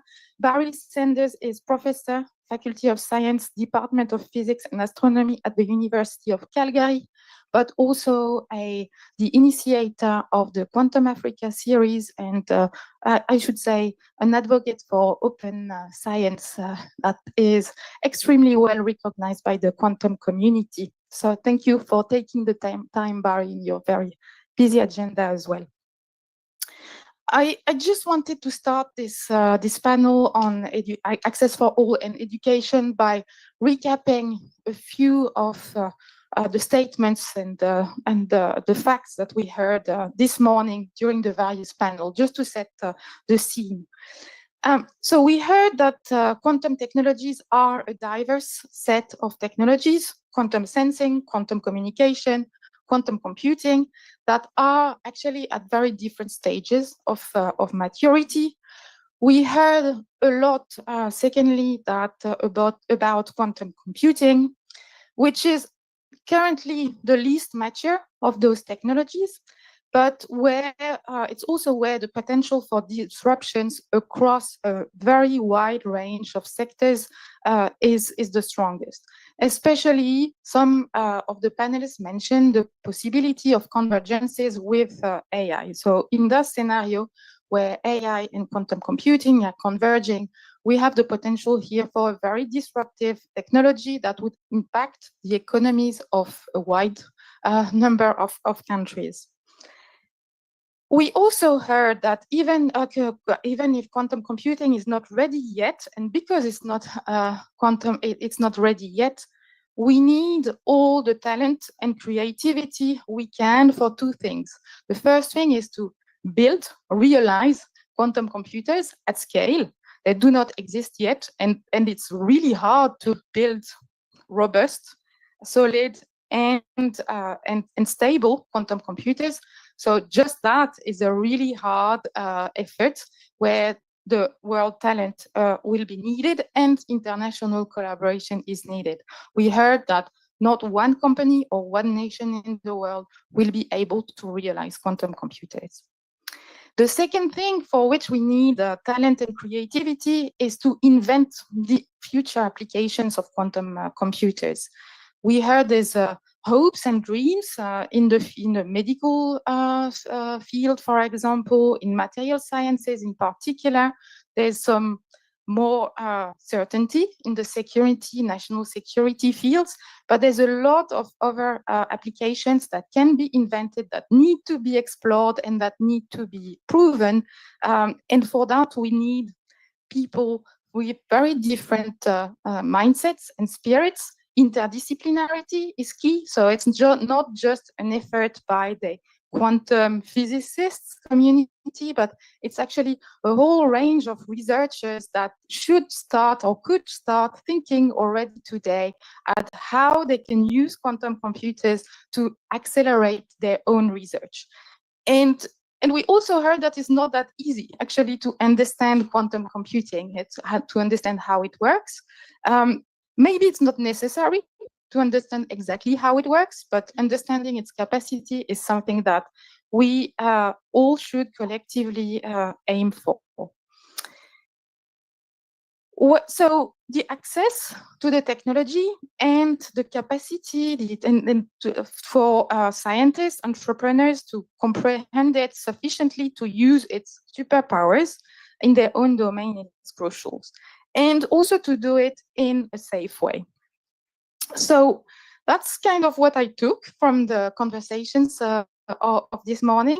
And for this panel today to go on education and access for all, we are going to be guided by a few questions before I ask individual questions, just generic questions that should be the guiding line for our panel today. First one is, how can we ensure equitable access to quantum technologies, mitigating the risk of amplifying a future digital divide with these technologies? Second question is, practically, how can we build agile capacity building programs that are culturally relevant and responsive to the unique needs of diverse populations, preserving the diversity of the mindsets, the capacity to think differently about some problems? And the last question that we will try to address is, how can low and middle income regions or regions with limited infrastructure have a voice in shaping the global quantum policies that we started touching on this morning? So with that, I would like to start with the first question, addressing it to Barry Sanders. Can you tell us, from your own perspective as a researcher, but also the lead developer of educational programs at the University of Calgary, and not only, you have taught in very different cultural contexts in many different countries. Can you tell us what is specific to quantum that makes the question of equitable access so relevant and important? Sure. Thank you, Marie. First, thanks for having me attend this panel. I'm sorry I can't be there in person. As you said, Marie, I'm here in Australia and it's 1 minute after midnight. So it's a night session for me. It's interesting that quantum is, I think, a very special case in trying to guarantee equitable access and for all in the world, cutting across developing and developing world divides, cutting across cultures, and also with the geopolitical reality. And it's actually hard to find a parallel. Like, the one way to learn the answer to the question would be to look at parallels, what's happened before that's comparable. But I think, and this is for the reasons you mentioned, Marique, that quantum is special in a lot of ways. So certainly quantum is a disruptive technology. And it's, so quantum is hard to understand, as you mentioned, and it's a disruptive technology in a lot of ways. And it's also in an emerging stage, which means that we don't really know yet what the impact's going to be. So we're exploring not just quantum computing, but quantum technologies overall. Even though they have different application areas like sensing, communication, and computing, at the basic level, as we develop quantum computers, we're also simultaneously developing sensors and communication. A good example of this is that memory is key for quantum computers, how to store quantum information. And memory is also important for making quantum communication, sending quantum information long distance at scale. So as we develop quantum computers and we try to keep the world secure and protect the technology, we have to also simultaneously bear in mind that what we develop can have side applications that also have important implications and have to be managed as well. So the issue is that, so quantum computing is very disruptive, potentially. Its applications are broader than we can yet imagine. We're often asked, what will these things do? We take guesses at it, but it's a little bit unpredictable what the outcomes will be. Another aspect of quantum is it's not just hard to understand, it's expensive to build. The estimate now is $40 billion has gone into developing quantum tech, so it's expensive, hard to get. And a lot of it, because of the price tag, is not in the public sector or in universities, it's in the private sector, which is subject to a lot of rules and regulations that limit the flow of the technology. That means that it's not only hard to build and expensive, but the first to benefit is the rich countries. And this is just furthering a divide between the developing and the developed world. And ultimately, in order to make all this work, it's not the hardware or the money that's spent, it's building the capacity to do this, that people need to be trained and understand what quantum computing and other technologies can do, how to build it. And this training is not just from universities, but technical colleges, internships, flow of talent.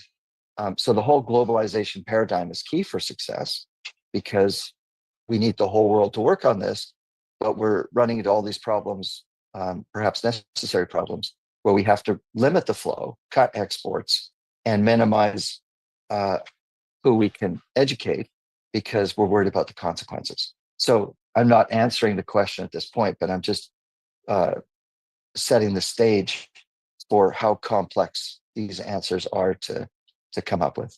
Thanks. Thank you. Thank you. You mentioned the role of private sector, so that's a direct segue to you, Mira. Where do you see the role and responsibility, and also the existing schemes that are in place in the private sector to broaden or limit actually the access to quantum computing capacities? Yeah, I think you've done a wonderful job at kind of outlining, I guess, all the challenges with access.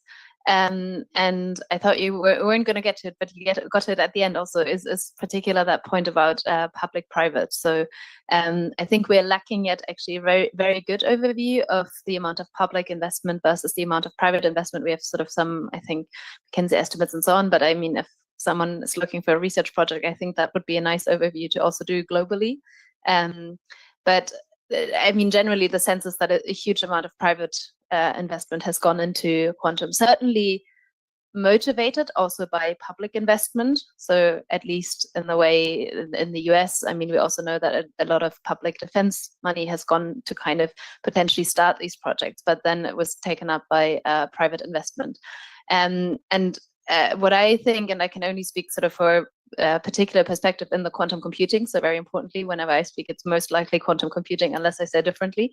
But in that industry, where kind of rather early on, there was also the attempt and the realization, and that's maybe also to add to what Harry was saying, that we can build this wonderful machine, we can build this machine that we have a lot of expectations for, but it's no use if we don't have people who can use it and who can actually tell us what it's going to be useful for.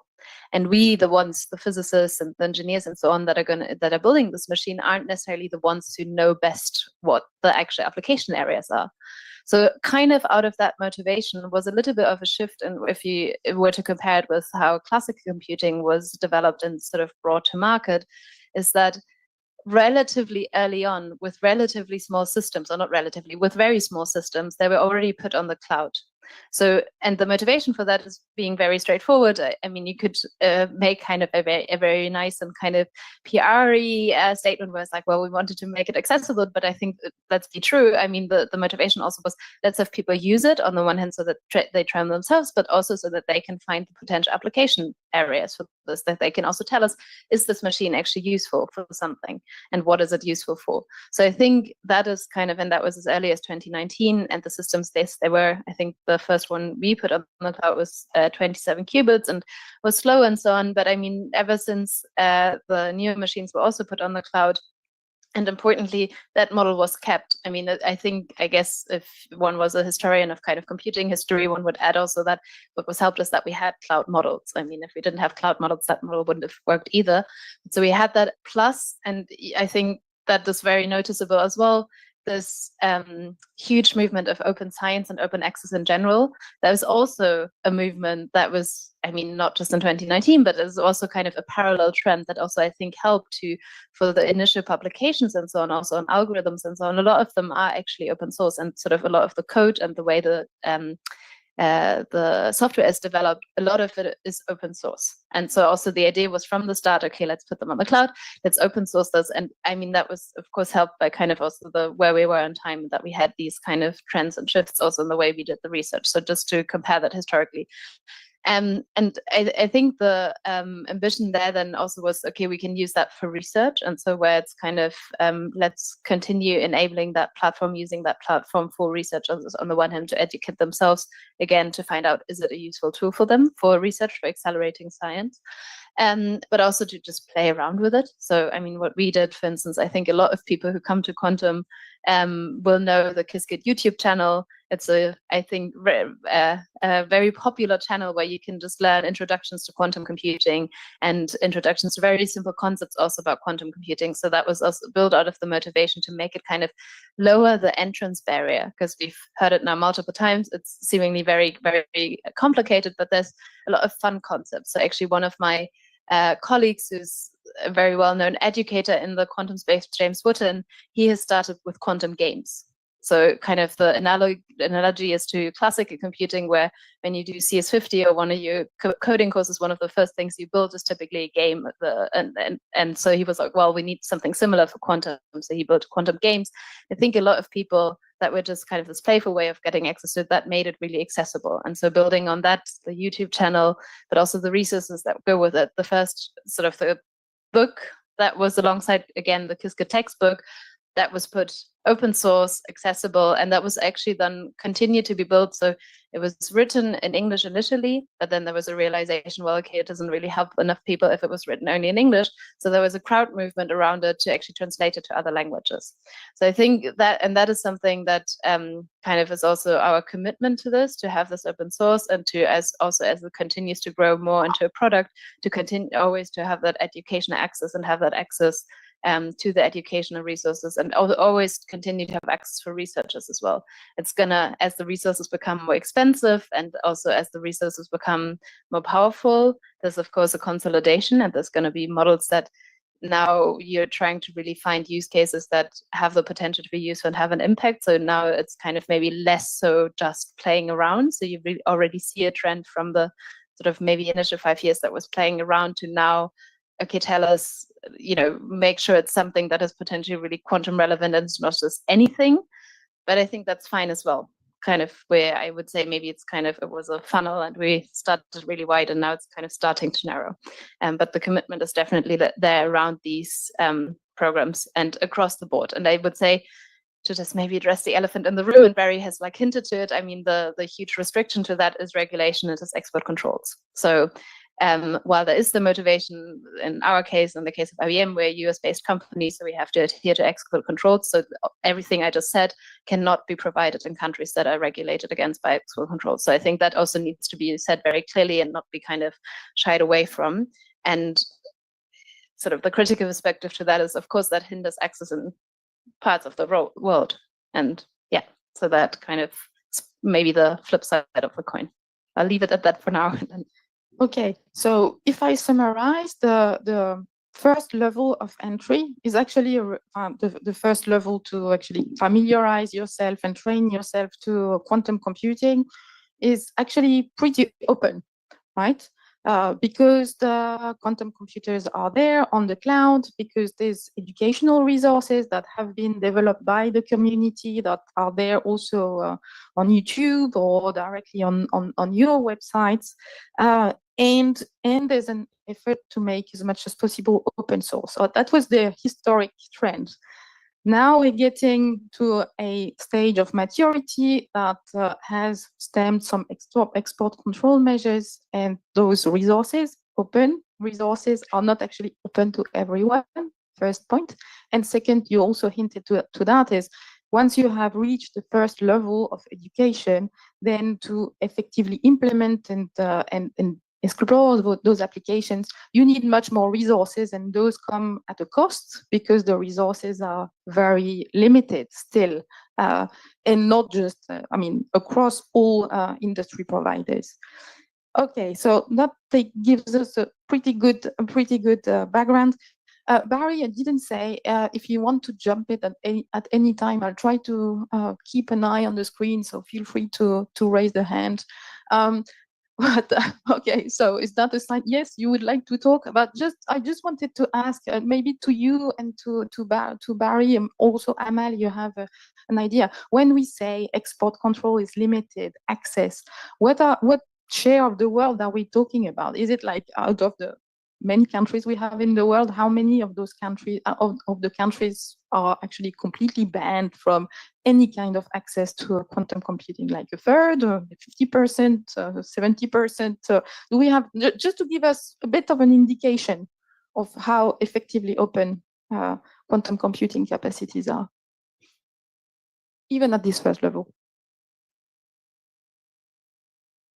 This is very challenging because all the corporate lawyers are looking at me and looking at me and telling me you don't know the list well enough.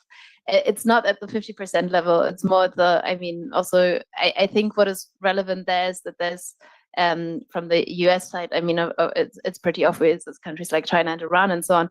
I mean, I think what is really relevant is in Russia that it's not, I mean, that's why I'm struggling with the percentage. It's also the percentage in terms of population. Yeah. Yeah. Right. So, and I'm not a IR scholar, so I'm looking around. I know there's a lot of policymakers that will correct me on the percentages there, and who know export controls by heart. So we have a lawyer there. You can maybe answer the percentage question better. But yeah, I mean, it's kind of the typical, like from the US perspective, it's the typical suspects, but it's large countries. It's very yeah. So it's significant portions of the population. Okay, which leads me to my next question to you, Amal Kasri. The UN named 2025 the year of quantum science and technology. We heard that this morning.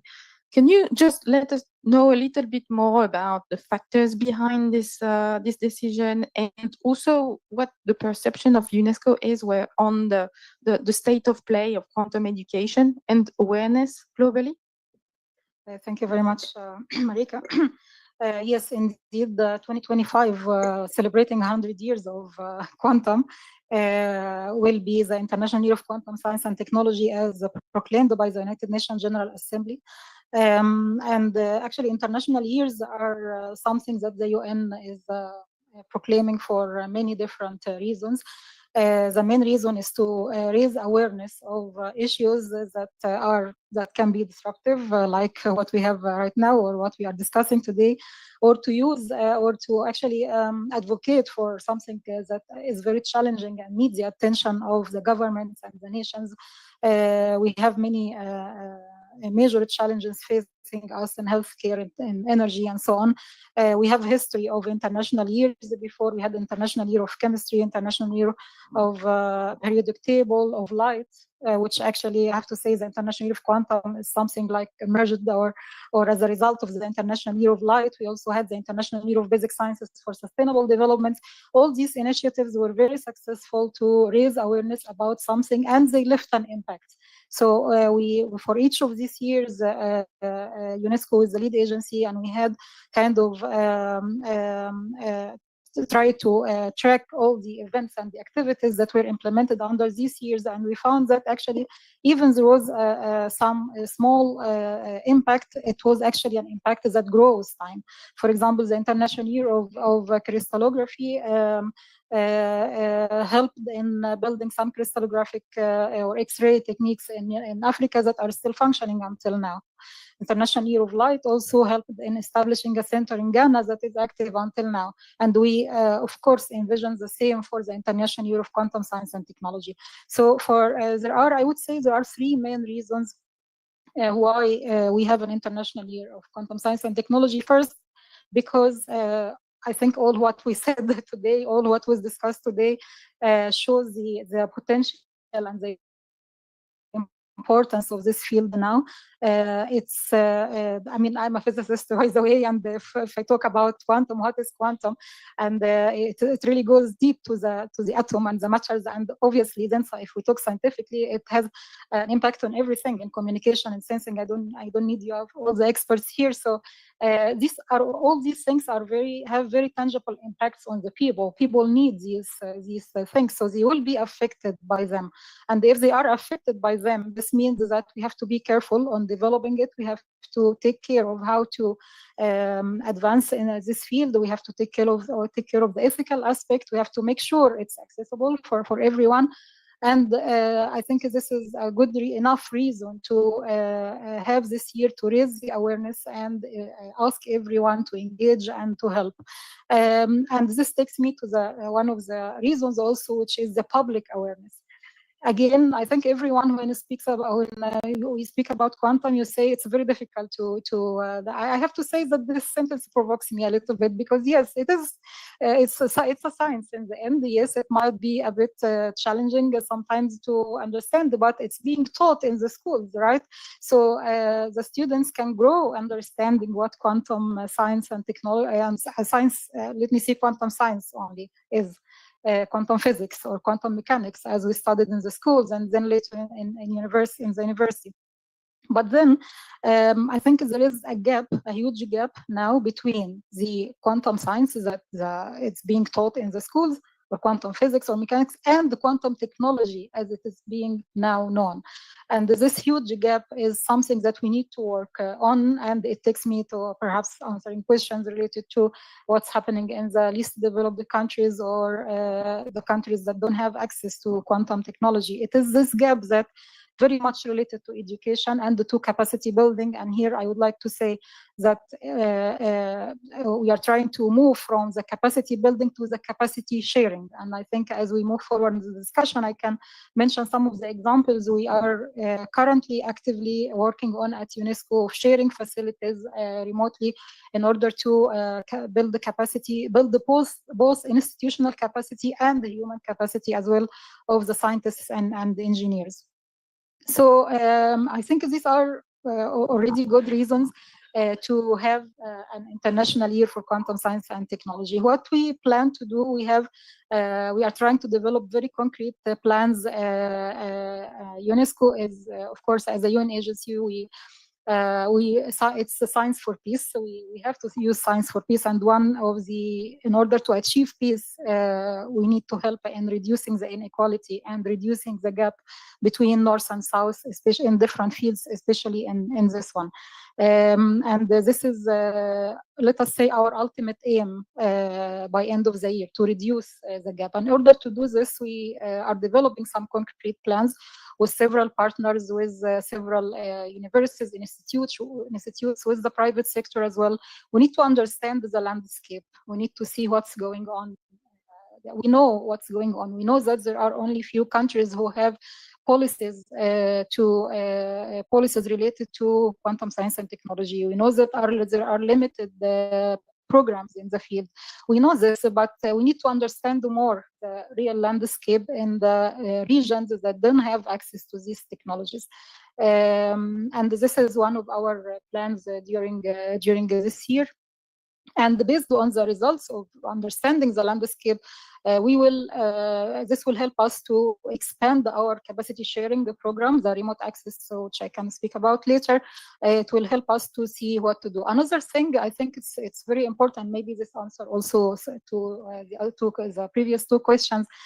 I think it's and for this, we need to work directly with the governments. I mean, of course, we are intergovernmental organization. We have access to work with the governments. I think it's also important to understand the different needs. Each region, each country really can have very different needs. Because now we say quantum technology, and then there are many things under quantum technology, quantum computing, sensing. do we actually need to develop all these in all different countries, all different regions? Probably not, because there are different challenges in different countries and different regions, and we need to work with the government to understand these in more details in order to help us whom to target and how to target building the capacity in this. So I leave it now. Thank you. Thank you very much. So focus on bridging this gap between some educational programs that are very geared towards quantum physics, and making sure that they are also touching and deepening the approach on quantum technologies and how those can be effectively applied and leveraged for our global challenges. Second key point, from moving from capacity building to capacity sharing, so institutional capacity of states, but also the human capacity to apply and leverage the technology. I'm very curious to hear about the capacity program, so that you are building, what exactly they entail. But so we'll get back to that. Also, your point on governance and making sure that policymakers are also aware of this technology so that they can legislate in due course, not too early, not too late, and with the right level of understanding of the technology. But in the Slido, and I keep encouraging you to send your questions through Slido, there's a question that is directly addressed to Barry, as a follow-up of your initial point, which I had also here, actually. So the question reads: you mentioned rules and policies for the private sector hindering access and collaboration. Can you expand? And maybe we can kind of broaden the question a little bit. Can you just share practical experiences, personal experiences as well, as to the barriers to open science and access you have witnessed in your life as a professor, and also I should say in your experience bridging the private sector with and academia to build applications of quantum computing. Okay, so yeah, I'm very happy to answer the question. It's a difficult question to answer, not because I don't know the answer, but because there's a lot of sensitivities nowadays about what's going on with quantum, what the potential is. Okay, so I mean, the first thing Myra mentioned as well, and I hinted at, was the export controls. So June or July, there was an announcement by a number of countries simultaneously, without a clear public discourse beforehand on controls. One famous part of the control that came out in June or July this year is the restriction on exporting quantum computers that have 34 or more qubits. So there's a scale of building that is, so the scale that we're building quantum computers at exceeds the export control level.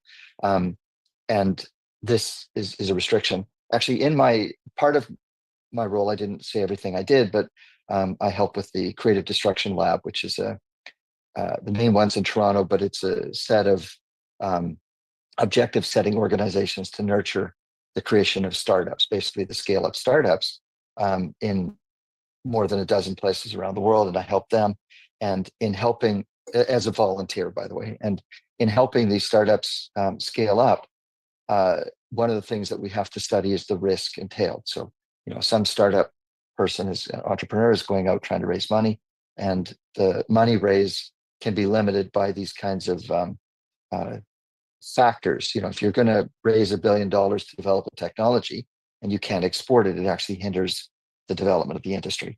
So on the public record, we know these export controls exist. We have to manage those risks and trying to build up capacity, and also helping founders. And I want to mention here too that we're talking about having global access, and part of the global access story is not just to teach people things, but also to enable them to make change. And one of my dreams would be seeing startups form in countries around the world that are not well represented at this time in the startup culture. Okay, so that's part of the story. Another part is I've had positions, visiting and other positions in various countries. I did spend quite a few years in China, and also I had a position in India and various other places. The importance of the flow of talent, the education, the collaboration at the scientific level has been key for decades now in being able to build up the technology. You know, around the world, there's talent, there's the flow. You know, if you in Canada, where I live, you go to Canada, you go visit research groups. The graduate students or postgraduate students are represented from many different countries. Nowadays, the talent pipeline is being closed off. It's very difficult for to get visas to work in sensitive areas, to go somewhere. The investment and the knowledge in various places is getting difficult. And these are very, very tight controls. So we can see the outside part, you know, the export control, the visa issuing, but there's also a growing and justified perception that that collaboration, that training is treading on dangerous ground. And I'll mention one other thing. What goes on? So we kind of have, like I said, the export control visas, and there's the restrictions on being able to collaborate and co-develop and co-invent. And then there's also a self-censorship that comes up. And so what happens is within the various communities, there are stories, you know, I worked here, I had this problem, this difficulty arose. And so there's a growing fear in the communities that, you know, you read what the rules and regulations are. Sometimes things can be retroactive. We've seen cases, people do things and then rules come in, and then there can be restrictions and even punishments that are meted out that might not have been fully understood before. And so within the community, there's a growing fear. If certain institutions in a particular country are named as being restricted, so in the United States, as an example, you can look at the entities list that comes out from the Department of Treasury. Canada, we have named organizations, is what we call them, et cetera. And you go through the list, and you say, okay, well, there's a dozen on the list from such and such a country, therefore I won't even work with the country. Or so-and-so worked with that institution, therefore I won't even work with so-and-so because that's too big a risk. So the restrictions, the limitations for the flow of knowledge, talent, the efforts to co-develop and co-invent, the startups that come up that hope to get various countries in their as their customers, and these within their customers, are self-censoring, self-regulating, and avoiding the fear of crossing the line is enough to stop people from crossing a line. And we see this in authoritarian countries, you know, that authoritarian countries, there are rules, but if you live in an authoritarian country and you don't really know if you can get in trouble for doing something, then you're extra careful and don't do things that might even be adjacent to what gets you in trouble.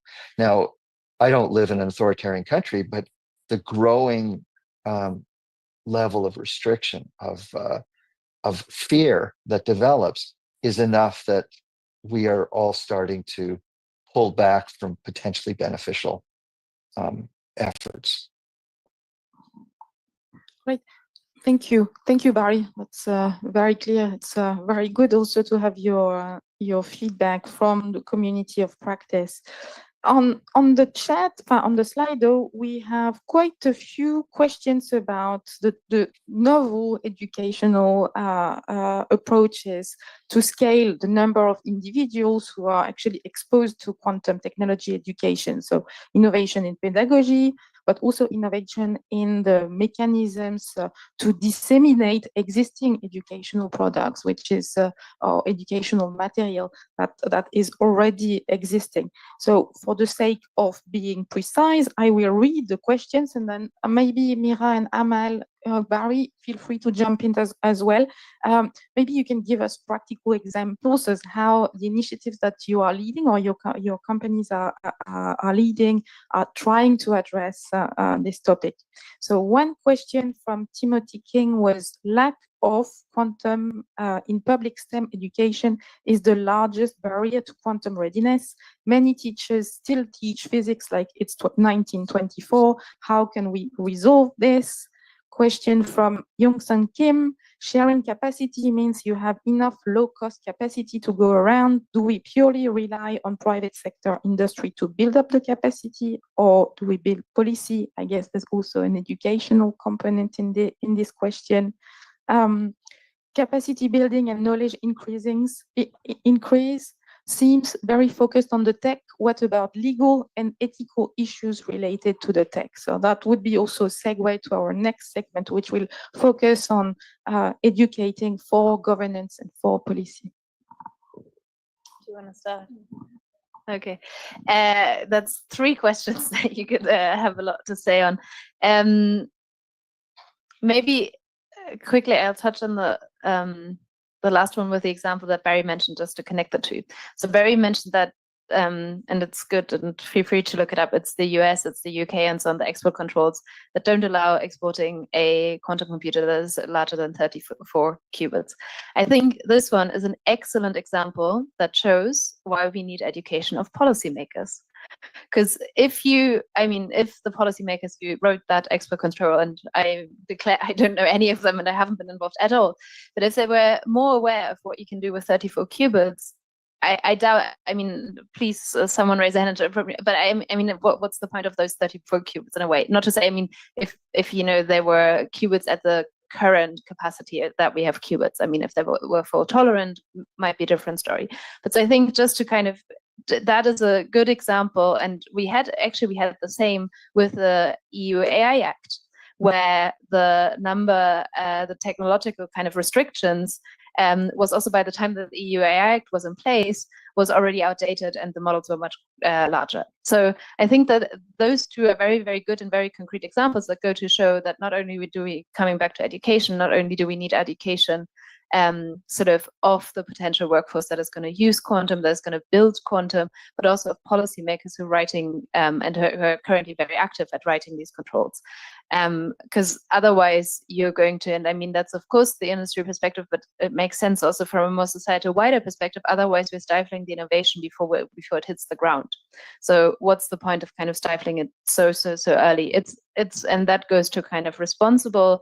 I think fortunately, we're in a sort of, we've seen and we're currently seeing the irresponsible use and marketization of a certain technology that is making us much more aware.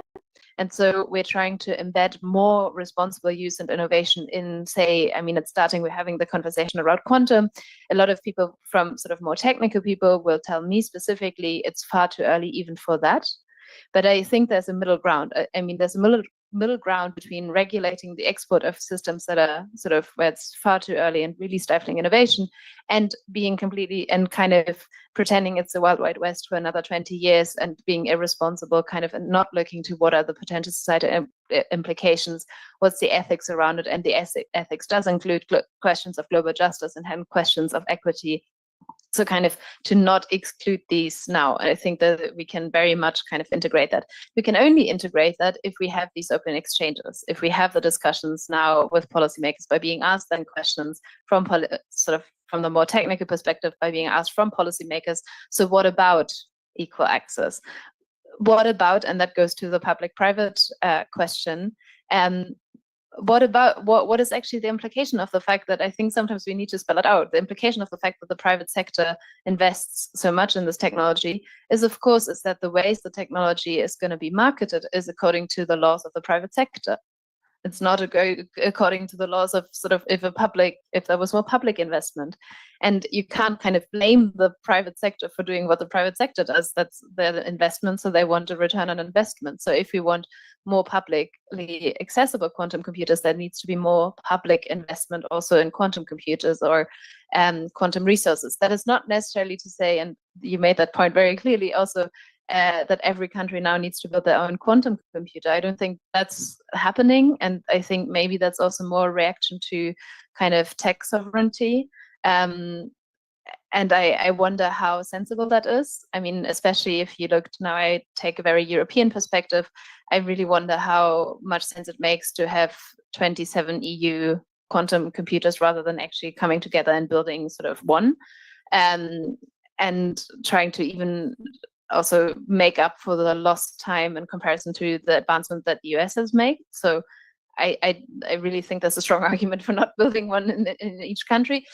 But still, there needs to be more. If we want more accessibility, then it needs to be more public investment, or there need to be mechanisms where the private sector is incentivized to provide resources more publicly. As always, we all know these mechanisms is incentivized to provide the resources at lower cost publicly. So I think that's really the big risk. The one risk with the public-private kind of SKU in terms of the investment is the access to the technology, but then of course also the control of the technology. So kind of from a democratic perspective, I think we'd rather also have some sort of democratic accountability and democratic control of such a technology. So I know I've touched on question 2 and 3. I haven't touched on question 1. That's because I've forgotten it by now. So maybe I'll pass it on to Ma. Yes, Amal, about the educational programs that are in the making at UNESCO, that have been in the making at UNESCO for a while, but which will be gaining traction and scale during the UN year. Yes, thank you, Marika, and thank you, Mira. I also will comment on some of the things you mentioned. Of course, now we have several initiatives, and we are trying to align some of these initiatives with the objectives of the year, with what we want to achieve in the year. But it's actually very much linked to this idea of capacity sharing and the sharing the knowledge with also the regions or the countries that don't have access to quantum technology or don't have capacity. So we have our this initiative that we started 1.5 years, almost 2 years ago, is remote access to laboratory equipment. That's an initiative that you can find all the details of it on our website. We started this and we started in Africa. Africa is one of the 2 major priorities of UNESCO now, and the idea is to share laboratory facilities, the sophisticated techniques and facilities that are not available in certain regions, to share them remotely. We know that most of the characterization techniques can be remotely shared, some other techniques as well, but we started with those. And we started with one specific example as a pilot project in 3 different African countries, and it actually worked really well. It needs willingness from different parties to be able to share and to be willing to share. The idea is really very simple, but very effective.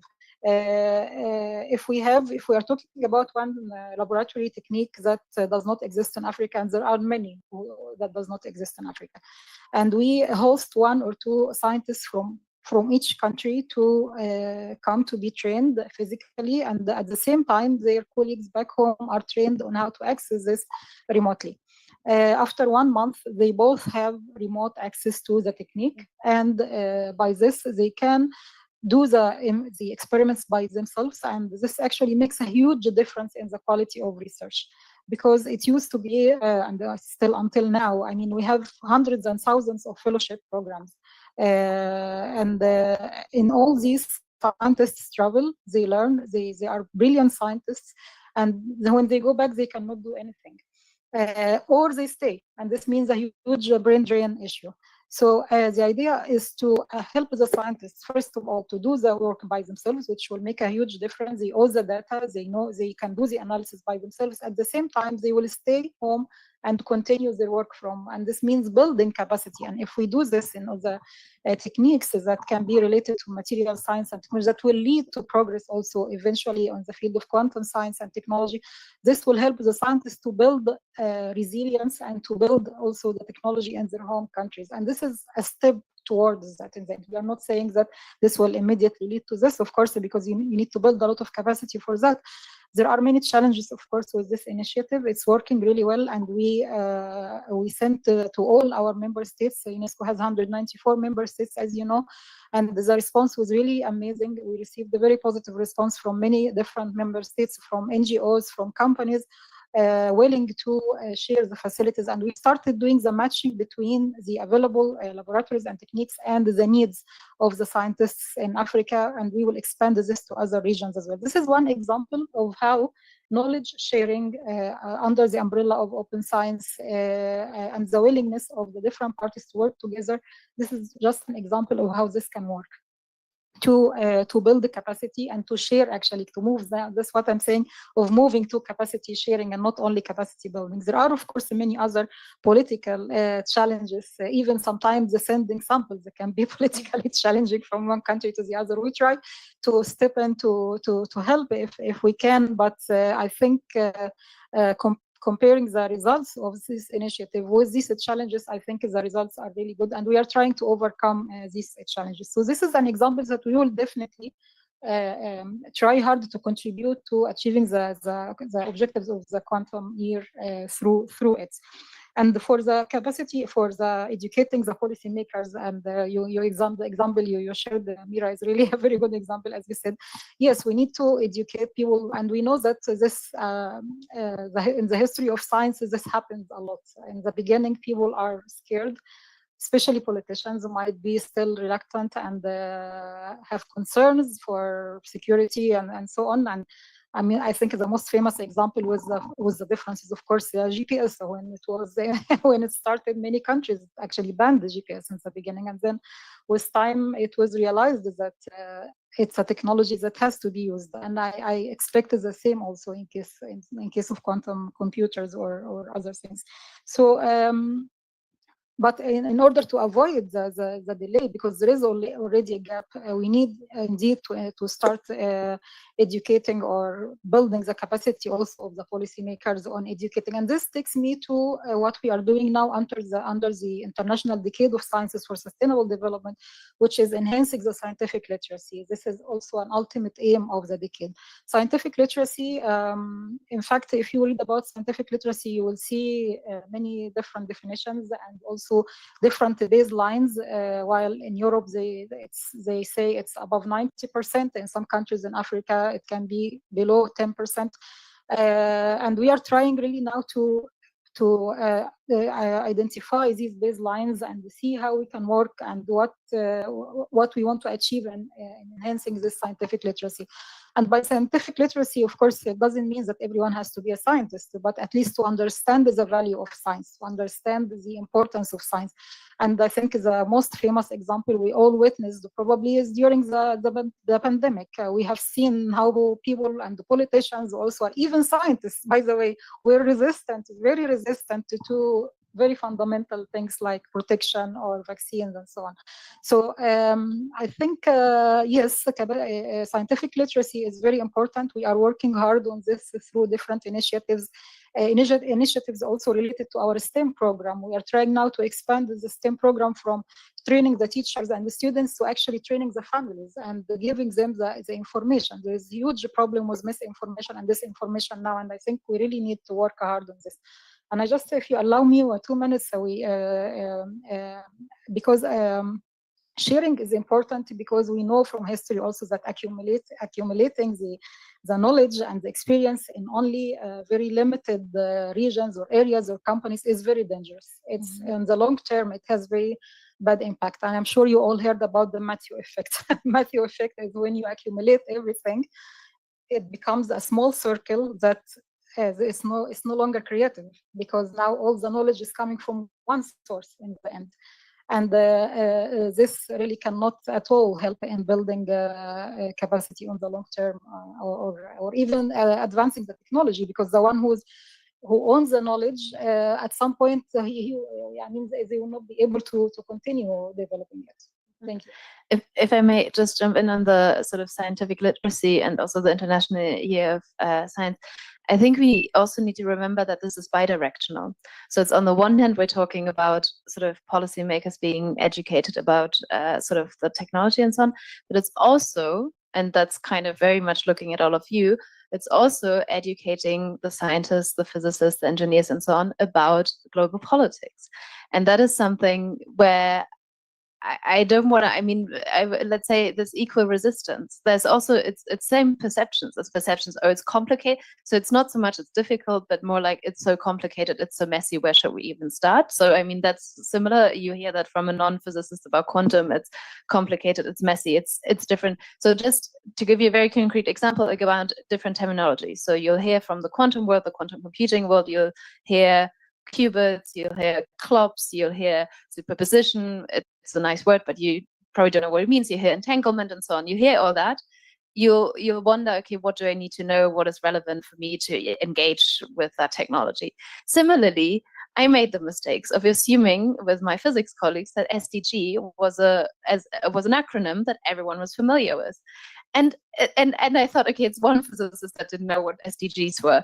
And no, it's actually the majority. And sorry to the lab in Zurich, but I learned to, within a physicist or technical community, to spell out that SDGs are the Sustainable Development Goals. And you would think that as a kind of global citizen who's like a little bit interested in the world, you would think everyone knows SDGs. No, that's not the case. So I think that's also, and that's sort of an example for wider issues. So now physicists, technical folks need to learn about export controls. So that starting to kind of have a very kind of a touch with legal, but then that's also outsourced, because typically if it's in a corporate, I guess also at a university, the legal functions will take over. I think we could learn a lot if we had those far more transparent exchanges there, even between the legal function and the physicists. And if it was explained, why is the export control like that? And so now some of my colleagues know about the Wassenaar Agreement, which I don't think they've learned about in their studies. So I think that is something, and that goes back maybe also to an earlier, so I just want to emphasize this bidirectionality, and that's a responsibility sort of on all of us. And not, because often there's, I think, Barry, we had a discussion somewhere where it was always blaming the odd physicists that were always not explaining themselves. So it's also kind of explaining, say, the policymakers or the IR people and not explaining themselves. But also it goes to sort of the STEM and the ethics and so on. That's something where there's a huge resistance in the STEM to include anything that happens outside of the lab, because it makes physics more complicated if you considered what happens in society. It's also not valued in good physics. A Nature publication, I mean, yes, you have to claim it has some sort of application potentially, but it doesn't really kind of look for, is there, say, potential dual use? It doesn't look for what's the ethics. There's no kind of, because you don't experiment with humans, there's also kind of no ethics review. I'm not saying we need all of that. I'm just saying that that's also not a value in good physics to be concerned with society. So I think we also need a kind of value shift there, the same way we potentially need a value shift within policy to also be a bit more concerned and do a step towards what is the technology. Let us understand the technology at a certain level that is relevant and necessary. So yeah, bidirectionality. Great. Well, for the anecdote, good news is EPFL next door has a quantum and sustainability course at which the Open Quantum Institute we're taking care of 3 of the 6 sessions. So it looks like it's starting to happen. Also wanted to actually hand the floor to Barry on this specific point, because you have just last year opened the professional masters for professionals who are also people who were out of the education system, actually working in the workforce to be trained in quantum computing. Some thoughts about integrating ethics and responsible computing, as well as at least some awareness on the geopolitical relevance of quantum computing in this kind of programs. Also, maybe practical experience on how you accommodate the dual use nature of the technology when doing your research with these profiles or some different profiles at the University of Calgary? Sure. Okay. Thanks for that question, Barik. Yeah, at the University of Calgary, we launched a professional master's degree in quantum computing. So it's unique globally, and I'll explain how. When we talk about education, and the idea of, do we teach superposition, entanglement, and all that stuff? One of the questions that I was wrestling with is, like when you educate, you have to think, I kind of think of an input-output approach, that who's coming in, how do you educate them to fill a gap in the global ecosystem?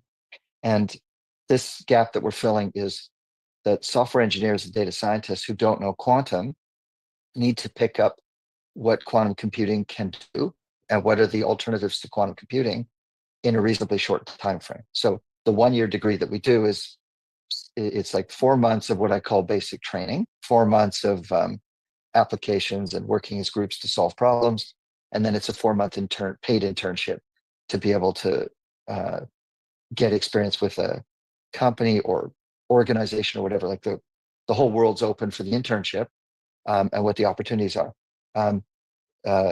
The quantum computing degree is, we call that the quack degree. When I set up the degree just for fun, I shortened quantum computing to quack, and somehow that's survived. So the courses are called quack this and quack that. Now, within the program, the amount of training in quantum is as minimal as it can be, but then there's use case development. There's what are the non-quantum alternatives to solve problems, intellectual property, the whole startup world. How do you raise money? How do you evaluate the risk? Professional skills, those kinds of things. But what you mentioned about the geopolitical domain, the risk assessment, the responsible stuff isn't incorporated into this degree. And it just, of course it should be. Then the question is always, what are the trade-offs? And then one hopes that, okay, for this input-output, what should the output be to fit into the slots that need people trained in this way? And then many, many things that are vitally important for society and for the good of humanity and the earth are left out. So in answering the question, I'm acknowledging that it's really important to include. It isn't included. I'm to blame, and I wish it could be incorporated. We are doing like the responsible approaches. So there's still something we'll announce soon, which is to bring over students from sub-Saharan Africa to be able to engage in the program and go on to internships. So, we're doing everything as responsibly as we can. There's always room to do better. And then the question now is, how do we build in that geopolitical awareness, the importance to assess risk, the importance to make sure that there's full engagement globally as much as possible. And then I think we have to look for other modalities to be able to do it. Not everything can be solved in one course. Things can be, there has to be a multitude of different approaches that people have access to. And so I think over time, and particularly working with GESDA and the Open Quantum Institute at CERN, I think we have opportunities to be able to develop a universal access to education that relates to responsible use, to gauging security in that. And then I'll just finish by one comment that we are talking about education, and we do talk a lot about how to educate those who want to know about what quantum computing is, how quantum mechanics works and all that. But that's just a microscopic piece of the kind of education that we need to do. I mentioned my involvement with the startup world. We have to think, how do we educate people to be able to develop technology in the emerging dual use paradigm? How do we get the understanding and awareness of the basic principles for responsible use? What are the mechanisms to be able to engage? So if there's public funding for education, how do we create that? Now, I've been doing that myself. I've been going to different places to be able to raise money for scholarships for Africa, for different things. But I know I've been around on this planet a lot of years, so I kind of know where to go and who to ask. But even trying to create public investment opportunities require the right storytelling, the right promise of outcomes and deliverables, and the knowledge of who to go to and where to go. And we need education on those levels too. How to be able to make sure that an emerging dual use technology is used for good and is transformative. And we can't forget about that educational aspect as well. Thank you, Barry. That was, that the need to upskill, build the capacity in the existing quantum community on responsible practices, responsible use of quantum computing.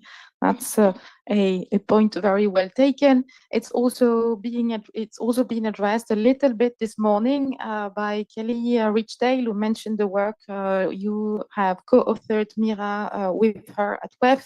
It's being addressed through the Open Quantum Institute, and also UNESCO is very much working towards guidelines on ethics and quantum computing. But maybe, Mira, just a short glimpse. We have very little time, but short glimpse on this work, so you can give at least raise the interest to our audience to go and look for more in the right places.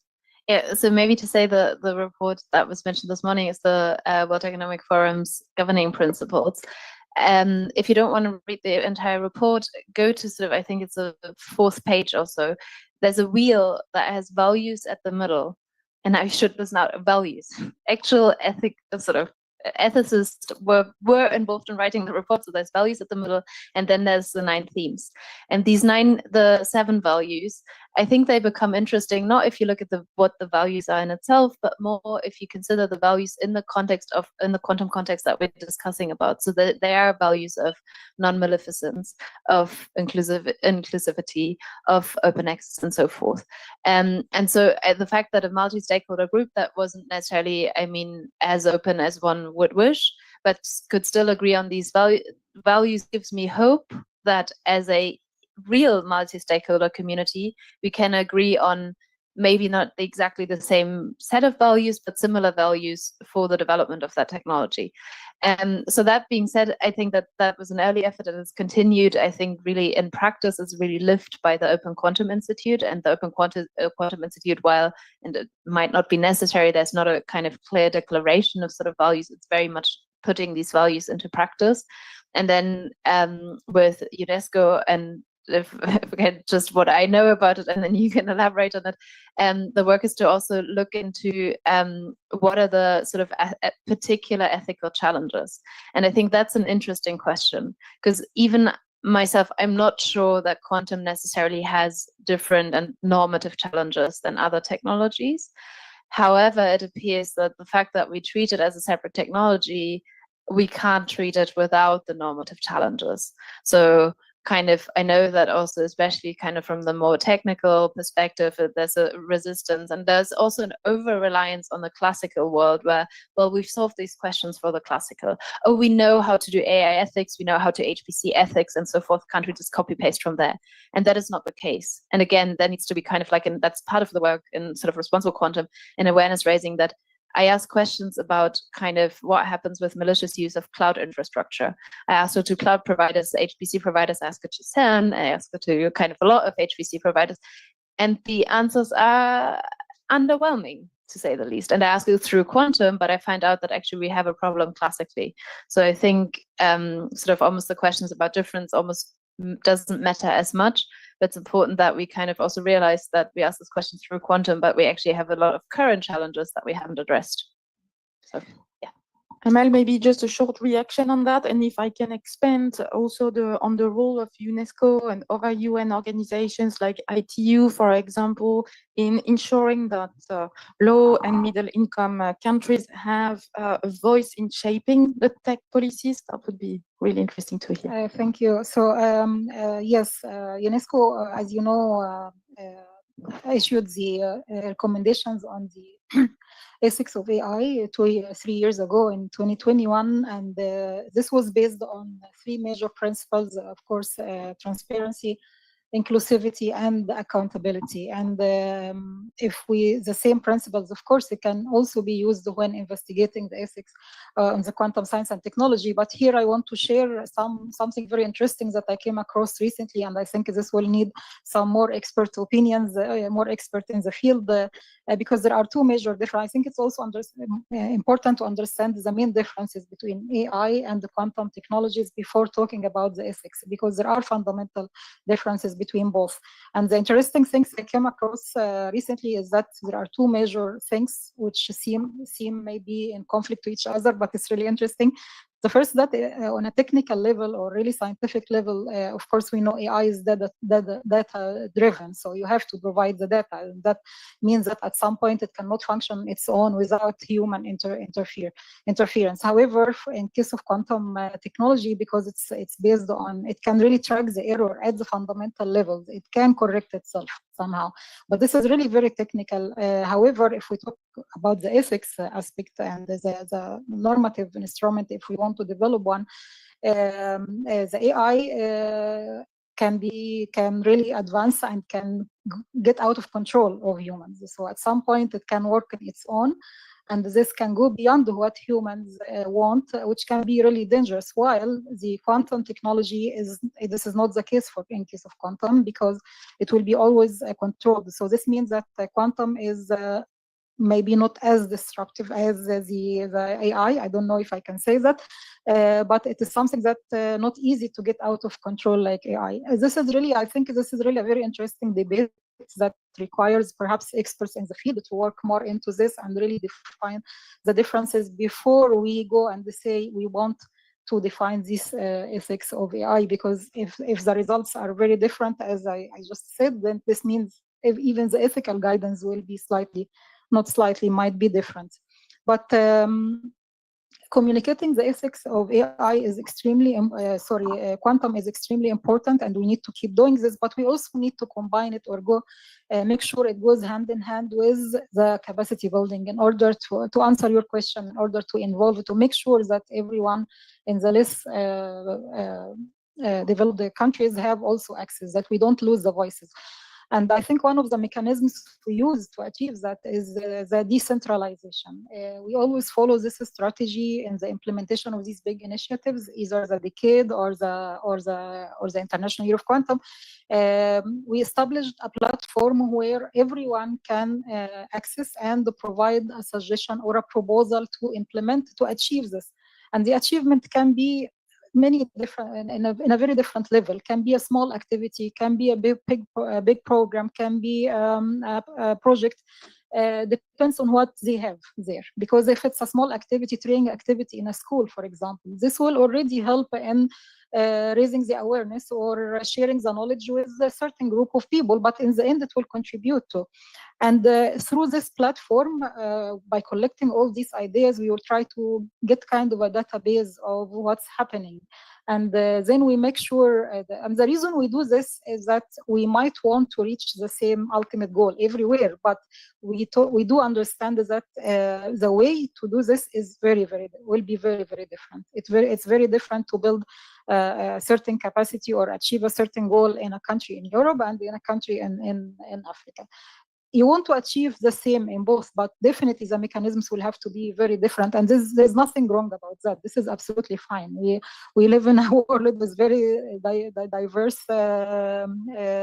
it's a very diverse world we live in, and we need to achieve this multidisciplinarity and interdisciplinarity and the transdisciplinarity as well. The UN now uses transdisciplinarity, especially when it comes to indigenous knowledge and working with indigenous people. So in order to work with everyone, we need to ensure that they are doing it their own way, but educating them that this is what we want to achieve, what exactly we want to achieve. And we need to leave it, we need to give them the freedom to develop this in the way they want, and with some monitoring, of course, just to make sure that things are achieved. So these platforms and this decentralization strategy, we really always follow when we implement these kind of initiatives like the kids or international years or international days and so on. And I think I cannot say if we could measure the impact, not yet, but I think at some point we will try to measure the impact of this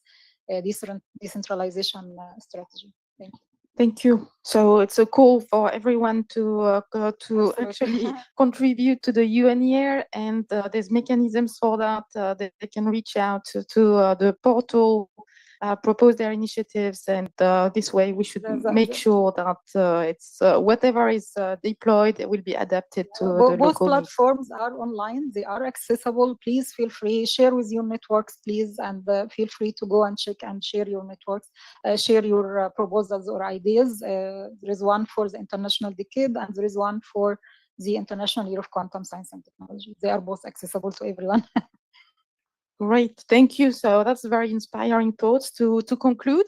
Thank you very much to my panelists. Please join me in a round of applause for their contributions.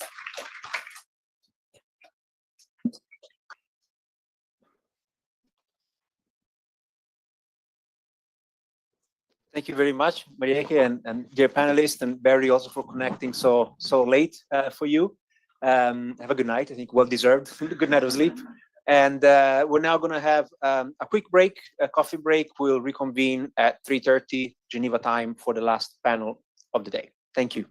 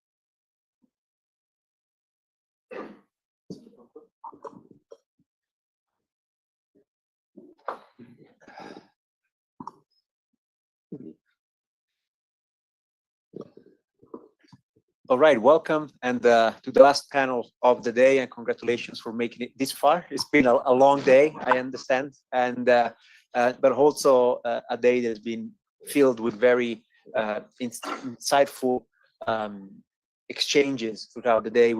I personally feel like I've learned a lot in the last half a day, so it was a very productive day. So thank you so much again for taking the time, whether you're here in the room with us or following us online. As it is a tradition with the Innovations Dialogue, we keep discussions on governance for last. And not because they're not important, they're probably very important, particularly for our audience, but because we see governance as the sort of topic that kind of brings together a little bit all of the different streams of discussions that have emerged throughout the day. And this is the case really no matter what technology you're looking at. If your audience is a policymaking audience, governance is really where the rubber hits the road, so to speak. So it is important that we keep this discussion very central to the day. Also, it will be important for us to sometimes we think in the context of innovation, there is this tension that exists, and different parts of the world have different approaches to governance, to regulation, and some believe that regulation or governance can actually slow down or limit innovation. Some others think that a reasonable degree of guardrails can actually propel innovation faster because it gives a direction, it gives clear boundaries that then industry and the scientific community can actually use to prioritize investments and use of resources. I'm not sure if there is a right or wrong answer here. Probably there are strengths and limitations with both approaches, but definitely when it comes to the governance question, we've seen a lot of different initiatives. We've seen them for cyber, for digital, for data, for AI, and we're also starting to see many of these governance principles and other initiatives starting to appear in the quantum domain. So we're very interested to learn more about it. I'm also interested from a moderator perspective to understand if quantum governance is still emerging in a way, can we manage to avoid the dichotomy that we've seen for other technology areas where there is a wealth of governance that then has a little footnote that says this does not apply for security purposes or national security purposes? Can we think of a solution that at least can lay the solid foundations that are applicable to all sectors, including security, and then perhaps, given the sensitivities of the security sector, perhaps more would be needed. But at least can we agree on a common base? These are just some of the questions that popped to mind as I was listening to the panels earlier today, and I'm sure some will find answers in this panel, but I'm also sure that this panel is going to add to the discussion more interesting questions that we can perhaps look to explore in future research or future events. Luckily, I'm very happy to be joined on this last panel by an excellent selection of speakers that I will introduce for all of you. Starting here on my right, we have Ambassador Fernando Espinosa, who is the Deputy Permanent Representative of Mexico to the United Nations office here in Geneva. To his right, we have Prince Correa Jose, who is the lead scientist and director for Quantum Leap Africa. To his right, you already know Mira from the previous panel, who is responsible quantum computing lead for IBM. And then we're joined online for this last panel by my colleague Beza Unal, the head of Science, Technology and International Security Unit with the United Nations Office for Disarmament Affairs. The structure, the format is the same as the previous ones. So we'll first open the floor for all panelists and give them an opportunity to share with us their kind of high-level bird's eye view observations on the topic of governance, and then we'll follow up with some specific questions. So without further ado, Ambassador, would you like to kick us off with some of your remarks? Yes, thank you. First of all, I would like to thank UNIDIR and GESDA for organizing this event. Mexico strongly supports both organizations, and congratulations. We are also members of the advisory committee of the Open Quantum Institute. So we have had some experience on this matter that we would like to share with you. First of all, I would like to say, what we were one of the countries that proposed this idea of 2025 to be considered, proclaimed as the international year for quantum science and technology. Thank you very much. Our colleague of UNESCO presented us some of the most important information on that regard. We believe it's extremely important because if we are discussing about governance, the risks, the potentials, it's extremely important to understand not only for scientists, but for those who take the decisions, what quantum is, the implications. And we hope, as it was mentioned on the previous panel, that this year will raise awareness, that will raise interest, not only scientists, not only at schools, institutions, private universities, public universities, but also by those who take the decisions, including diplomats, which leads me to the next point. The exercise of science diplomacy is very challenging, I have to admit it, because something that we have realized on our discussions, we don't speak the same language, obviously. And it was pointed out by me on the previous panel. I mean, we take for granted that everybody will know what an SDG is, and you will probably take for granted, some of you, what COVID is. And when we had our first interfaces on this exercise of science diplomacy, we realized that we were not speaking the same language. And most importantly, sometimes, and very often, we were, or we are, misaligned. Why? Because some of the priorities that might come first for the scientific community might not be shared by national governments. As it was mentioned in the previous panels, maybe our national governments on the global south or industrial countries have their own priorities. Whereas in the case of scientific communities, they might want to tackle some pressing issues, and it's fine. And it's fine. I mean, look at the case of CERN, no, right? I mean, the Higgs particle, that's amazing. I mean, it's one of the most amazing discoveries in recent times. But if you ask governments, well, what might be the potential use of this? Well, maybe there's a misalignment. And this is something natural, yeah, right? So when we're discussing quantum technologies, quantum science, we need to ask ourselves, I mean, what are we? Yes, I mean, can be a disruptive technology that will have future implications, but which ones? I mean, can you name me a few? And it was incredible. I mean, it was very useful to have through, just as a non-S curator, these very honest discussions. First of all, to try to speak more or less the same language, and then to understand implications, and then through the OQI, to identify some very specific, some very concrete projects that could be relevant for the different stakeholders. But that's not the end of the story, because then we had an additional challenge. Okay, what would be the deliverable? I mean, do we have a deliverable that's something that would be very concrete to tackle, to solve a very concrete and specific problem related to SDGs on the Agenda 2030? But maybe yes, maybe it would be a scientific paper that will be published, but it's fine. But what if my government, or what if another government? Well, I mean, yes, I mean, it's fine, but I would need basically to understand if you can actually help me from science to solve a very specific problem, right? So that's what I'm talking about, alignments and misalignments. In the case of the OQI, something which is meaningful for governance is that there are different stakeholders. And there is this concept of open science, access to science, right? By governments, private institutions, even members of the civil society, universities, and it's possible to discuss within a structure that it's aligned precisely to the Agenda 2030 of Sustainable Development Goals. So we have a start in terms of governance because we know some of the principles that would be ruling, this multilateral structure.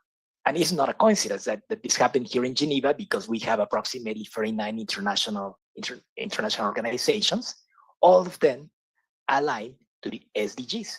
So it was natural that in the case of governance, we have this structure on the SDGs. And something came out on the last months. We have the Pact for the Future. If you read through paragraphs 28 to 33, you will find some very concrete principles that were reached through consensus, or almost through consensus, because at the end of the day, one country opted out, but there was a consensus, initial consensus. And we know the existing principles that could lead us, that could help us for a global governance, not only of quantum, but some other emerging technologies.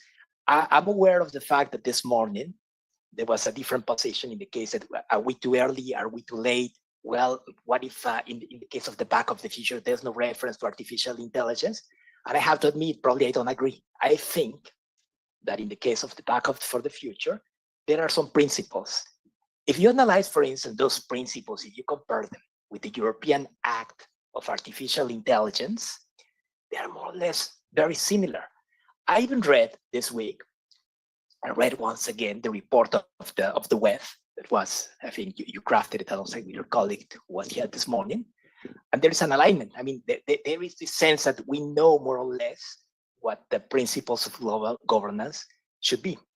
So now they need to be put into practice. So I think the OQI is a good start, precisely because the SDGs, I'm sorry that I'm using too many acronyms. Sorry, that's a professional problem that I have. It's already a start.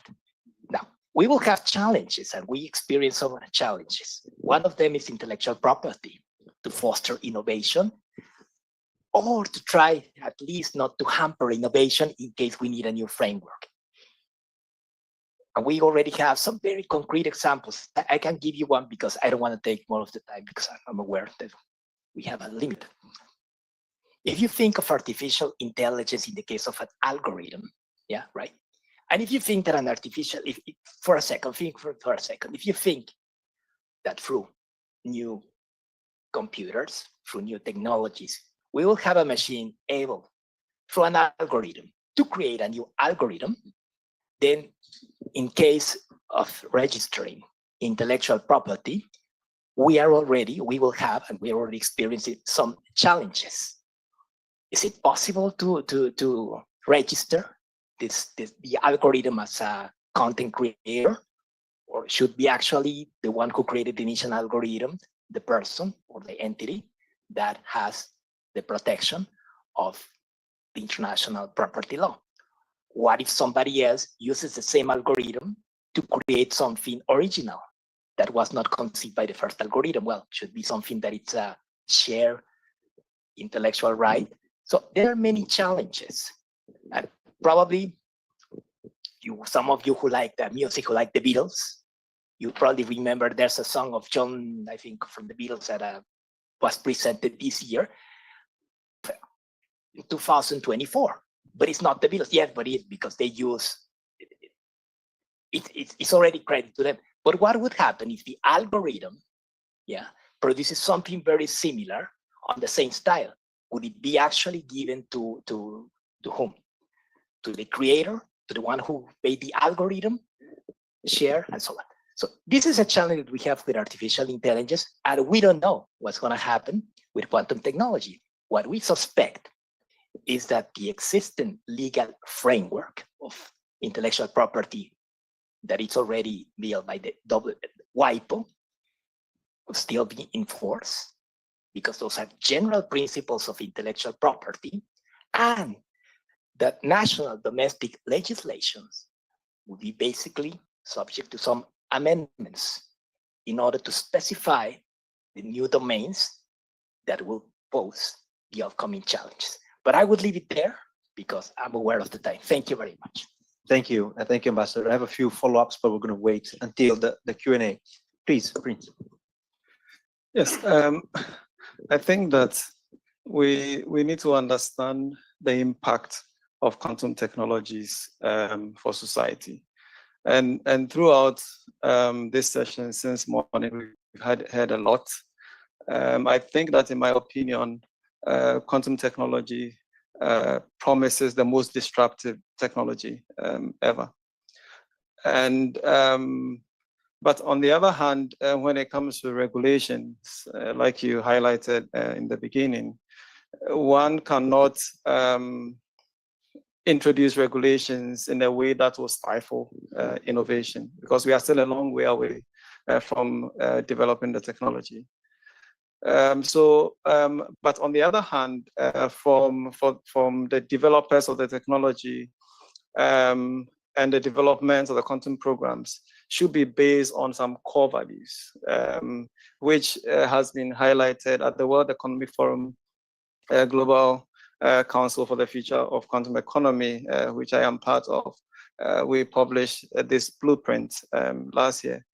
And as part of this, we highlighted some core values. And three of them I like is accessibility, accountability, and using quantum technology for good, which is very important. We've heard a lot of AI for good, AI for good. Let's not underestimate it. And when I say quantum technology for good, for common good, I think it is very important that the developers of the technology find it on these core values. And so once that is set, then one can propose regulations that is underpinned by responsible innovation that is founded on these core values. And in that way, we will have a win-win situation where we don't have to impose all kinds of regulations that will stifle innovation. And on the other hand, I think developers also regulation is somehow related to standards. So I think they are somehow intertwined. And if industry players and innovators also come together to think about standards across the different categories of the quantum technology spectrum, whether it be quantum computing or especially quantum communication. I think that will also help to inform policymakers and regulators in planning and putting together regulations. Yes. Thank you. Mira, would you like to go next? Sure. Yeah, I think for me, there's sort of, in terms of general reflections, three general sort of themes. One of them being learning from the past, the other one embracing complexity, and the third one being that we kind of need principles or ideals as a North Star. And I'll quickly elaborate on each of them. So in terms of learning from the past, some of you might be familiar with Heisenberg's essay. He wrote an essay on the responsibility of the scientist. He wrote that essay in captivity. And you know why he was in captivity? Because obviously he had helped with his scientific research and developing a nuclear bomb. Yeah.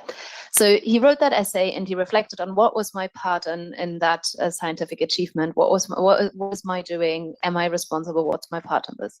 And when I work, and I don't want to say it all that we're at the same stage, but just in terms of looking at science and technology today, I think the people who invest sort of 14 hours in the lab to either build a quantum computer, but build quantum sensors, work on quantum communication, they don't invest 14 hours in the lab and even more time over their weekends, if in case of PhD students, to write this essay again. So I think there's this sort of inherent, and maybe it's generational, but I think it's really important that kind of we realize also what the motivations are, and that in a way we also remind ourselves of the past, of not doing the same mistakes again, so that also structurally we look at what do we need to change structurally. I spoke earlier about the incentives in sort of physics, what is valued in physics, so that we don't have future essays on the responsibility of the scientist or the responsibility of the researcher.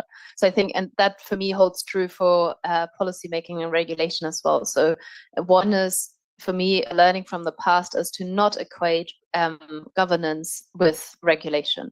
I think that's kind of, that tends to happen in the tech sector. Whenever one hears governance, that means regulation, and that's a no.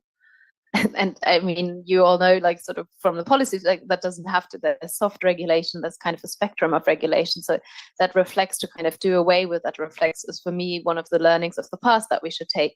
Another learning, and you've alluded to that, is also to not recreate the complexities necessary that we have. But that kind of leads, sort of embracing complexity is the second. I think we also need to embrace that. I mean, it's kind of not a new statement at all, but the sort of interconnectedness of the world, the fact that also nothing is simple, and there won't be a simple fix.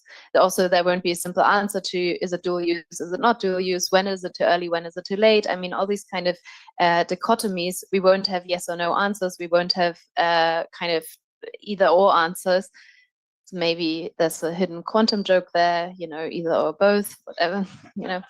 And also, I'm Hegelian, and Hegel likes both the synthesis.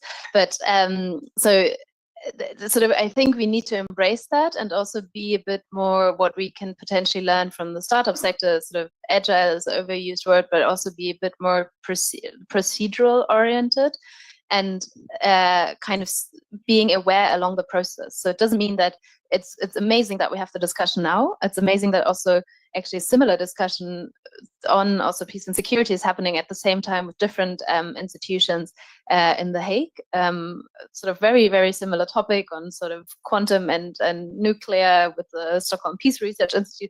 That's wonderful, and we need to be aware of that.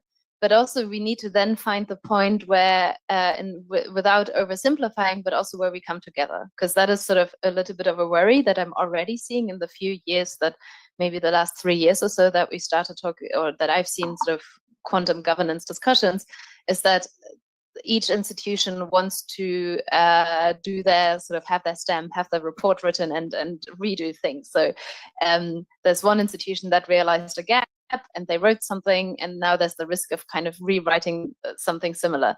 And this is where I think there's an opportunity really to kind of embrace that complexity, in the sense of, let's work together. Typically, we're not really good across these institutions to work together. But I think, and this is where I echo the sentiments about the Open Quantum Institute, which is really an institution that manages to bring these different institutions together. On the one hand, public, private, but also different sort of UN bodies that, as I'm hearing, I'm not in this, so I can't confirm, but as I'm hearing, that might not typically work together that much. So I think embracing something like that to work together, and not kind of compete, and not end up with an AI situation where we have, Amal, you might know, I don't know, is it 333 AI ethics principles? And so to kind of not end up in that situation, but at the same time acknowledge that we won't have simple answers. So I think we need to kind of more this procedural thinking is important.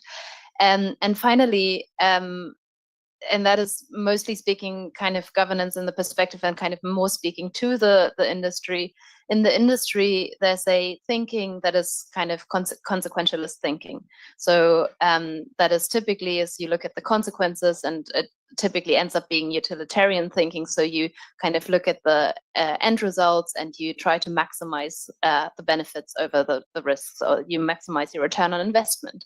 So that's really, it's a particular form of ethics, where you're predicting, and you think you know what the consequences of something are, and then you make your decision based on maximizing the good. That form of ethics doesn't work where you don't know what the consequences of something are. So I think the case of quantum is a wonderful case. I anyway think that consequentialist ethics or utilitarian ethics doesn't lead us very far, but in particular, I think with quantum, it doesn't make sense to pretend that we know what we can do with quantum. You've heard the entire day that we have good guesses at some of the applications, but there's a huge wide space where we don't know what the applications are. So why don't we use that as a motivation to endorse more principled or more deontological kind of approaches? And that, again, returning to the SDGs, returning to principles, where we can use these guiding principles in our decision-making, in our governance structures. And that might sound trivial from a policy perspective, but as you know, in corporates, that's not trivial, because corporates look at cost benefit, and the entire logic, entire decision-making logic is a cost-benefit equation. So to plug in principles in that equation is a challenge. So I think that I think it's a huge opportunity, but it's also something where we need to change the logic, and we're managing to change the logic with thinking quantum rather than classically. So I think we can do also the additional step of changing the logic of how we kind of take decisions in corporates. And I don't mean by that kind of sort of the promises and then work, but actually changing it and actually doing sort of quantum for good, these kind of initiatives, and having them materialize, and then also in the sense that the corporates and the private sector can be held accountable to these. Thank you. It's interesting, and Bez, I'll come to you right away. I just wanted to have a quick follow-up, because all of you mentioned the importance of principles, and reflecting on what you were saying about AI and the hundreds of principles that have been created. I think what we've observed in the AI sphere hasn't only been a technological competition, but also a competition for intellectual leadership, and that manifested with a proliferation of principles. And if you were approaching one of the entities that came up with a new set of principles and pointed out that this looked very similar to this other set of principles, well, again, but these are mine, right? So the best and probably lowest cost is to just come up with your own thing. And I'm wondering, now that there are the general principles in the Pact for the Future that govern science as a whole, and there are already some strong principles that emerged with the WEF, can we just agree that that's it? We don't need more. Let's use those. Let's see how they can apply without necessarily having 193 states potentially coming up with their own set of principles just because they need to feel ownership and sovereignty even in the establishment of principles. But you said you're not an insider in the UN system, but we just happen to have one on the screen with us here today. So Beza, I'm just giving the floor to you now. Thanks, Giacomo. I think on the general reflections, I'll exactly point to the multilateral level of governance itself. And probably I'll talk about the two areas that I see an increased need of structured dialogue. The first area is to close the digital divide on digital transformation, and specifically on quantum technologies per se. And the second area, I think, that's also briefly mentioned earlier from the speakers, is to mitigate the risks for international peace and security. Of course, I agree the use of quantum technologies for sustainable development and in other areas are equally important as well. On closing the digital divide, I'll do a bird's eye view a little bit on this. When we're talking about artificial intelligence, quantum technologies, biotechnologies, all of these and the applications within these technologies, they're all taking place at this point in time, where there is mounting levels of geopolitical tensions and power competition. And such competition is also taking place at the geotechnological level, right? We're seeing more and more states developing national capabilities, indigenous solutions to reduce their tech dependence, especially on their competitor states.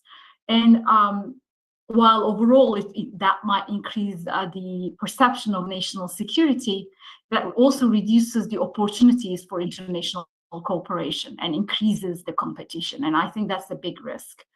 And that's a big risk for governance as well. And then the second thing I think on this is that digital technologies are exacerbating the concentration of economic powers in a small number of states, in a small number of companies, in a small number of elites, individuals. And that basically results in the benefits of that technological advancement not shared equitably or with equal access with the developing world as well. I was looking at the Secretary General and what he had said on many of these issue areas, and in his actually Global Digital Compact policy brief before the compact itself was endorsed, he indicated that the digital world is one of divides, and behind these divides is a massive governance gap. And I think we need to acknowledge that overall point that he's making. In fact, the know-how, the financial resources, the skill set to develop quantum technologies rests, I believe, only with like 10 to 15 countries in the world. And not all of these technologies have the capacity to develop all applications of quantum technologies, from communications to sensors to computing. So there is a divide between the developed world and the developing world, and then in the developed world itself, there's also certain levels of divide. So that's, I think, one item that we need to consider at the multilateral level of how we should be thinking about this issue. And then the second point is on the implications of international peace and security. I'm in New York. Unfortunately, I missed the third panel. It was really early in the morning, but I know that that panel discussed those implications. Some of them, of course, are concerns related to protection of sensitive data, from new quantum cryptography techniques or potential malicious uses of quantum computer technology, for instance, to generate new chemical or biological compounds and so on. Some of the risks are, I think, known, and some of them are unknown, and some of them are completely, there is this uncertainty, unknown category in when we think about those implications. But even if we do not know, or even if we are not sure about the implications of these technologies, we need structured dialogue among states to start discussing the issue and create common understanding, especially on the international peace and security implications side. There is currently no specific intergovernmental process on the issue that links back to the UN ODA's portfolio, on the first committee and so on. But there are some activities that are going on within the UN itself. For instance, the open-ended working group on ICT security, information communication technology security, actually discussed quantum-related elements, specifically links between cyber threats and quantum applications in their program of work. Similarly, for instance, we are seeing increased investments in and the use cases of quantum communications for satellite technologies, for instance. That creates a direct link with the intergovernmental processes on outer space and quantum technologies and so on. So I would suggest that states to use those existing mechanisms, existing intergovernmental fora, to at least talk about the convergences of quantum tech with other disarmament issues until an established dialogue is formed, focusing specifically on quantum itself. There are 4 areas that I would like to also say, just like to close it off, where I see unique opportunities to respond to some of the challenges. One is already mentioned: the dialogue on quantum governance should be an inclusive one, that's inclusive of the multi-stakeholder community, but also inclusive of all the geographical divisions. And secondly, I think capacity building should be the highest priority, whether it's in the civilian applications of quantum to the implications of international peace and security or military applications. I don't think that matters. I think we need to invest in capacity. And then there's an third one is the urgent need for international cooperation to share research and development techniques. Open research has been mentioned, for instance, as one of the ways forward. And then fourth, I think we should consider establishing mechanisms to promote accountability for the use of quantum technologies in a responsible manner. And that accountability does not only rest with states, of course, it's the state's responsibility foremost, but also with the research community, with the industry, and so on. So we need to have layers of accountability and what that accountability means in responsible development of these technologies. Thank you. Thank you, Beyza. I might stay with you. I had a couple of follow-up questions that you kind of already covered, so I'm kind of building on something else that was said here in the room, but also that you referenced. So you said about the OWG, about how other mechanisms within the UN could take their turn into looking at the implications of quantum for respective fields of interest and application. But we also heard, going back to the list of already existing principles and some of the work that has been done. Of course, some of these principles, like committing to use quantum technologies for good, there might be a tension there when we're looking at international peace and security. But more in general, how do you think, what do you think would be the best way for socializing and bringing this wealth of information, knowledge, work that's already been done to come up with these principles into the international peace and security multilateral discussions? Because we see sometimes this disconnect. Every time that the international peace and security community approaches a topic, it does so as if it has never been done before. So how can we make that connection and bridging? Thanks, Giacomo. So it's a good question. I think there are areas that, and that this goes back to the lessons learned probably. There are areas where the international community can look at the civilian applications or the principles that have been developed for civilian applications of quantum technology, and then ask whether those principles could be applied to the military domain itself or the implications to international peace and security itself. I think there are some areas that we can see convergences, and probably there will be areas where there would need to be a certain level of nuance. In military applications, we're seeing more of sensitivity around data sharing, open source information, open source research, and things that probably are normal for the civilian research community are not that normal for the military application side of the things. So, there is that inherent, I would say, pull and push mechanism that's going on between the civilian applications and military applications. The other element that I think this is linked to the principles itself is the dual use technology, right? We're talking about most of the technologies like AI, quantum, bio, they're all dual use technologies. So it's really rests on how you responsibly use those technologies. What are the principles and norms that could be developed that would ensure that responsibility, but also what are the legal implications of that certain use. So there are again layers that needs to be thought of in that regard. Yeah, I'll leave it to that. Thank you, Beyza, and also reflecting on what you were mentioning, particularly in the context of the OWG on ICT technologies, which is the process I'm more familiar with.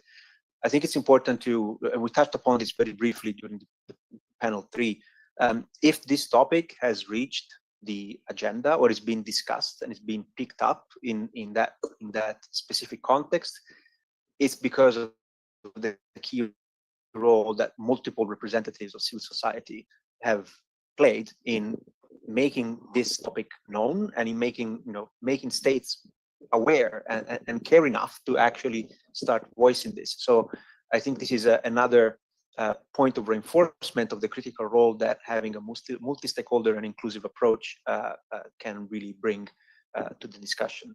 But I would like now to come back to you, Ambassador. Thanks for your patience in waiting. And I would like to ask you to elaborate a little bit more on how we can create effective international cooperation mechanisms, particularly in the context of R&D, so research and development, but also taking into account some of the concerns that might be of interest to the general community, and in particular to the international peace and security one around misuse, you already touched upon intellectual property, but more looking at issues such as competition and misuse and proliferation. Well, the matter of competition, I think to some extent it's unavoidable, because quantum is already being discussed at bilateral level regional level.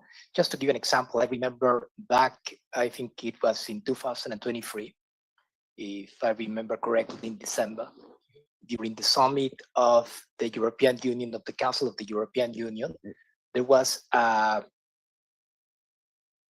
release on quantum technologies, and it was stated by the then at the time president of the European Council that Europe should consider itself as the, let's say, as the leading, if not power, as one of the leading actors on quantum technologies. So there was a proposal actually to invest more actually in terms of European and regional funds. So that's a very concrete example that some regions are already positioning themselves, some blocks are positioning themselves. And obviously we know the cases of some specific countries that are heavily investing on quantum technologies, not only at the capacity of private companies, but they were doing their own research, they were their own investment. So I believe there is this already competition taking place in, and you can see there is a very interesting report that I think was published last month by the Geneva Gravity Institute that is touching basically on the geopolitical components and competition on quantum technologies. And you can see some of the figures on how heavy those investments are. So, but one of my main concerns, and I never get tired of repeating this, is that many countries would be left behind. I mean, those countries that for some one reason or the other do not have the access to technologies or to resources, would be left behind. There would be something like a gap. And naturally, our previous speaker was mentioning the case of the digital gap. That's where we have the global compact in order to close that gap. So some very serious concern that I might share is that there's a possibility that this digital divide might get bigger by the fact that not many countries would be able actually to participate on the sharings of quantum technology. And I think that's one of the advantages of having the next year this quantum celebration, because hopefully we will raise awareness. One of our speakers this morning mentioned, well, maybe it doesn't make any sense to have that each country have something like a quantum lab.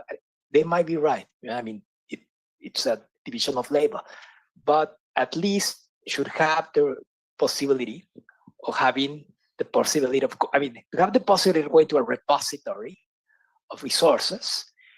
And I have seen this situation very clearly. I know of some countries who have quantum scientists, but they don't have specialists on quantum algorithms. So all of a sudden, they're out of the game because you have maybe you have a specialist on some field, but if you don't have the possibility of translating through algorithms into the, let's say, into the software, the hardware, well, maybe you are falling behind. There's already a digital divide happening.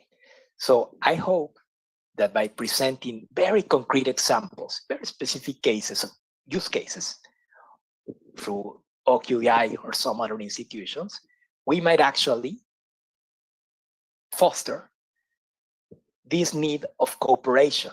I mean, to create this as well, if I cannot do it on my own, I can actually cooperate through international organizations, through the existing channels, and cooperation would be fostered. That's my hope, but obviously I wouldn't have a definite answer on that. I think that's more work in progress. Thank you. And Prince, if I can come back to you, I actually have like a two-part question. The first part is really actually a very quick follow-up to what the ambassador just said, and also Beza mentioned this issue of inclusivity. How can we make sure that we bring everyone along, etc. So, what would be your perspective on the issue of inclusivity? How much is too little? How much is realistic? How much is too much? Perhaps, I don't know.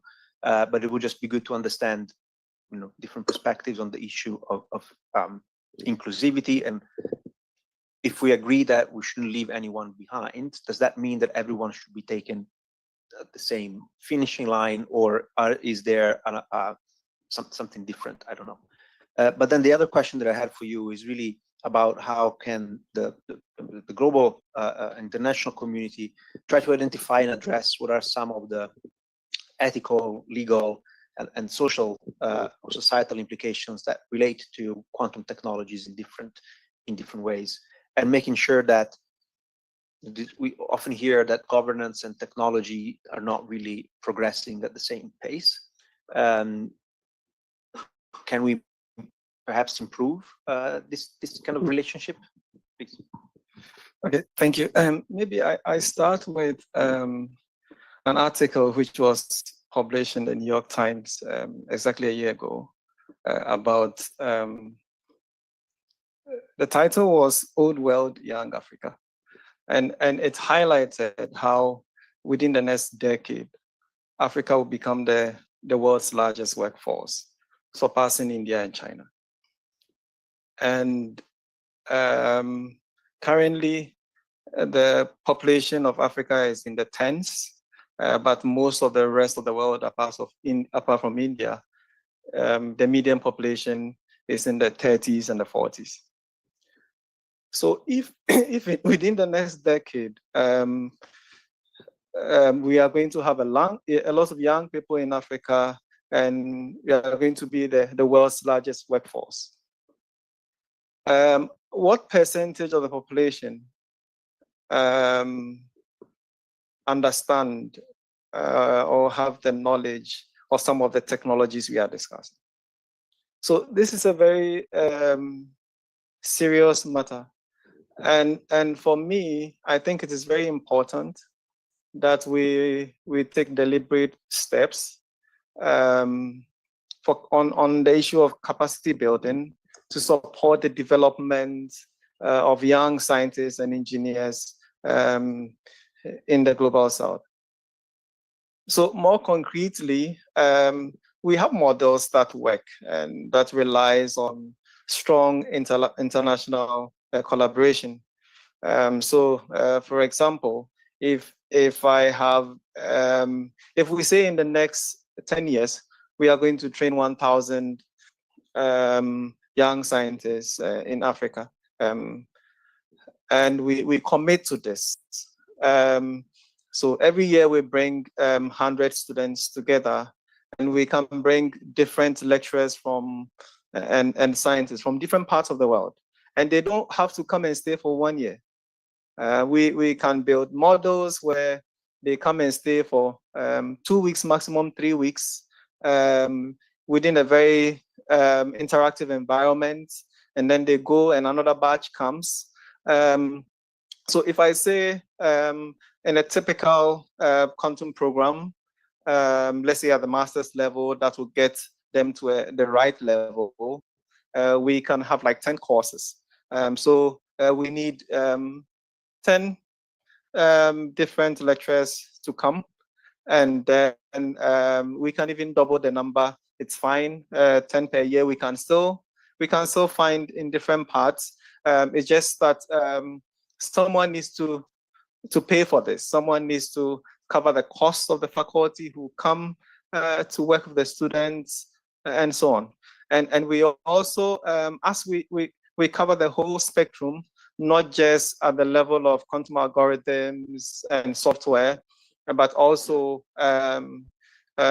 quantum devices and material and so on. It's important to expose some of these people, young scientists in these communities, to experiments. And so we could think about model labs that are not so expensive, but could provide exposure to some of these young people within these regions. So I think this is something that I will concretely wish for, and maybe in the International Year of Quantum, UNESCO should decide to have an international institute on quantum technology centered in the global south. And to the second question, I think what I would like to say again is for us to learn from scientists and academic researchers in general. So when we discuss solutions to problems and ideas, it's very exciting that you can have 50 people from different parts of the world gather together discussing these problems, and no one cares and thinks about negative impact and risk. Everybody is excited, engaged about discussing different points of views of how the problems can be solved, and the positive impact and what it can do. I think often the risk come from outsiders and not necessarily those involved in the foundation discoveries of this. So I think it is important for us to connect policymakers and regulators and different stakeholders to the scientists that make the discovery, to see how they engage and clearly understand that fundamentally all the discovery of these new technologies that we are excited and about and work so hard to try to achieve is not that we are only thinking about how we can solve problems, how we can make impact, and how we can improve on society. Thank you. Thank you. Mira, coming back to you with a question about going back to principle frameworks, governance, etc. I picture in my mind this kind of almost like Venn diagram where you have governance, so regulation one, you have innovation in the other, and you have security in the other. How can we navigate that? So where should we, I mean, it's easy, the Venn diagram, the sweet spot is just right in the middle, but what does that actually mean? How can we balance these three different elements that might be pulling in different directions? Yeah, I think, I mean, you kind of hinted to the answer in the way you asked the question with the Venn diagram. Though I think the effort we're currently undertaking is still creating that Venn diagram and the actual intersection of the Venn diagram. So sometimes I think we heard that what is currently still underway is that we have the separate circles, and the separate circles are not yet intersecting. And so the effort, like the stage, I would say, kind of we're currently in is pushing these circles together so that they actually overlap and become a Venn diagram. So I think that's kind of where we are in terms of the process. And then once we've done that, we can, I think, identify the sweet spot in the sense of what you were also alluding to earlier. Can't we, rather than having writing these principles all over again, because also, frankly speaking, it's not a very exciting exercise in rewriting principles. No one claims that there's much novelty in these principles. I think it's also kind of, again, from a more philosophical perspective, it's really good that these principles read very similarly. If they were, I think what the big caveat there is if they were really based on inclusive processes, because I have a worry that with a lot of these principles, they were written sort of from a particular cultural point of view, and so that what appears to be like a congregation of values is a congregation of a particular set of values that overlooks a big set of values that did not have a say in writing these. So I think in terms of then kind of how to work with that sweet spot, it is looking into, okay, great, we might have an overlapping set of values and principles already out there. We don't need to redo it. Now let's have a look who was not part in writing these, and let's have the discussion with those who weren't part in writing these. And also let's be open that there might be different values. So I recently, Prince and I, we were at sort of another Quantum for Good event, and there were other UN organizations, and they were already speaking about sort of what is coming after the Sustainable Development Goals,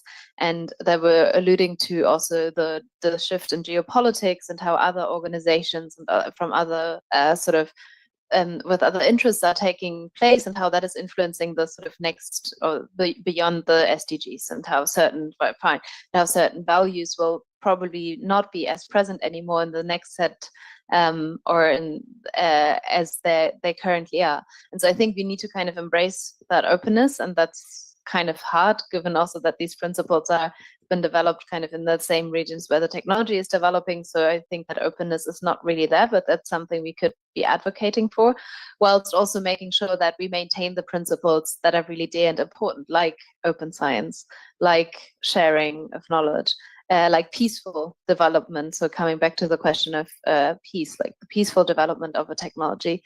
So to that element in particular, there's something that I find a little bit worrying, which is again, I think due to a lack of no Venn diagrams existing in a way, is that this discussion of multiple use or kind of even an awareness thereof isn't really one that is very prevalent, I would say, in the technical circles. You've alluded to that as well. And at the same time also, there's not many technical folks in the discussions, I feel, of these kinds of discussions. So I think that we also need to bring the two communities closer together to have more of a discussion. Yeah, so I think it's a kind of a process of sort of finding the sweet spot after sort of bringing the different communities together. And then finally, I want to emphasize also that with kind of quantum sensing and communication, maybe more so with quantum computing, we're still speaking kind of in a little bit of a voice of the actual users. So I think what we forgot a little bit in this discussion is that the users will come from wide industry. And it's not the quantum computing providers who will necessarily find the user or will find quantum advantage by themselves. I said it in the previous panel. So that is also something to be very, very, very aware of. And in terms of the governance and the policy making of, it's potentially all of the material science industry, it's all of the chemicals industry, it's all of the biological industry. I mean, that's the areas where we know we'll likely have, or where we're more certain that we'll have a quantum advantage. So it's also looking into these industries, and they have their regulations. And so I think it's also an effort of seeing, are they all fine and good, and can we go with it, or do we need to make updates in case we have quantum advantage, and what is happening there? So kind of engaging that we call it sort of the application industry, engaging also the application industry in the discussion, rather than kind of accidentally, because it seems easy, it's a much smaller community to speak with. The technology industry, it's much fewer, but again, it's to my earlier point of complexity, and it gets a bit more messy if you look at the entire application industry. But I think there's also a huge opportunity, because the application industry is also much broader. And so in terms of coming back to the topic of the digital divide, the application industry is much wider. So looking at two countries that might not be building their own quantum computer yet, that might be countries that have huge potential applications. So that's a possibility of partaking in kind of reaping the opportunities of quantum, and thereby, as soon as you reap the opportunities, you need also be involved in the governance of it. So I think we maybe need to kind of shift our attention also to who's in the application industry, who's participating and benefiting from it, because ultimately, we've alluded to it, that's also where use can potentially go wrong. So I think that's maybe kind of to shift, the focus there as well. Thank you. And before we open or go to the Q&A on Slido, I just wanted Beza to come back to you one last time to really check what would be your perspective on the topic of inclusivity and the requirement or the need that we've heard for governance discussions to remain inclusive. Clearly, as the UN, we are by design, or we try to be inclusive. But here there are two elements, right? Is the inclusivity when it comes to participation and informed participation of all member states to these discussions, and then inclusivity more from a multi-stakeholder perspective, so going beyond the kind of the state angle. So I just wanted to give you, since I saw you nodding as other speakers were talking about this issue, I just wanted to come back to you again to see if you would like to add something on this point. Sure. Thanks, Giacomo. So on inclusivity, specifically on multi-stakeholder inclusivity, I think one of the areas to look at really is to have equal access to the research and development of quantum technologies. A model for that could be the IGF, the Internet Governance Forum, for instance, that facilitates discussions on the internet. I think similar type of forums would be very helpful. I know that Open Quantum Institute is a good example for that. And I took a note of Prince's suggestion as well for the UNESCO and setting up an institute on a similar level. And then I think another example of inclusivity could be at the regional level, perhaps. We're witnessing the development of quantum hubs developments at the national level from different countries. A model could be for those hubs to be established at the regional level.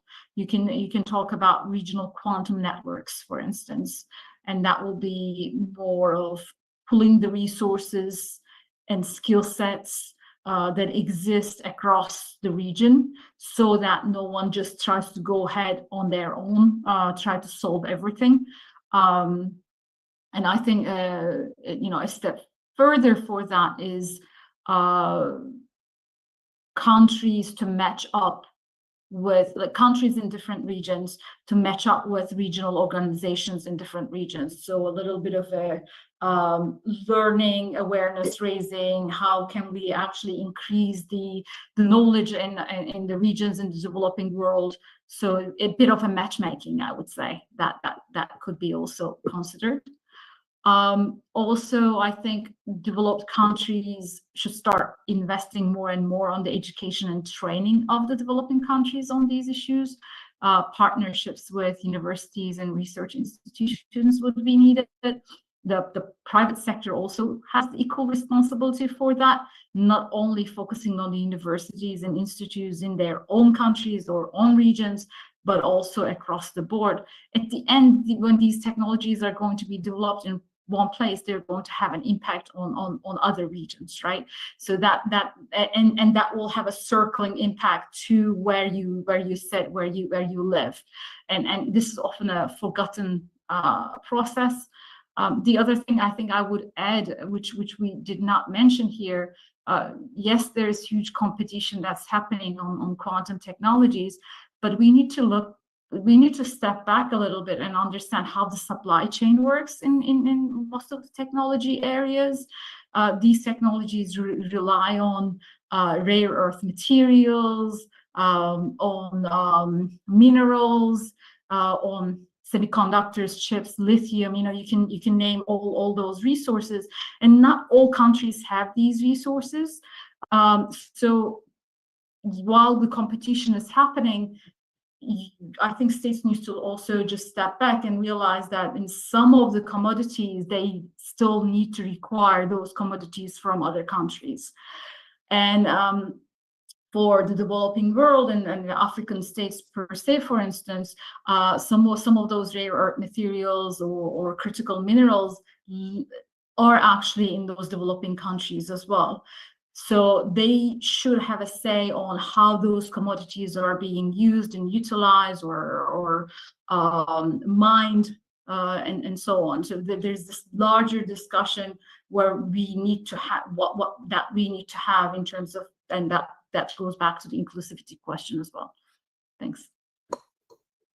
Thank you. So thanks to all of you for sharing with us your perspectives. We now have about 15 minutes to go over the many questions that we have on Slido. So thank you all here in the room and online for submitting your questions. I'm going to follow a similar model that was followed previously. I'm just going to read 2 or 3 questions, and then you can choose which ones to answer. Please help me out here, try to answer all of them, so no one gets upset because their question wasn't picked. I'll start with the first that reads: what are possible avenues for North-South private-public and/or multilateral cooperation? So what kind of models of cooperation can we think of? we have the Open Quantum Institute here is an example of cooperation, but perhaps not everyone is familiar with what it is and how it works. The second question is the following. Given that no single commercial or state actor can lead the quantum field on its own, how can collective leadership within the quantum field emerge and evolve? So how can, it's related to cooperation, but it's a little bit beyond that. And then the third one, which is, the first two are kind of more, if you want, abstract. This is very concrete. Do you think a global framework, for example, a potential UN convention? So we're going straight, we're cutting really to the strongest possible form of regulation. A potential UN convention on quantum exports or other type of field voted and adopted by all UN member states. Could that help diminish inequalities between countries when it comes to access to this technology? So this is the first cluster of questions.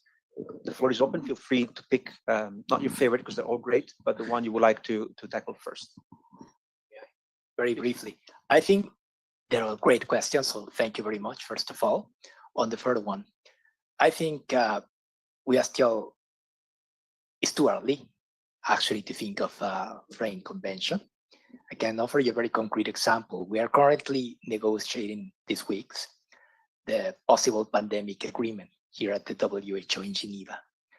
And I remember that we started this negotiation back in 2021 on the certain principles. One of them seemed to be too obvious, which was equity. No, it is not obvious. We actually had lengthy discussions trying to define what equity means. I mean, depending on cultural, regional, national level.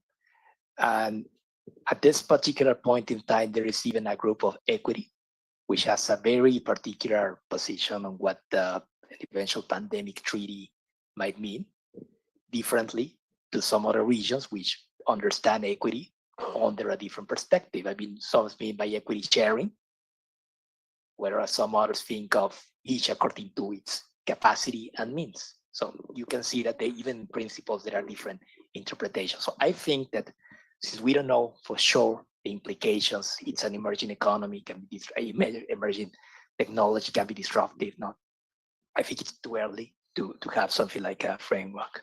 And I think on the first one, very briefly, think of CERN as a regional organization. If you think of strategically why CERN was actually founded here in Geneva, was because after the Second World War, it was considered strategically to have an international organization that could diffuse those tensions. It's the same time as the economic European steel community was founded. So it had a strategical purpose, and it was a regional organization and was very successful. So I think we could embrace this idea that was presented of having regional organizations that could benefit from North and South cooperation. And I would stress once again, I think OQI, it's a great example that advances through dialogue with different stakeholders, national governments represented here in Geneva, public-private partnerships, academia, can help us actually have a good example on how that might evolve into the future. That would be my take. Thank you. Thank you. Okay, so on the model for international collaboration, I think we have examples, and for example, in next year we are organizing a quantum hackathon in partnership with OQI in Ghana. This is a Pan-African hackathon that brings students from all over Africa and mentors and coaches from different parts of the world to meet and to support the development of quantum solutions for the SDGs.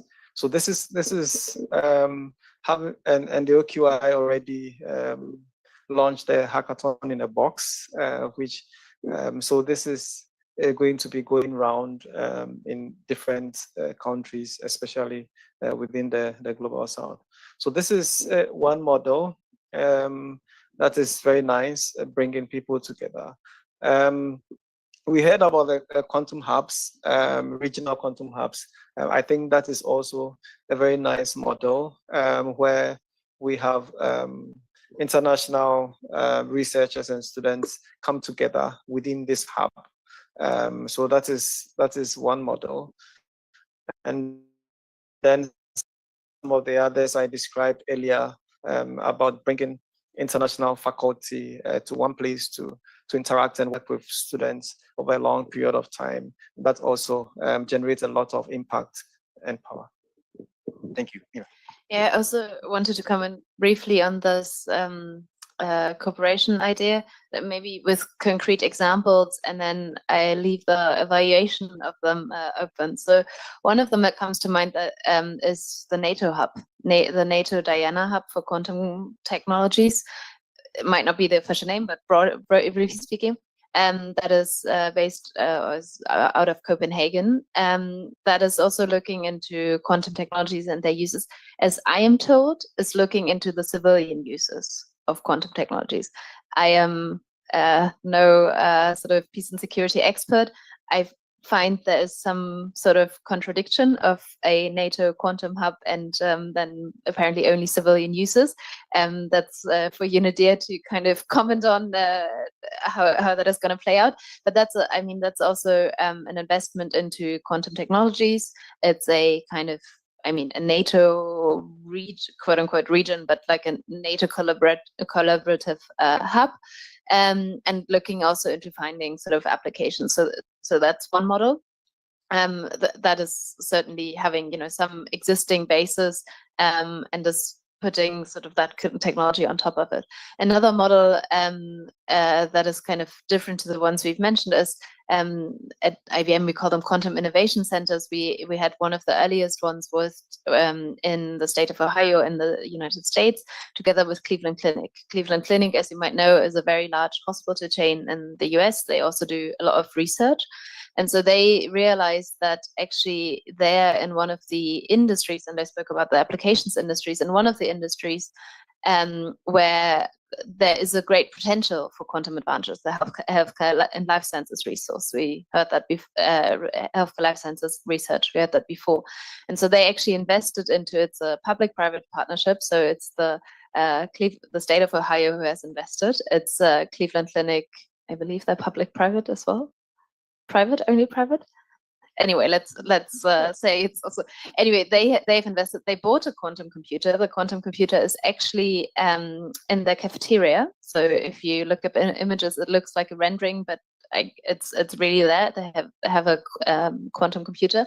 And it's also an initiative. So it's on the one hand an initiative to do research, but it's also an initiative for education. So the reason the state of Ohio invested is that it's linked to a huge educational program. So there's students being trained on sort of in, I think, even at the bachelor's level, but sort of just across the entire region to be trained to work on on and with quantum computing. So I think that's a model also that, and that's not one, there's similar models in Basque Country. Another one I wanted to highlight is interesting. So in that the case I just mentioned of Cleveland Clinic, it was public-private, but I think the majority of the investment being public. Here in Switzerland, not too far in Basel, actually, there's a private investor who's invested in one of those quantum innovation centers. And the investor who's saying, well, here in Basel, there's a huge, again, healthcare life sciences and chemical industry. That's one of the industries that will be able to use a quantum computer. And he's invested into bringing resources from IBM, but also others into Basel. And purely kind of private money, huge investments, and is building sort of a hub around this, is building with applications, is sponsoring, I think, a professorship, is bringing startups to work on the quantum computer. So I think this is models that might not be entirely new, but given the amount of investment necessary, I think also interesting to kind of consider that these can also kind of be driven privately. Of course, and we had that before, as soon as they're driven privately, the question of governance is immediately kind of right next to it. is somewhat more elusive. My optimistic view on the world is that the moment there's public investment, the question of governance is kind of not as elusive and is much clearer. When it's private, it might not be as clear. But yeah, to that kind of questions of models, I don't, again, I'm not evaluating any of them. I just wanted to kind of widen the spectrum a little bit of the kinds of cooperation models that exist. And ultimately what they have to at its core, I think what holds them together is this need for working together as an ecosystem to find the area where we actually have a quantum advantage. And I think if we also use that idea more, then we'll always know that there's an ecosystem around it. I mean, ultimately, that's also what binds the OQI together. It's that everyone realizes that together we need to find the SDG application that we can't solve with classical computing, and we really need a quantum computer for, and hence we're all motivated to kind of build up the OQI in order to find that one application or hopefully several applications. So I think there's also almost already a uniting kind of thread that these models can be built on. Thank you. And Beza, very briefly, you have anything you'd like to add on these points, these questions? On the convention, perhaps, Giacomo, there is a resolution actually in the first committee, the peaceful uses of technologies in the context of peace and security, international peace and security. It urges member states to promote international cooperation on materials, on equipment and technology for peaceful purposes. And the adopted resolution from this year is also actually asking for states to do some analysis and look at ideas of what type of gaps and challenges there are in terms of opportunities for strengthening cooperation. The question also raised a point about export controls itself, whether export controls could actually, a convention on export controls. There are different views on this, on the export controls question.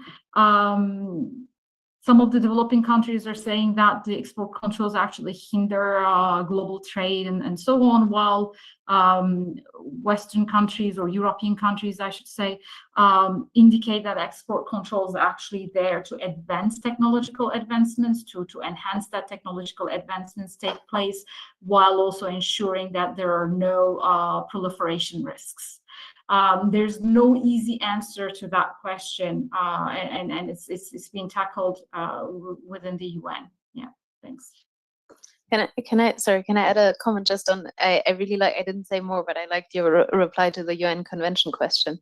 My kind of question to that as well is, it would be such a shame if we had this discussion here now and then at some point we were to lay it again. So I wonder just how can we, well, I absolutely agree that it's far too early for a UN convention or even thinking, but how can we ensure that we kind of nurture and reap the conversations we're having now and then be ready? I mean, couldn't I sort of, you asking, can we have all the principles? I am asking, well, couldn't we have something ready for the point when we need it? So then we make an update and we don't specify the number of qubits or whatnot. But so just can't we, use the time now to be ready? And I don't want to go back in sort of 15 years, look back at this and be like, oh yeah, back in 2024 we discussed it and now we're too late again. That, I mean, I can't bear the thought of that. So I'm wondering, what can we do to, not waste the time? Definitely, it's a cautionary tale what we went through with AI, and hopefully the resolution that Beza just mentioned is just an example of ways in which states can start talking about something. The UN, at the end of the day, belongs to member states. So it's the leadership of member states that decides whether or not a topic is going to be analyzed. And I think through discussions like today and more, we can do our part in making sure that we kind of inject this sense of urgency. Just because we have time, let's do not waste time. But at the end of the day, of course, it remains in the hands of member states. I just wanted, so we have 2 minutes and there's 4 of you, so 30 seconds each, to perhaps give your final thoughts. And I'm going to use one of the questions actually to frame it. What do you think are some of the unique challenges that you see that are specific to quantum technology governance, that are not just governance challenges that are applicable across other areas. So what is specific, the main challenge that you see when you think about quantum technology governance? And perhaps we start from Mira, we come this way, and we'll finish with Beza. Yeah, so I think it's the questions around access, both technological access, but also epistemic access. And so epistemic being the access to the knowledge around quantum computing. I would elaborate on those because we have discussed them at length, but if I had to choose one, I think if we had good ways to address both of them, technological access and epistemic access, that would help us in the governance as well. Thank you. I would say national interest versus commercial advantage. That is one of the main challenges. Once we transition from the fundamental development into commercialization, then there are a lot of gray areas and a lot of tensions in that area. So I think that is, for me, an area that is worth looking at. Thank you. I see two challenges. First of all, governments still need to grasp the idea of what this technology means. And secondly, I could agree with Mira, is access from what I have seen at the LQA. Thank you. Beza. I guess the challenge here for me is more of the exponential impact it has on other technologies, and then the cascading impacts, second level, third level impacts of those convergences to societies, economies, industries, as well as to security itself. And then linked to that, of course, the questions around access and all other things come about. Thank you. So before I ask Maricela to join me for some concluding remarks and officially wrap up today, please join me in a round of applause for our panelists. Thank you so much for everything.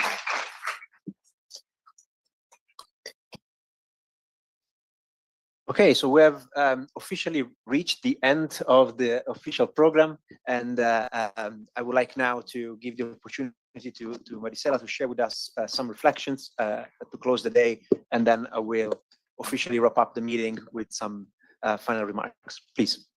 Thank you, Giacomo. I can believe that we are already at the end of the day on a Friday afternoon. So thank you so much for your patience and for your active participation.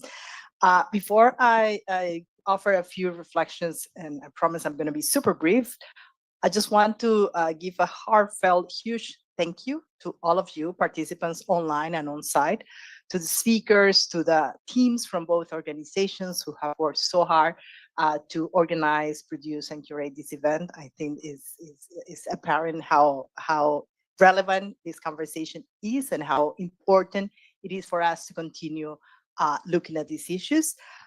So at the beginning, I said that we were looking at the what, the technicalities of quantum technologies, and I think that we were able to draw some initial contours around this. There's still more to be addressed, but that was a good, I think, overview to begin with. And later on, I mentioned the so what, right? And I think that the discussions today underlined that nothing is going to happen without the collaboration of everyone. That quantum value is still a thing that needs to be identified in different fields. But science is truly in asteroids, private investments as well, and diplomacy, and these discussions around the governance. And I like what Mira said, governance, that does not mean regulation. It means how are we going to address the challenges and the opportunities together are lagging behind. So we need to really speed up. And this is why we decided together to have this event today. And of course, the whole concept of anticipation, right? We cannot be reactive. So now what? I believe that we all need to become ambassadors of quantum diplomacy. And I am not addressing my colleague diplomats, I am addressing everyone because this is a role for scientists, for citizens, and for academics as well to help bridge the different gaps and have constructive multi-sectorial conversations. I think that we will continue hosting platforms in which we can address these issues with an action-oriented approach. And the Open Quantum Institute has been mentioned today as one of these platforms, but also the work that we do together institutionally and with other partners. And I think that aside geopolitical context and geostrategic considerations, we really need to continue fostering this international collaboration. This is the only way forward. So I think that we heard a lot about building not only science literacy and futures literacy, but also engaging at all levels, in all sectors, in all geographies, and making sure that we shape futures that address our priorities and values as a diverse society. So the views of all need to be included there. And that will foster peace, security, and inclusive development. So I'm very happy with the outcomes and with your participation. Thank you so much, Giacomo. Thank you, Marisela. You really captured the main points of today. It was an extremely rich discussion. Let me just join Marisela in thanking all of you for coming, all of the amazing speakers that took the time to share with us their knowledge and expertise. Participants online, thank you for spending with us your Friday. Of course, thanks to our donors, the Security and Technology Program donors, without whom we could not have organized this great event. And last but not least, thanks to the team in particular. Allow me to name Dong Yung, that spent a lot of time in the last few months in putting together an amazing program. Thank you, Dong Yung. And kind of the director behind the scenes that made all of this possible, Jessica, that is over there, that's been managing 3 laptops at once. So that's a record. Thank you, Jessica. But of course, both teams really worked very hard to make this possible. So thank you so much for coming. The recording is available on all of our social media channels. So if you want to go back because you didn't have enough, you want to hear it again, you can go. Please share the news with your colleagues and peers and networks. It's important for us that this event is a start of a process, is not a point of arrival, is a point of departure, at least from a UNIDIR perspective. And we hope that we can continue to work together. And there is a report coming up. There is a report. We're aiming to produce a report very quickly before Christmas. There will be a concise summary report. Of course, it will be impossible to capture 9 hours of discussion in 20 pages, maybe less, but there will be a report coming out. Thank you. Thank you so again. much. Thanks.